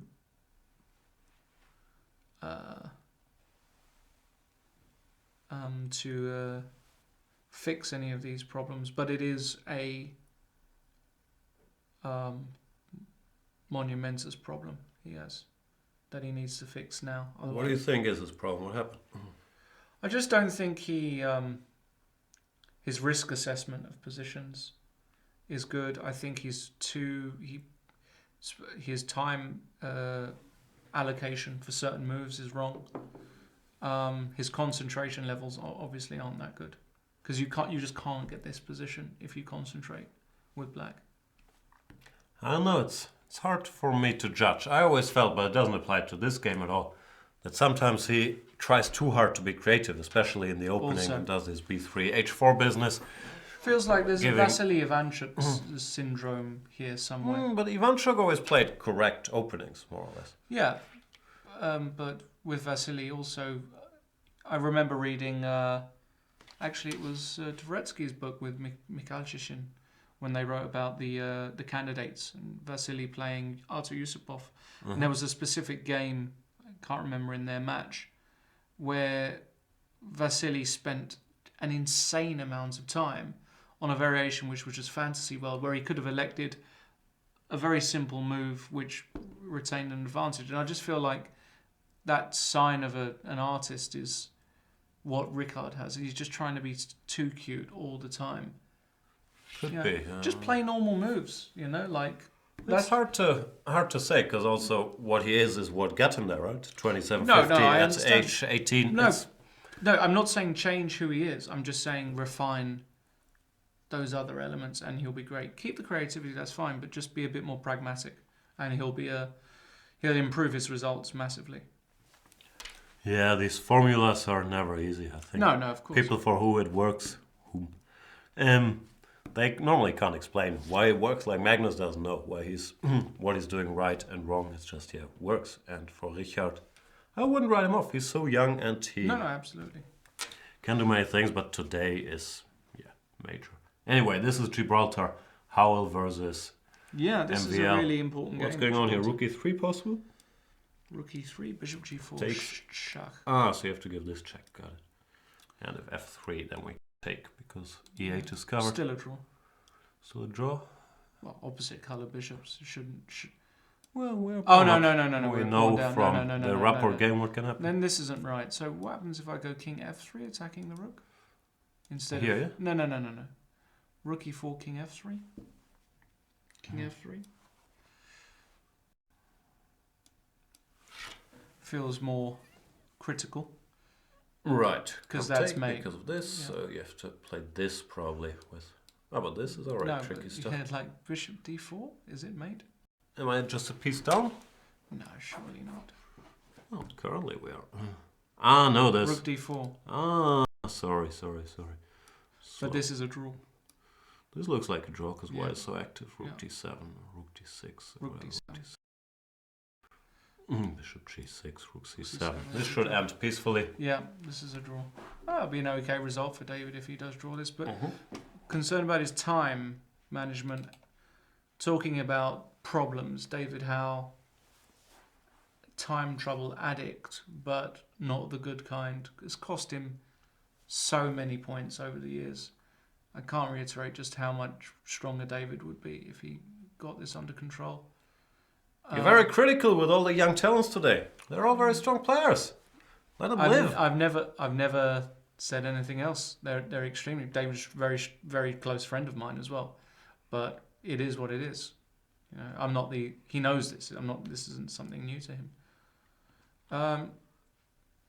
10 minutes left. Really love him to do some work on it. It's just not right to have 10 minutes in this position. I mean, I understand it's complicated, but yeah, you're just gonna against the strong players. It's not plus EV lifetime to have this amount of time for 20 moves. No, especially given that at least until here it's theory. I mean, He really spent a lot of time on the last couple of moves. No, it's too much. It's his Achilles heel.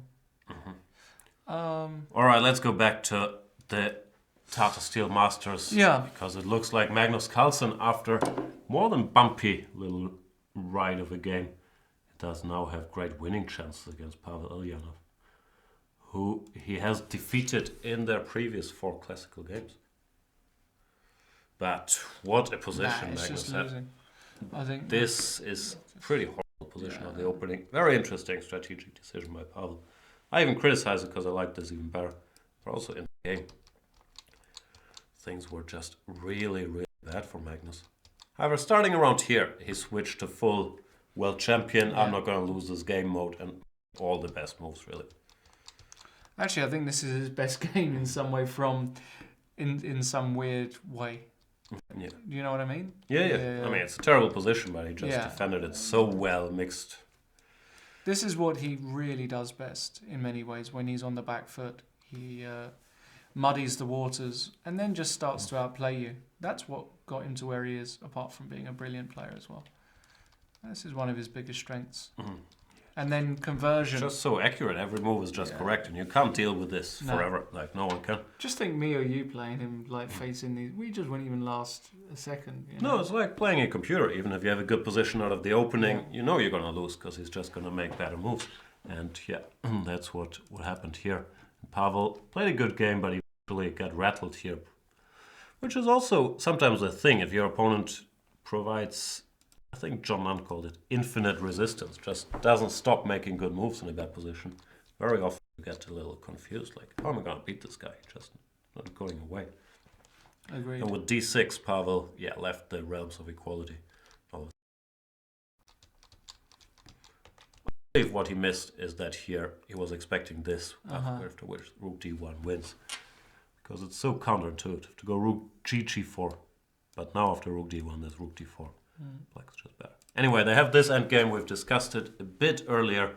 I thought it was winning for black. This plan, rook d5, rook h5. Seems like you have to go passive, and I'll activate my rook and then slowly advance to kingside. I couldn't see a defense. What about if I... Let me try one more drastic line of defense. Well, you know what? I almost want to give this guy up. How do I do this?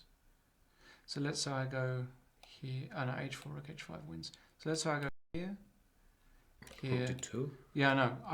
I'm giving this up on purpose. That's lost. Just no hope. Yeah. No, this is a draw. If I put my pawn on a2 voluntarily, but I won't. No, there's zero hope here. Yeah. It's not. It's just no hope. No, you get too many passed pawns. I'm trying to find. I don't think there is a configuration. This, for example, h5. Yeah, h5. My plan is to go here and here. Yeah. There's no hope, I don't think. No. Yeah. I mean, you can king all the way. No, I'm a terrible rook endgame player, so you might draw this against me, but there is zero hope against Magnus here. Yeah. Sad. Very, very sad times, I have to say. Are you very sad that Magnus wins? Are you like me with basketball? You just always root against Magnus, like I always root against LeBron James? Big fan of Magnus. Has Fabiano brainwashed you? This is the enemy, the guy with the crown. Nah, I'm joking. I know you're in good terms with him. Very good terms with Magnus. This is the Bungalow. strangest things. A lot of strange things today. But that Harry has winning chances. Here, What happens if I go madness. like trying to think of. So let's say I go King B3. I like that move. King B3. Yeah, with the idea of Bishop E4 and then Rook A6. The idea of unpinning. Yeah, it looks terrible for me. I'm not even gonna defend it. I'll give you the defensive task. Yeah, I'm aware the camera is stuttering. Oh, I don't know yeah. what's going on. But stranger things have happened. Oh, No. it does really slow down here. We're in slow-mo. Maybe break. That is odd. Break time. Let's have somebody have a look at it. Yeah. We'll be back though because there's still a lot of action in the games. Elyanov versus Magnus Carlsen. Elyanov, I believe, is lost in this rook endgame, but I don't know anything about rook endgame, so it could be very wrong. Harry still trying to defeat Rapport, which is insane because of the position they had of the opening. We'll try to fix this potato that we use as a camera and be back with you in a couple of minutes. Cheerio.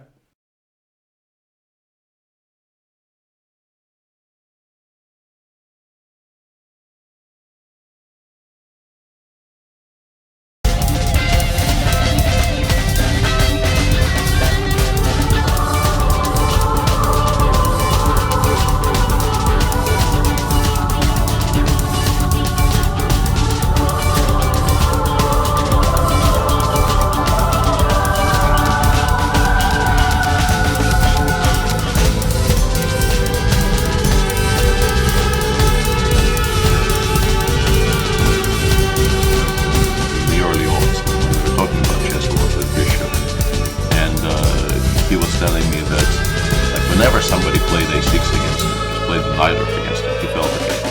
This game I won. Let's start preparing for the next one. And we've progressed from that point to a 6-8-3 as a reply. In the first two rounds of the first strong tournament of the year, we have 6-8-3s played by two perhaps biggest figures of 2016. Very curious. This is where things get interesting because everybody and their dog play rook to c1 in this position, which is also the move that Wesley so chose when after knight takes d2, queen takes d2, say d6. And he plays a very seldomly seen move in this position, the move bishop to e1. Keeping this bishop alive, is willing to invest tempo for the privilege. Now the bishop is going to f6.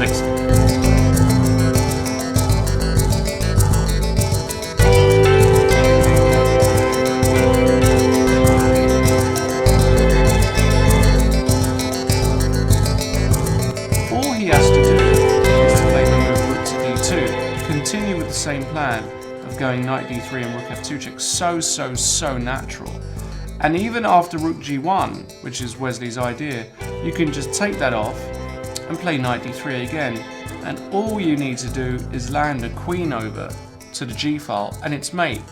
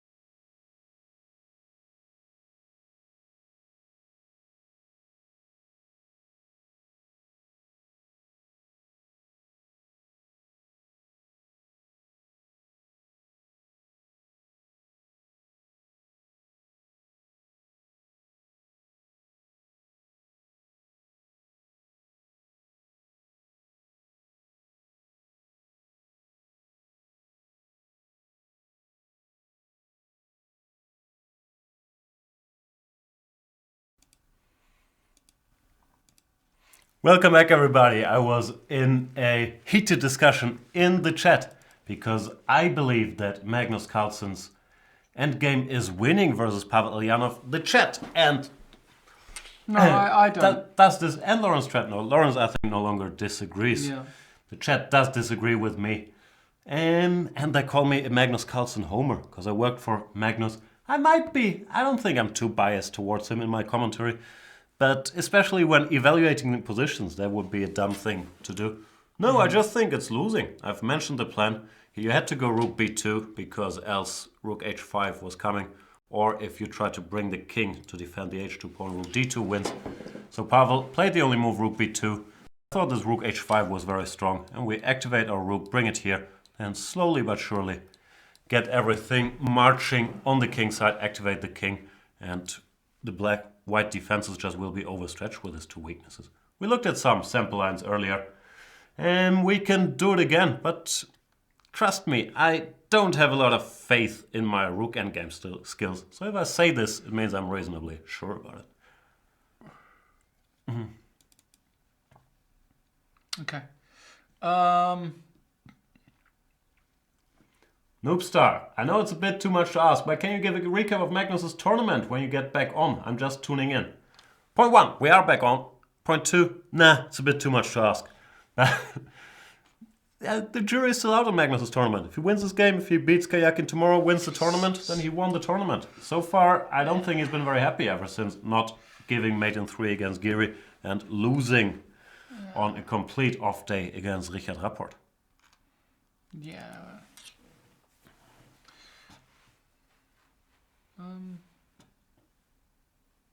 This game is anybody's guess.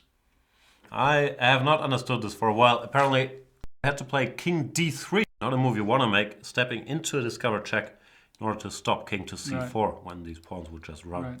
So king d3 on the board. I would take this with check first. I guess the idea is to go king c2 here to fight against these guys. Bishop b5 is also a move that comes to mind. Also nice. This looked so beautiful too. I'd rather be black without calculating lines. Yeah. It feels easier to be black, yeah. because these pawns are very, very dangerous. Yeah. Yeah.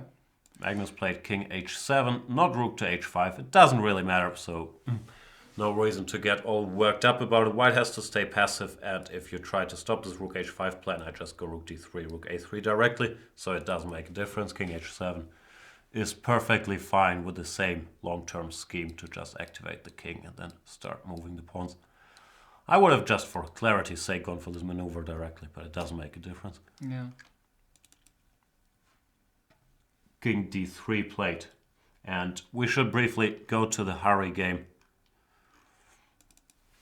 Because Harry, for some reason, agreed to exchange all the rooks, or at least one of rooks here after rook a7, rook b7. We didn't play your move when the exchange of rooks at least would have activated the white rook. Yeah.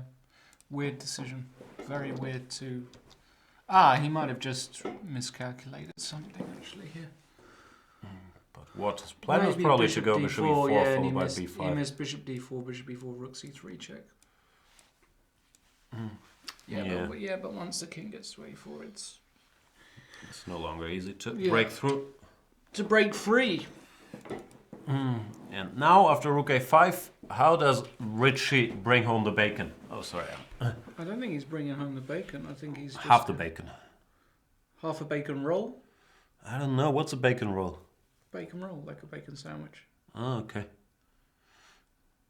So just half of it? You should know what a bacon roll is. You lived in Gibraltar for a couple of years. That's true. I'm not sure they have a Kinda lot sad. of bacon rolls there. Did you not go to pubs and eat over there? I did, but no bacon rolls. What did you eat? I ate Gibraltar a lot of food gambas is- pil pil. Gibraltar food is not my favourite. No? Some good restaurants. Players of the Gibraltar Masters, Where do you wanna recommend? go to...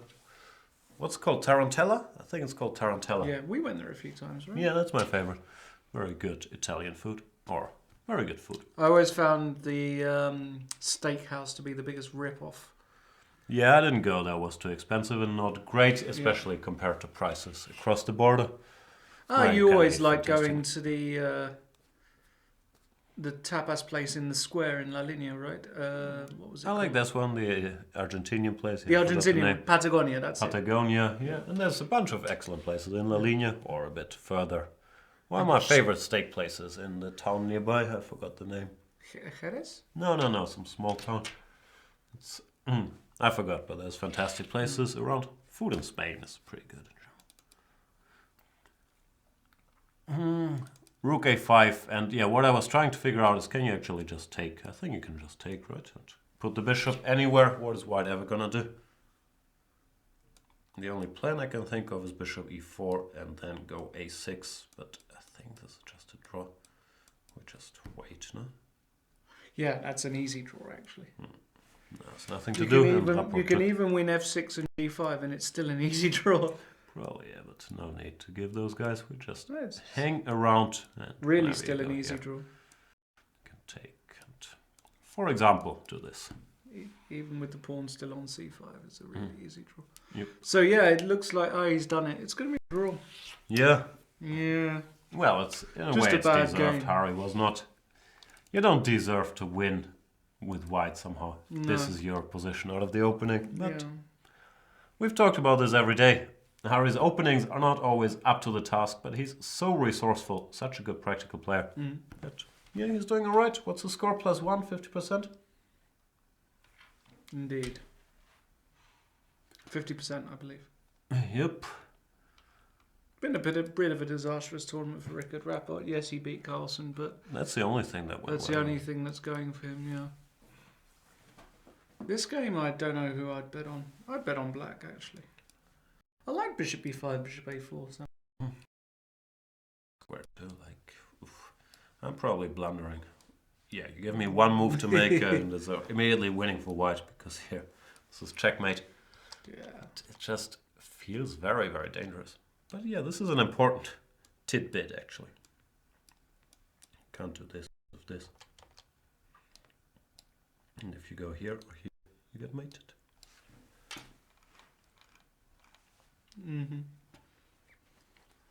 Nothing new in Gibraltar, we're being told. Naka winning as usual. Is that his usual modus operandi?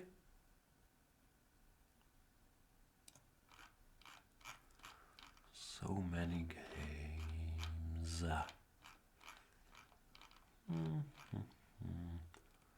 How could you falter when you're the Rock of Gibraltar? Nakamura playing against our friend Eduardo Iturrizaga. Strong 2650 player. And yeah, winning is a bit strong, I would say. But white is better. This is a bad piece. This is not a great piece. Yeah, I wouldn't bet against the Caro here. Michael Adams, Spider-Man. As they call him. I'm not sure if they call him that. I think Kasparov said Adams' chess Spider. style is like a spider or like Spider-Man. Like this web and all of a sudden you can't escape anymore. And he's doing his thing, you know. Small space advantage. Some weaknesses. Some potential attack on the king's side. Very unpleasant to play. Just always gets Tricky these Mickey. positions. He always gets there. No risk. Safe king. Like chipping away. He's going to be, if he wins this, he's going to be like 27-62, you know, back in like the world top 15 even. Mickey. Ben Feingold in the chat, Finey. name dropping names of his compatriots, saying his- US championships are gonna be strong. Naka, So, Fabi, Zhong, Robson, Shankland. Who's the youngest? Jeffrey Zhong might not be the youngest in the competition. No? No.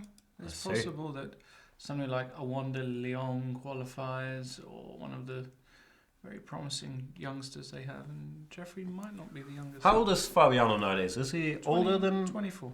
you? Yes. 24. He's still young. Like all these guys have been around for like 15 years, and then you look it up and they're 24 years old. How does that even make sense? They were all GMs at 14.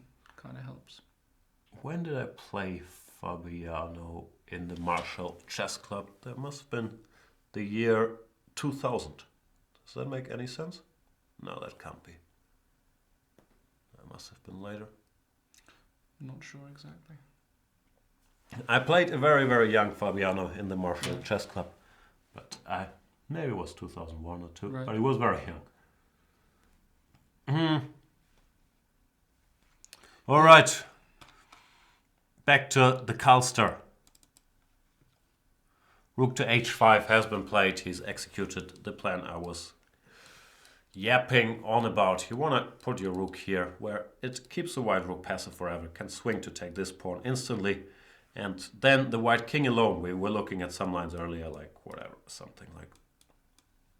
Along these lines, the king alone can't stop black from untangling on the king side. Here, rook a4. I think we're at this position.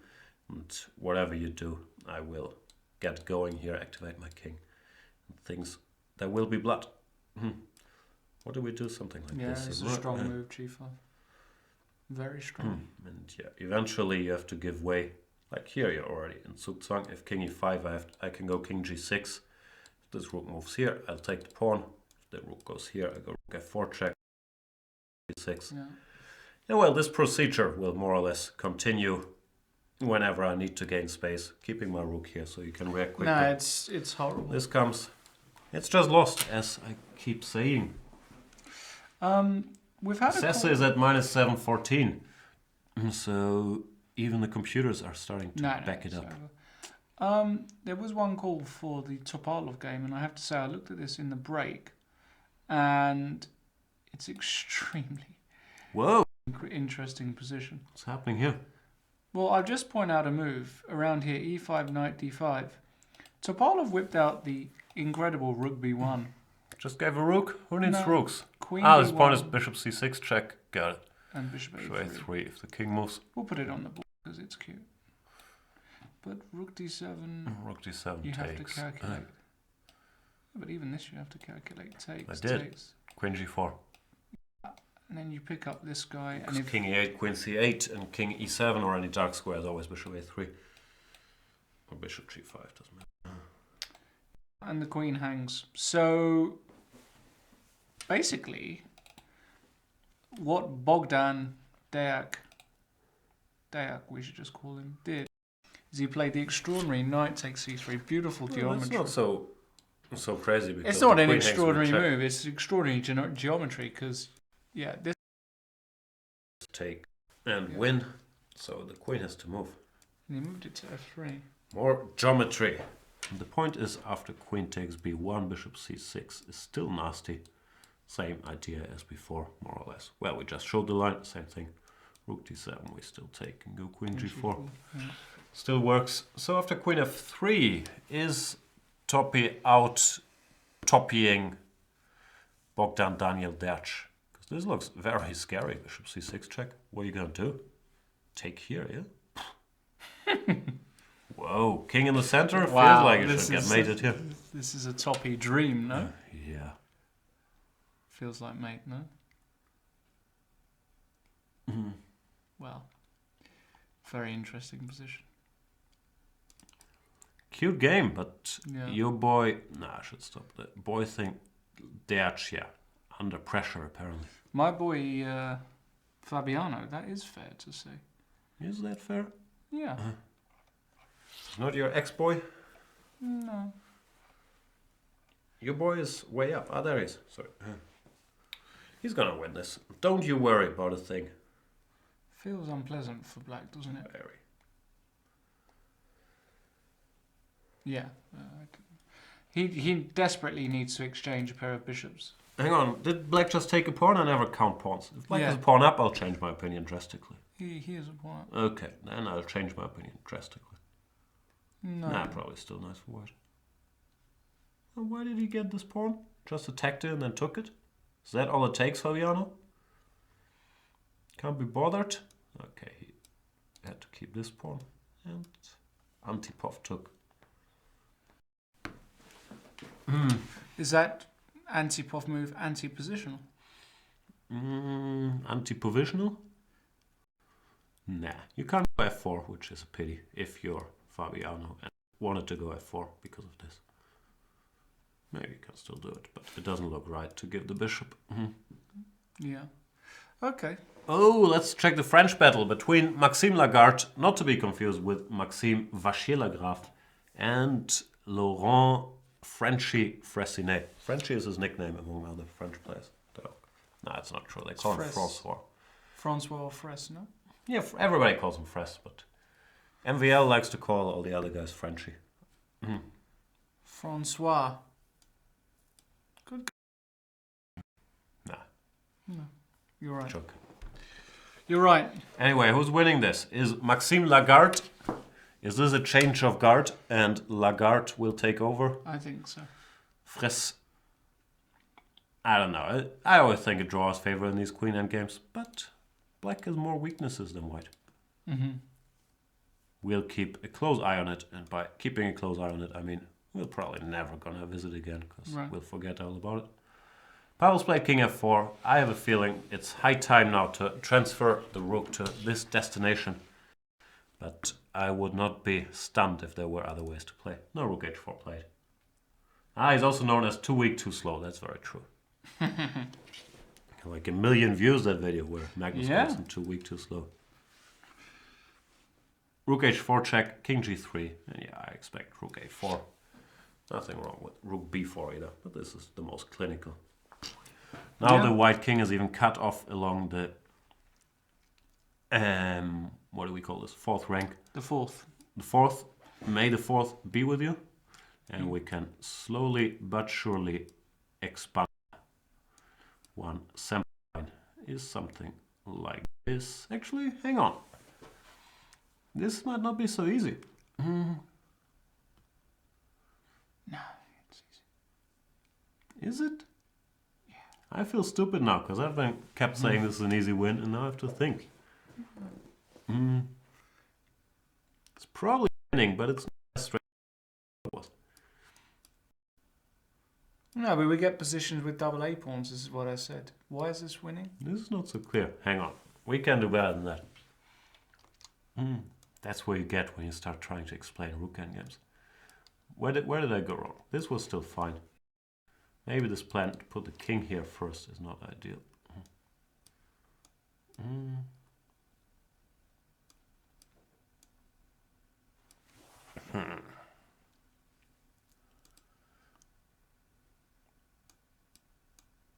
Chess is too hard, isn't it? This is very hard. I know this is winning, but how?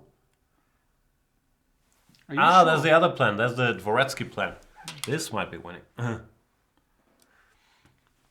The plan is to advance this pawn and then... I think this is winning. It is in my series, I believe. Or in Dvoretsky's series, set next to him. It's a more accurate description. Do we go rook c1? Maybe we can go king h5 first. Yeah, this is the plan. Rook c1, rook b1, rook b2. No, it wouldn't surprise me if it's... No, it is certainly winning, but yeah, there was a moment of madness.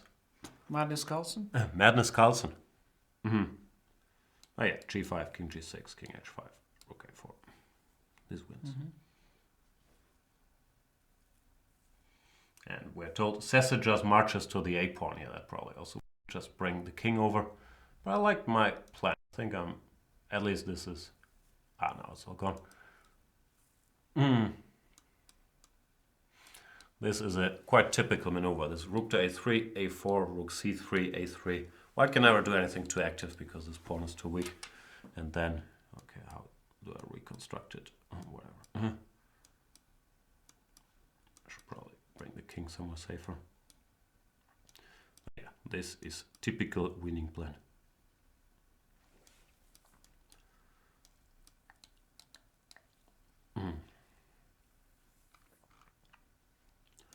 All right, how's this crazy game? And anything can happen here. I still like black's chances. Practically speaking, it's easier to play for black. 47 minutes though for Wojtaszek. Jan knows more than Levon. Yes. No, that's not true. No, it is. Levon does know more things than me. Even the totality of things, not just chess related. If you just emptied Levon's brain and then put my brain, just the whole content next to each other, there would be a much bigger pile out of Levon's brain. Because he liked those opera and weird movies from the 40s and 50s and whatnot. He has a much broader realm of interests than me. And he's, well, this is arguable. Arguably, he's a better chess player than me too. Personally, I think I'm a better chess player, but rating and everybody on the whole planet disagree. This ended in a draw, not surprisingly, because it's a dead draw. There's no game of the day yet. What? They've all been terrible games. If we had to choose a game of the day, maybe Oh, it the would Carlsen be. game is game of the day Yeah, for sure. it should be, yeah, actually. Yeah. Carlsen. Although Jan tries to hide it, he is a strong GM. Do I try to hide it? Maybe I do. I don't think you try to hide it. It's called irony, Jan. I don't know. Then the girl topic, could you ever make it to 2700? That ship has sailed. My only goal left in chess is to become a 2700 commentator. As a player, I'm 37 years old. I play the Thailand Open and 4 till 6 Bundesliga games per year. It's gonna be very hard. I don't work on my chess, but I do know a lot of stuff. But let's say you win the Thailand Open. That's true. With 9 out of 9. Boom. How many points would you gain there? I don't know, like 20. 20, right? Mm-hmm. You win 6 out of 6 Bundesliga. 6 out of 6. I already made a draw against the 2300 the first weekend. That's gonna be tough. 5.5 out of 6. Yeah, let's do it. And then what? Yeah, then I'd be like 2,650. I don't know, a bit more. Bundesliga, I'm supposed to score 2 a lot seasons of of that, and then you're there, you know? No, I already had worked my way back up. I was 2,650 like 2 years ago, maybe, 1.5.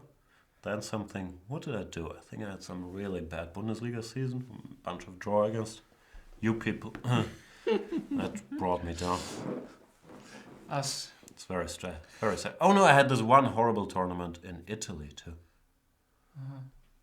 Anyway, I'm sure you're excited to hear all about my post-retirement results. But for now, let's stick with the game still going. It's just Magnus still playing? Yeah. Me, myself, and Mag? And Andre. Ah, of course, yeah. This is not over, but Radek sank into thought. Why don't you take Lawrence to Thailand Open? That'd be a bad idea on many levels. Like Lawrence and the country of Thailand, I feel it's dangerous. It's like minus times minus equals plus. You don't want to do that. It's definitely not good for my already very low ELO rating. Let's put it like that. Zugzwang has me all figured out now. I'm self-deprecating but also self-aggrandizing. Tough word. I know, right? It's a very confusing mix. You're like That's all the Donald Trump, Welshman. except that I'm a bit like Donald. he doesn't talk badly about himself. That is the closest comparison. The Donald. You know who else is like Donald Trump? Peter Svidler. Yeah. That's why he made a draw today. Because he did not want to draw too much 'Cause he's attention to winning. himself. We're always winning. Ah, that also. Nigel Short. Nigel Short. He's playing against Varushan Akobian. And Peter, if you're watching, I didn't mean that. You're the furthest thing from Donald Trump. Is Nigel worse? Nah. Not much, no? Nah, it's equal. Maxime Lagarde. I promised we'd come back. Literally, when I saw this tweet about Maxime Lagarde having 3 out of 3 in Gibraltar, I thought his name is Maxime Vachier-Lagrave and he only has 2. But it's a different dude. I looked him up. He's 2.596 and I've never heard of him. What's wrong with me? The only players I know are the ones left playing in super tournaments nowadays. Yeah. It's really hard to keep track of stuff if you're not out there playing against people.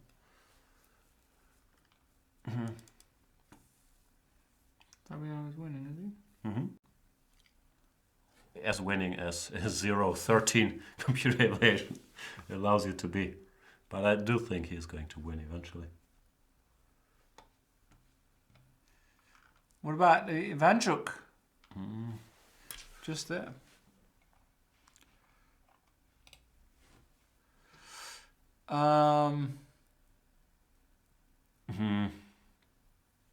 Weird position. I don't understand. I think who has more pawns and why? Equal. 1, 2, 3, 4, 5, 6. 1, 2, 3, 4, 5, 6. Okay. White is the 2 bishops. But black has a nice construction here. Takes, takes everything. What's going on? I'm gonna say equal. Can we just say equal? No. No? Maybe this. Computer says this is good. Don't get it. Is it Aronian Carlsen in the last round? No, it's Carlsen Kayakin. Oh, that's right. It's Carlsen Kayakin. It's Who's Aronian? Andrakin Aronian, but Aronian with the black pieces. Andrakin with white is extremely solid. Wei Yi with white against Wojtaszek. Might as well bring it up here for you people to see.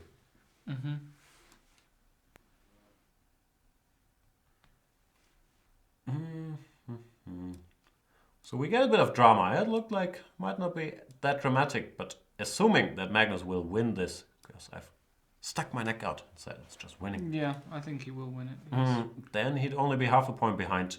And so is Wei Yi.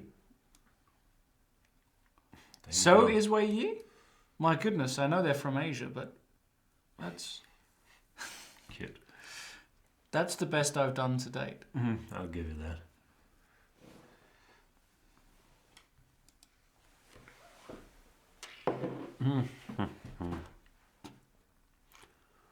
What else we got? No, this is still Still in your analysis. Still in your analysis. still going on. What's going on? The boy by my side when it seems I gotta run. Yeah. Can I make more arrows? That's the winning plan. Pavel's gone active with rook b7, but it's a bit of an empty gesture because after king g6, let's say another check, king h5, the rook has to return to pasividad. You could go here and a3, which I'm not sure how this changes things.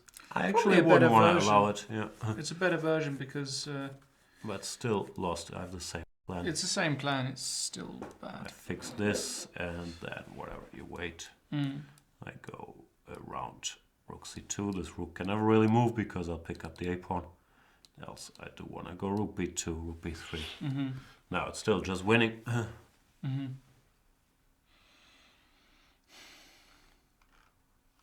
Yeah. So every time I say Magnus Carlsen's gonna lose, he wins. Did you see this movie called The Cooler? No. It's a casino employee that whenever someone goes on a winning streak, he just shows up and stands next to them and they start losing. I think you should do that, but the other way around. People should hire you as a reverse jinx. You should just predict that someone's going to lose and they'll win. Or you predict someone's going to win and they'll lose. Like, I think it is your biggest gift. Like the ability to predict the opposite result. So I would charge for this, or like an hourly fee? As I learned from the Joker in the second Batman movie, if you're good at something, never do it for free. So you should absolutely charge for it. You know, Aronian, he fakes to be superstitious, but he pretends that his superstition is that he wants people to give him money. So he has this deal with Van Vele, that Van Vele often just has to give him 10 euros when they meet, because Levin thinks it's good luck that Luke gives him money. And Luke, I think Luke gets slightly hustled there. He just goes along with it. He gives him 10 euros every time. No problem. No questions asked. Sometimes 5 euros, but absolutely. And it is a William H. Macy movie indeed. You should watch it. Goldfinger says, does Trent's gift work for stock tips as well? Oh, yeah. Yeah, but the thing is, if he would do it for himself, then it would no longer be the opposite of what he thinks, because he thinks the opposite of what he thinks is correct, so it wouldn't work. Yeah, But exactly. maybe he can advise you, and then you have to figure out what the opposite is. My record on the markets is No, let's Strong. not turn this Strong. show into darkness just yet. It's not time for darkness, right? I don't know. Some people, and I'm one of these people, say 2016 was a very dark year, so we have to come back to the light in 2017. And I have to say, commentating this tournament is an utter delight. Yeah. It's not my first language, I try, but very limited with the lingo jokes. Fishing for compliments. I want the whole chat to say, no, Jan, your English is great. These thousands of hours you've spent watching English TV shows have really paid off. Congratulations. Can barely tell you have a huge German accent. That kind of stuff. But anyway, I feel I'm talking too much. What's going on with you? I'm just admiring. Seen any good movies recently? No. Watched a few good series, but no good movies. What's the best movie you've seen in 2016? I liked a newish film with Benicio del Toro. Sicario? Yeah, Yeah, that was alright. pretty good film.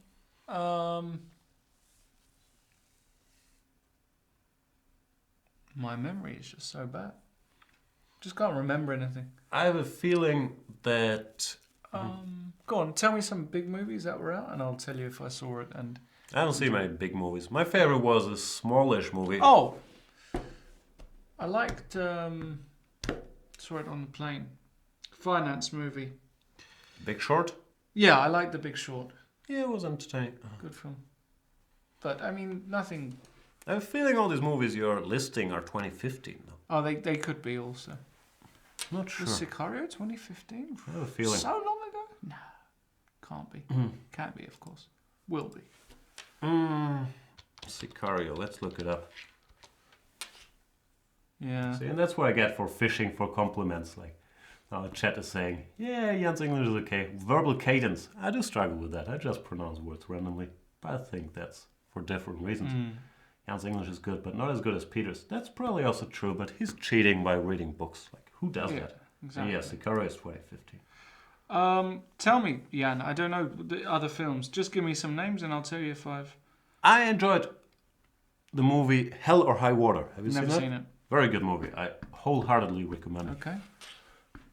Else, yeah, I haven't watched a lot of movies I like either. Like I always watch all these blockbusters, but I didn't like them, like Rogue One or whatever new Captain America film there was, Civil War, all this nonsense I always watch, but wasn't a big fan.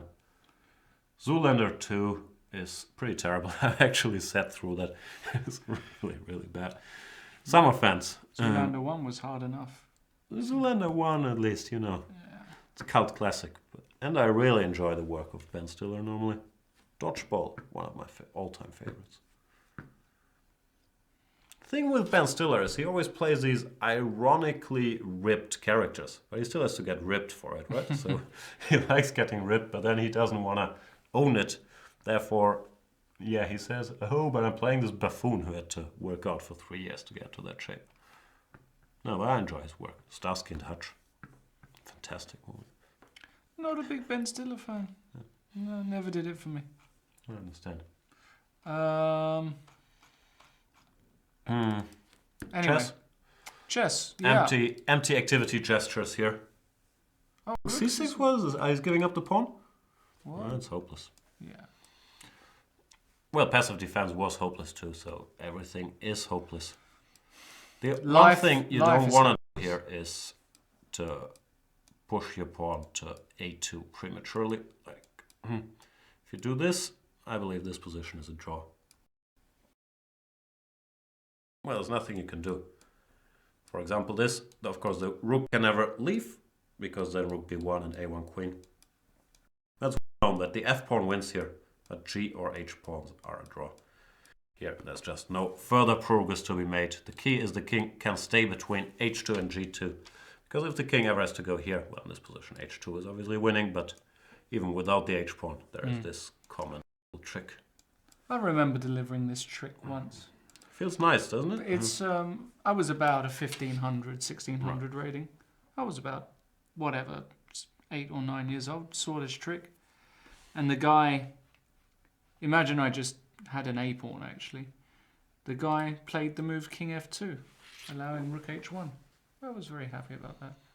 Yeah, it is a warm, cozy feeling, isn't it? Really? Can a feeling be cozy? Yeah, I think it can. absolutely. Anyway, what's the winning plan here? See how useless computers are. Computer says A2 -3. That A2 is just a draw. The King H2. Computer. But I have a feeling G4 even just wins here. I'm always insecure about these two H pawns positions. But this one should just be winning.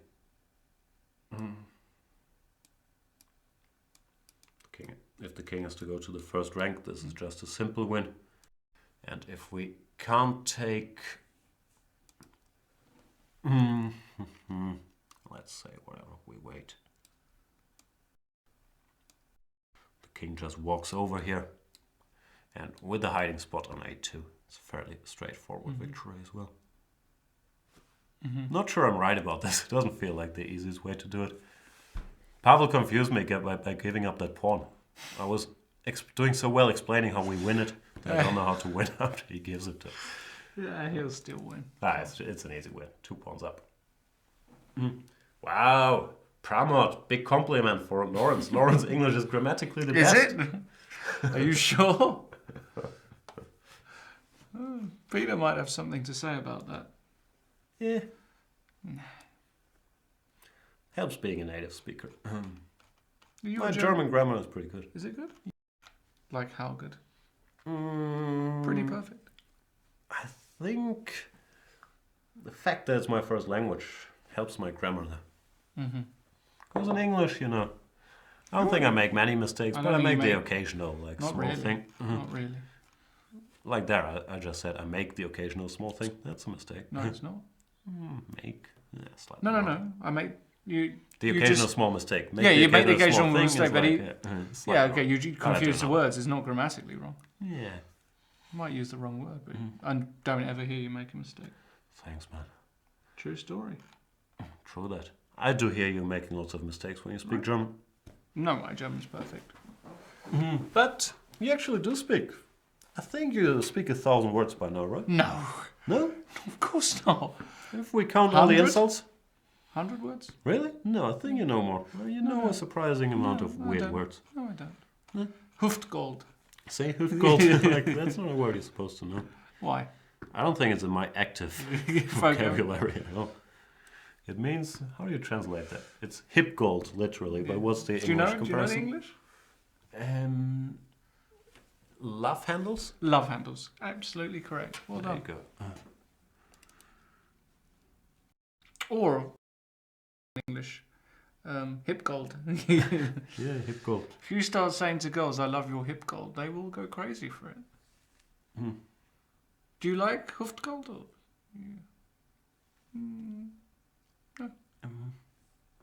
No. The word or the... My Huftgold. Your Hüftgold? No, you're in excellent shape. Ever since you figured out your gluten allergy, you've been losing weight like a maniac. Yeah. I think You've I'm in lost a good lot of shape. weight, No, actually. I'm heavier than ever, but I've been working out, so Okay. it's more muscles, less But fat. But I'm like 91 kilos now, which is Wow. nothing. Okay. No Huftgold for you, buddy. Not a lot of Hüftgold, no. Anyway, what else can we brag about? Our English prowess, our lack of Hüftgold, our Rook games I can't really brag about. Understanding Mickey's Spider-Man-ish plans. Oh, you found tricky. He's going for Tricky Mickey style. Queen F2 Bishop 1 is an issue, no? Oh, not an issue, but just a position. I have no idea what happened here. This was literally just reading out, not even reading out, zombie-like executing the computer moves. And we apparently win the queen back.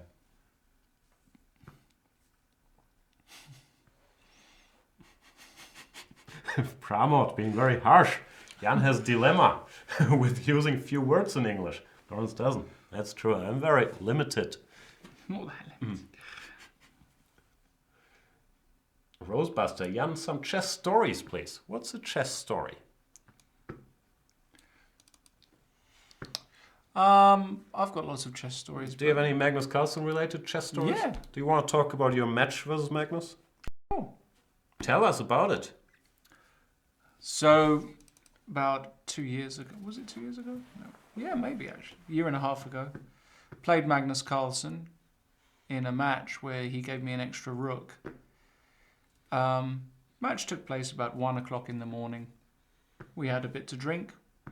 Everybody was there. Who's everybody? All the top players were there. It was during Sinkfield Cup? I think it was Sinkfield 2 years ago, yeah, right. And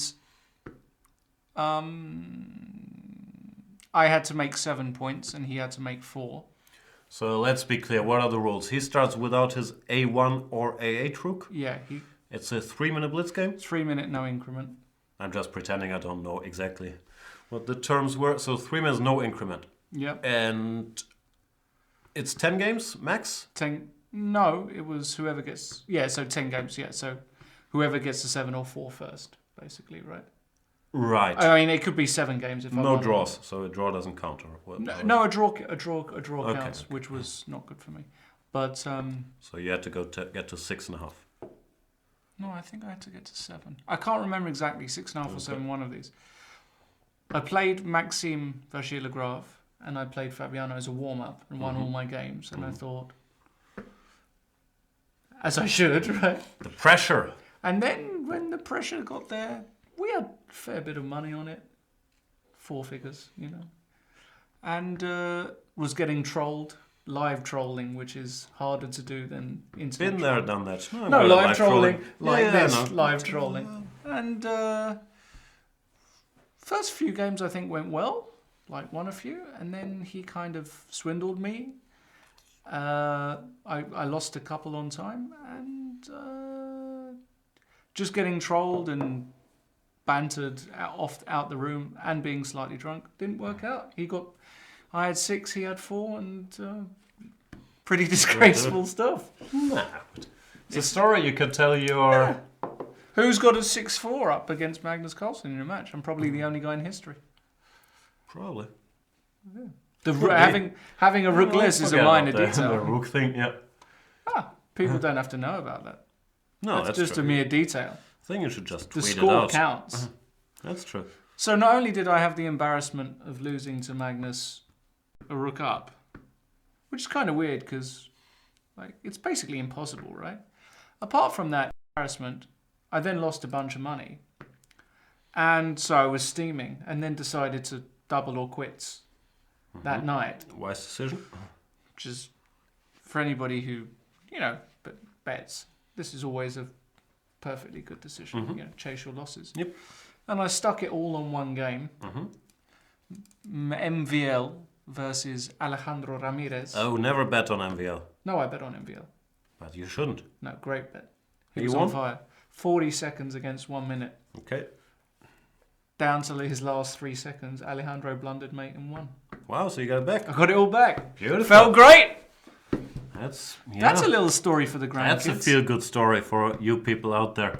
Lose 2 a match lessons with to rook learn. odds, then gamble all your money on one game and get it all back. 2 lessons to learn. Don't ever play Magnus Carlsen at 1 o'clock in the morning when you've had a few glasses of wine. And when there's lots of people. See, if it were a situation like this where I'm playing him over the board, no distractions, I win that. Right?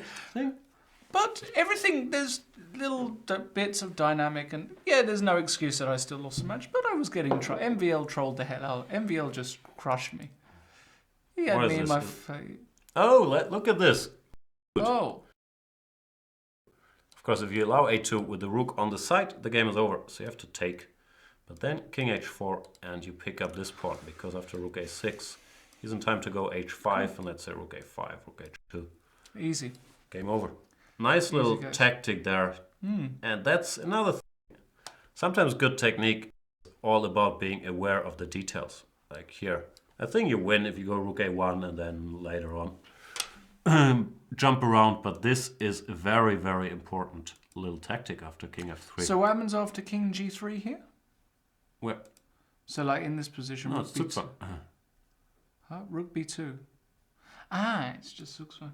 Ah, no, you mean here after king Yeah. g3. No, but then just a2. Okay, and then pass. Now the king comes with this out. We just walk all the way. Walk this way. Talk this Now way. we can put it on the board, but yeah, there's not much to talk about. Ain't nothing to talk about. Yeah, no, it's easy. It's easy. The king comes to b1. It's Yeah. really simple. Okay. Now right. this is a nice finishing touch, which Wow, I missed Magnus to might admit. still. Rook takes a3, king h4, and game over. Yeah. Let's say this here. There's a lot of moves after which you would get checkmate in one move, but h5 is not one of them. So after rook b2, Pavel He's going to can resign. Yeah, he's going to resign. Wojciech Andreikin is still as unclear as it has been for the past 3 hours. Nobody knows what's going on. Either it's winning for black or it's a draw. Basically. Probably will end in a perpetual ajedrez. That's not how you say it. It's I would try and find a win with black, but how would you do it? you can't. You'll be able to do No. Oh, no, you can. Oh, no, you can't. it. Just keep giving checks. No, I'm thinking before I wanted to go bishop c4, but... Here, yeah. Yeah, king takes c3 is a Bishop slight c4, issue. Yeah, no, it's a draw. All right, we're going to be wrapped up then pretty quickly because there is no way out for either of those. Those are Stone Cold Steve Austin draw and Stone Cold loss for Magnus. So Is Stone Cold Steve Austin your favorite wrestler? yes. Next question. That indeed is a very Mickey versus Ho Yifan. No, that was tough loss for Pavel. Yeah, that is a really tough loss actually. Really tough loss.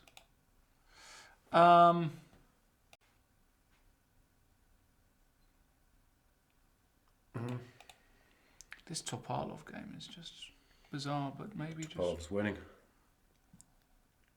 too many. Yeah, rook out of play. Dayak,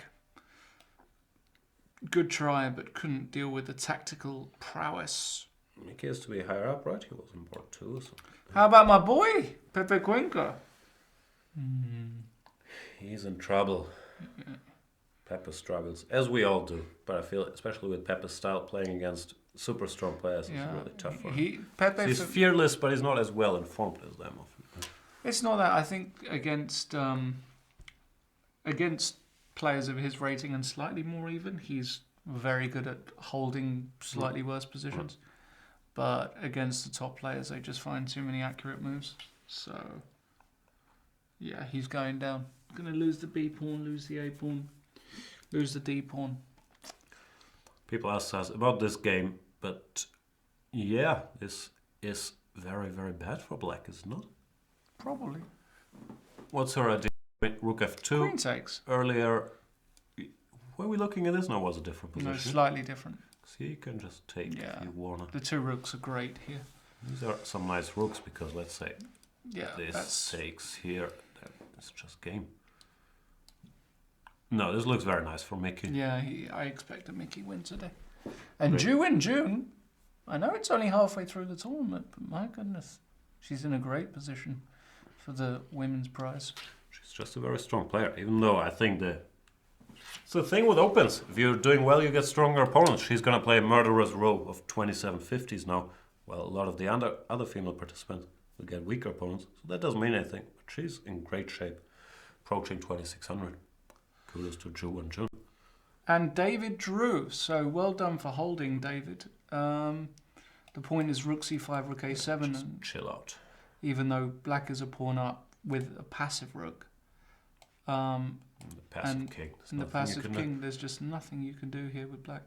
Yeah, it's just a dead draw. And Hikaru against Iturisaga looks completely hopeless for Eduardo now. Yeah, this looked grim earlier.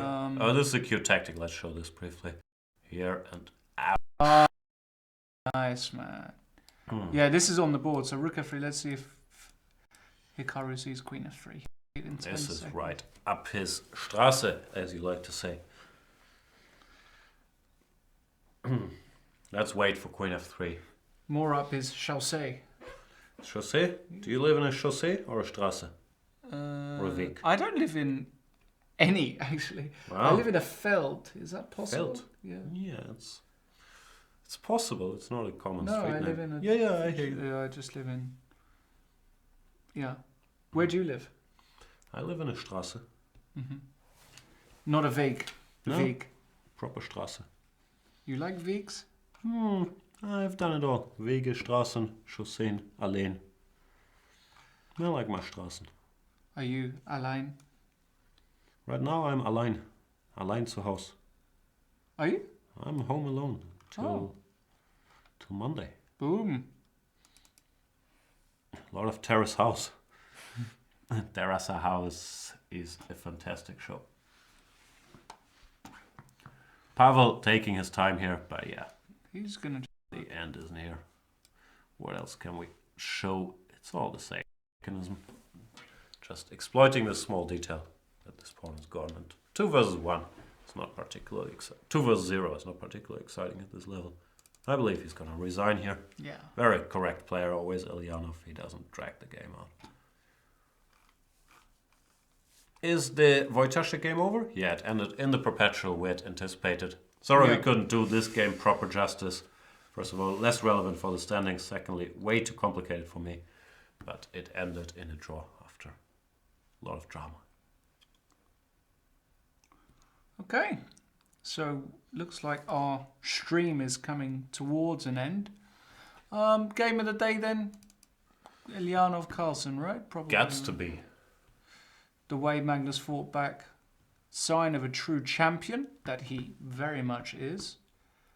And Ilyanov going to 0-5. He's currently steaming so much after the Yeah. position he had and the tournament situation. Because if Pavel wins this, he's half a point behind Wesley. It's a huge disappointment for Pavel. Just too hard. I have enormous sympathy for Pavel, Rapport, all of them, because even though I do it on a slightly more bunny-ish level, it's still the same thing. You're winning, you bungle it. Worst feeling in the world.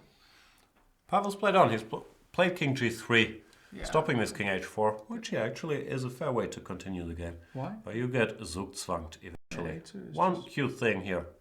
If the rook moves, then the king just gets out and Right. well, it's running very quickly towards here. And if King F3, the easiest way to win might be to just say, you know what, don't you this theme? You can have my A-pawn. And it's, yeah, pretty much the same idea we just saw. Okay, 6 H5, then rook H2. Yeah, he's And I have going a feeling queen in like under 2 minutes. Yeah, like 2 seconds. Yeah, King H4 will he be is unwise. Magnus Carlsen, ladies and gentlemen. Takes King H4 will be played, and then he's going to resign. Pavel's going to have a look. And yeah, decide. This is... Zu viel. Zu viel ist nicht genug, as we say in German. Too much is not enough. Yep. It's not bad, huh? Good old saying. But yeah. Yeah, I cool. know your German is up there. I watch whatever I say, because I used to like badmouth you behind your back in German all the time. Now I know I can't get away with it anymore. Well, I know. Or I have to do it behind your back now, because earlier I was doing it. I know the bad moves. The bad words, you know. That's what I'm saying. You have all the bad words.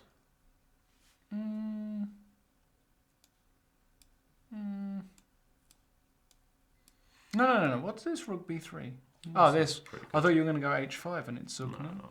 Why? Well, H5 wins too, but why not take the pawn? No, I mean H5 before, after Rook H1. All right. Thought H5 was Zugi. Zugi Stardust. But I like this. Resigns. is It quite just good. resigns is much stronger than both of those. You can try this. Rook C1. Wait if he takes. Even that's Right, even this is winning. It's not even a turn. You can't even bungle it. And Nakamura did play Queen F3 Okay. as we expected him to. Pavel resigned as we expected him to. One last look to Gibraltar. Then we'll be done with it. Fabiano. Is he winning actually? Not so clear if he's winning this. But he does have a d-pawn. Yeah, but I blockade it. Understood. A lot of work for Fabi, but he's better. Yeah. Ivanchuk, draw. Peter already drew. Yeah. These top guys are really Tough struggling. tournament. Yeah. Tough tournament. Fress is not winning this. He might be losing Maxime this. Lagarde might win against Laurent Fressinet. Probably Yeah. draw. Yeah, it's still a long way to go in the Gibraltar Masters. Exciting tournament for sure. We will have a look at the standings after round 12 as time goes by in the Tata Steel Masters, where all of a sudden Wesley has some company. Magnus, in spite of Incredible. losing this weird game to Rapport, is back in business because Incredible. he won a kind of ugly position against Incredible. his client today. So we have Wesley So in the lead, 8 out of 12. Magnus Carlsen, Levon Aronian, and Wei Yi all half a point behind. And then, well, you have eyes and ears. Check it out. That means in the last round, Yeah. which is to be played slightly earlier tomorrow, 12. 12 o'clock. I'm sure the players won't be so happy. Like 1:30 is already early to start. 12 is really early for these guys because you adjust your daily rhythm normally. Base it around being able to perform well at 3 p.m. And 12, that's a bit of a change. I think the problem with 12 is when do you have lunch? Like You it's, don't. You have breakfast. You have a big breakfast and that's it. That's tricky. Let's have a look at the standings. Sorry, the pairings. Sure. Oops. Let's have a look at the glossary. What have I done? What have I done? I'll fix it. Don't you worry. Just gonna take a while.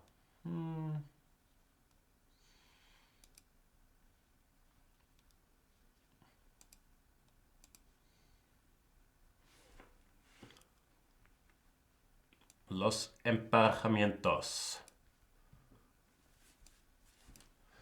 This is the final rounds pairings. Andrei Keen, Aronian. Aronian, if he wins, up there. Wei Yi, Wojtaszek. Nepomniachtchi, Wesley So. Of course, if Wesley wins this game, no one can catch him. But it's more likely, in my opinion, that this game will end peacefully, maybe quickly, and he's going to say, catch me if you can. Magnus Carlsen with white against a man he didn't beat often during their match, Sergei Kayakin. But Kayakin might be a little punch drunk after what happened the last 2 days. What else is there? Elyanov must be heartbroken, black against Giri last round.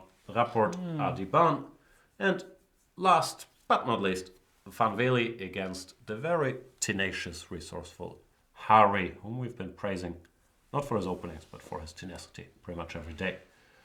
That is it for today. Thank you guys so much for sticking with us. Apologies about all the usual things, but it's sort of a phony apology.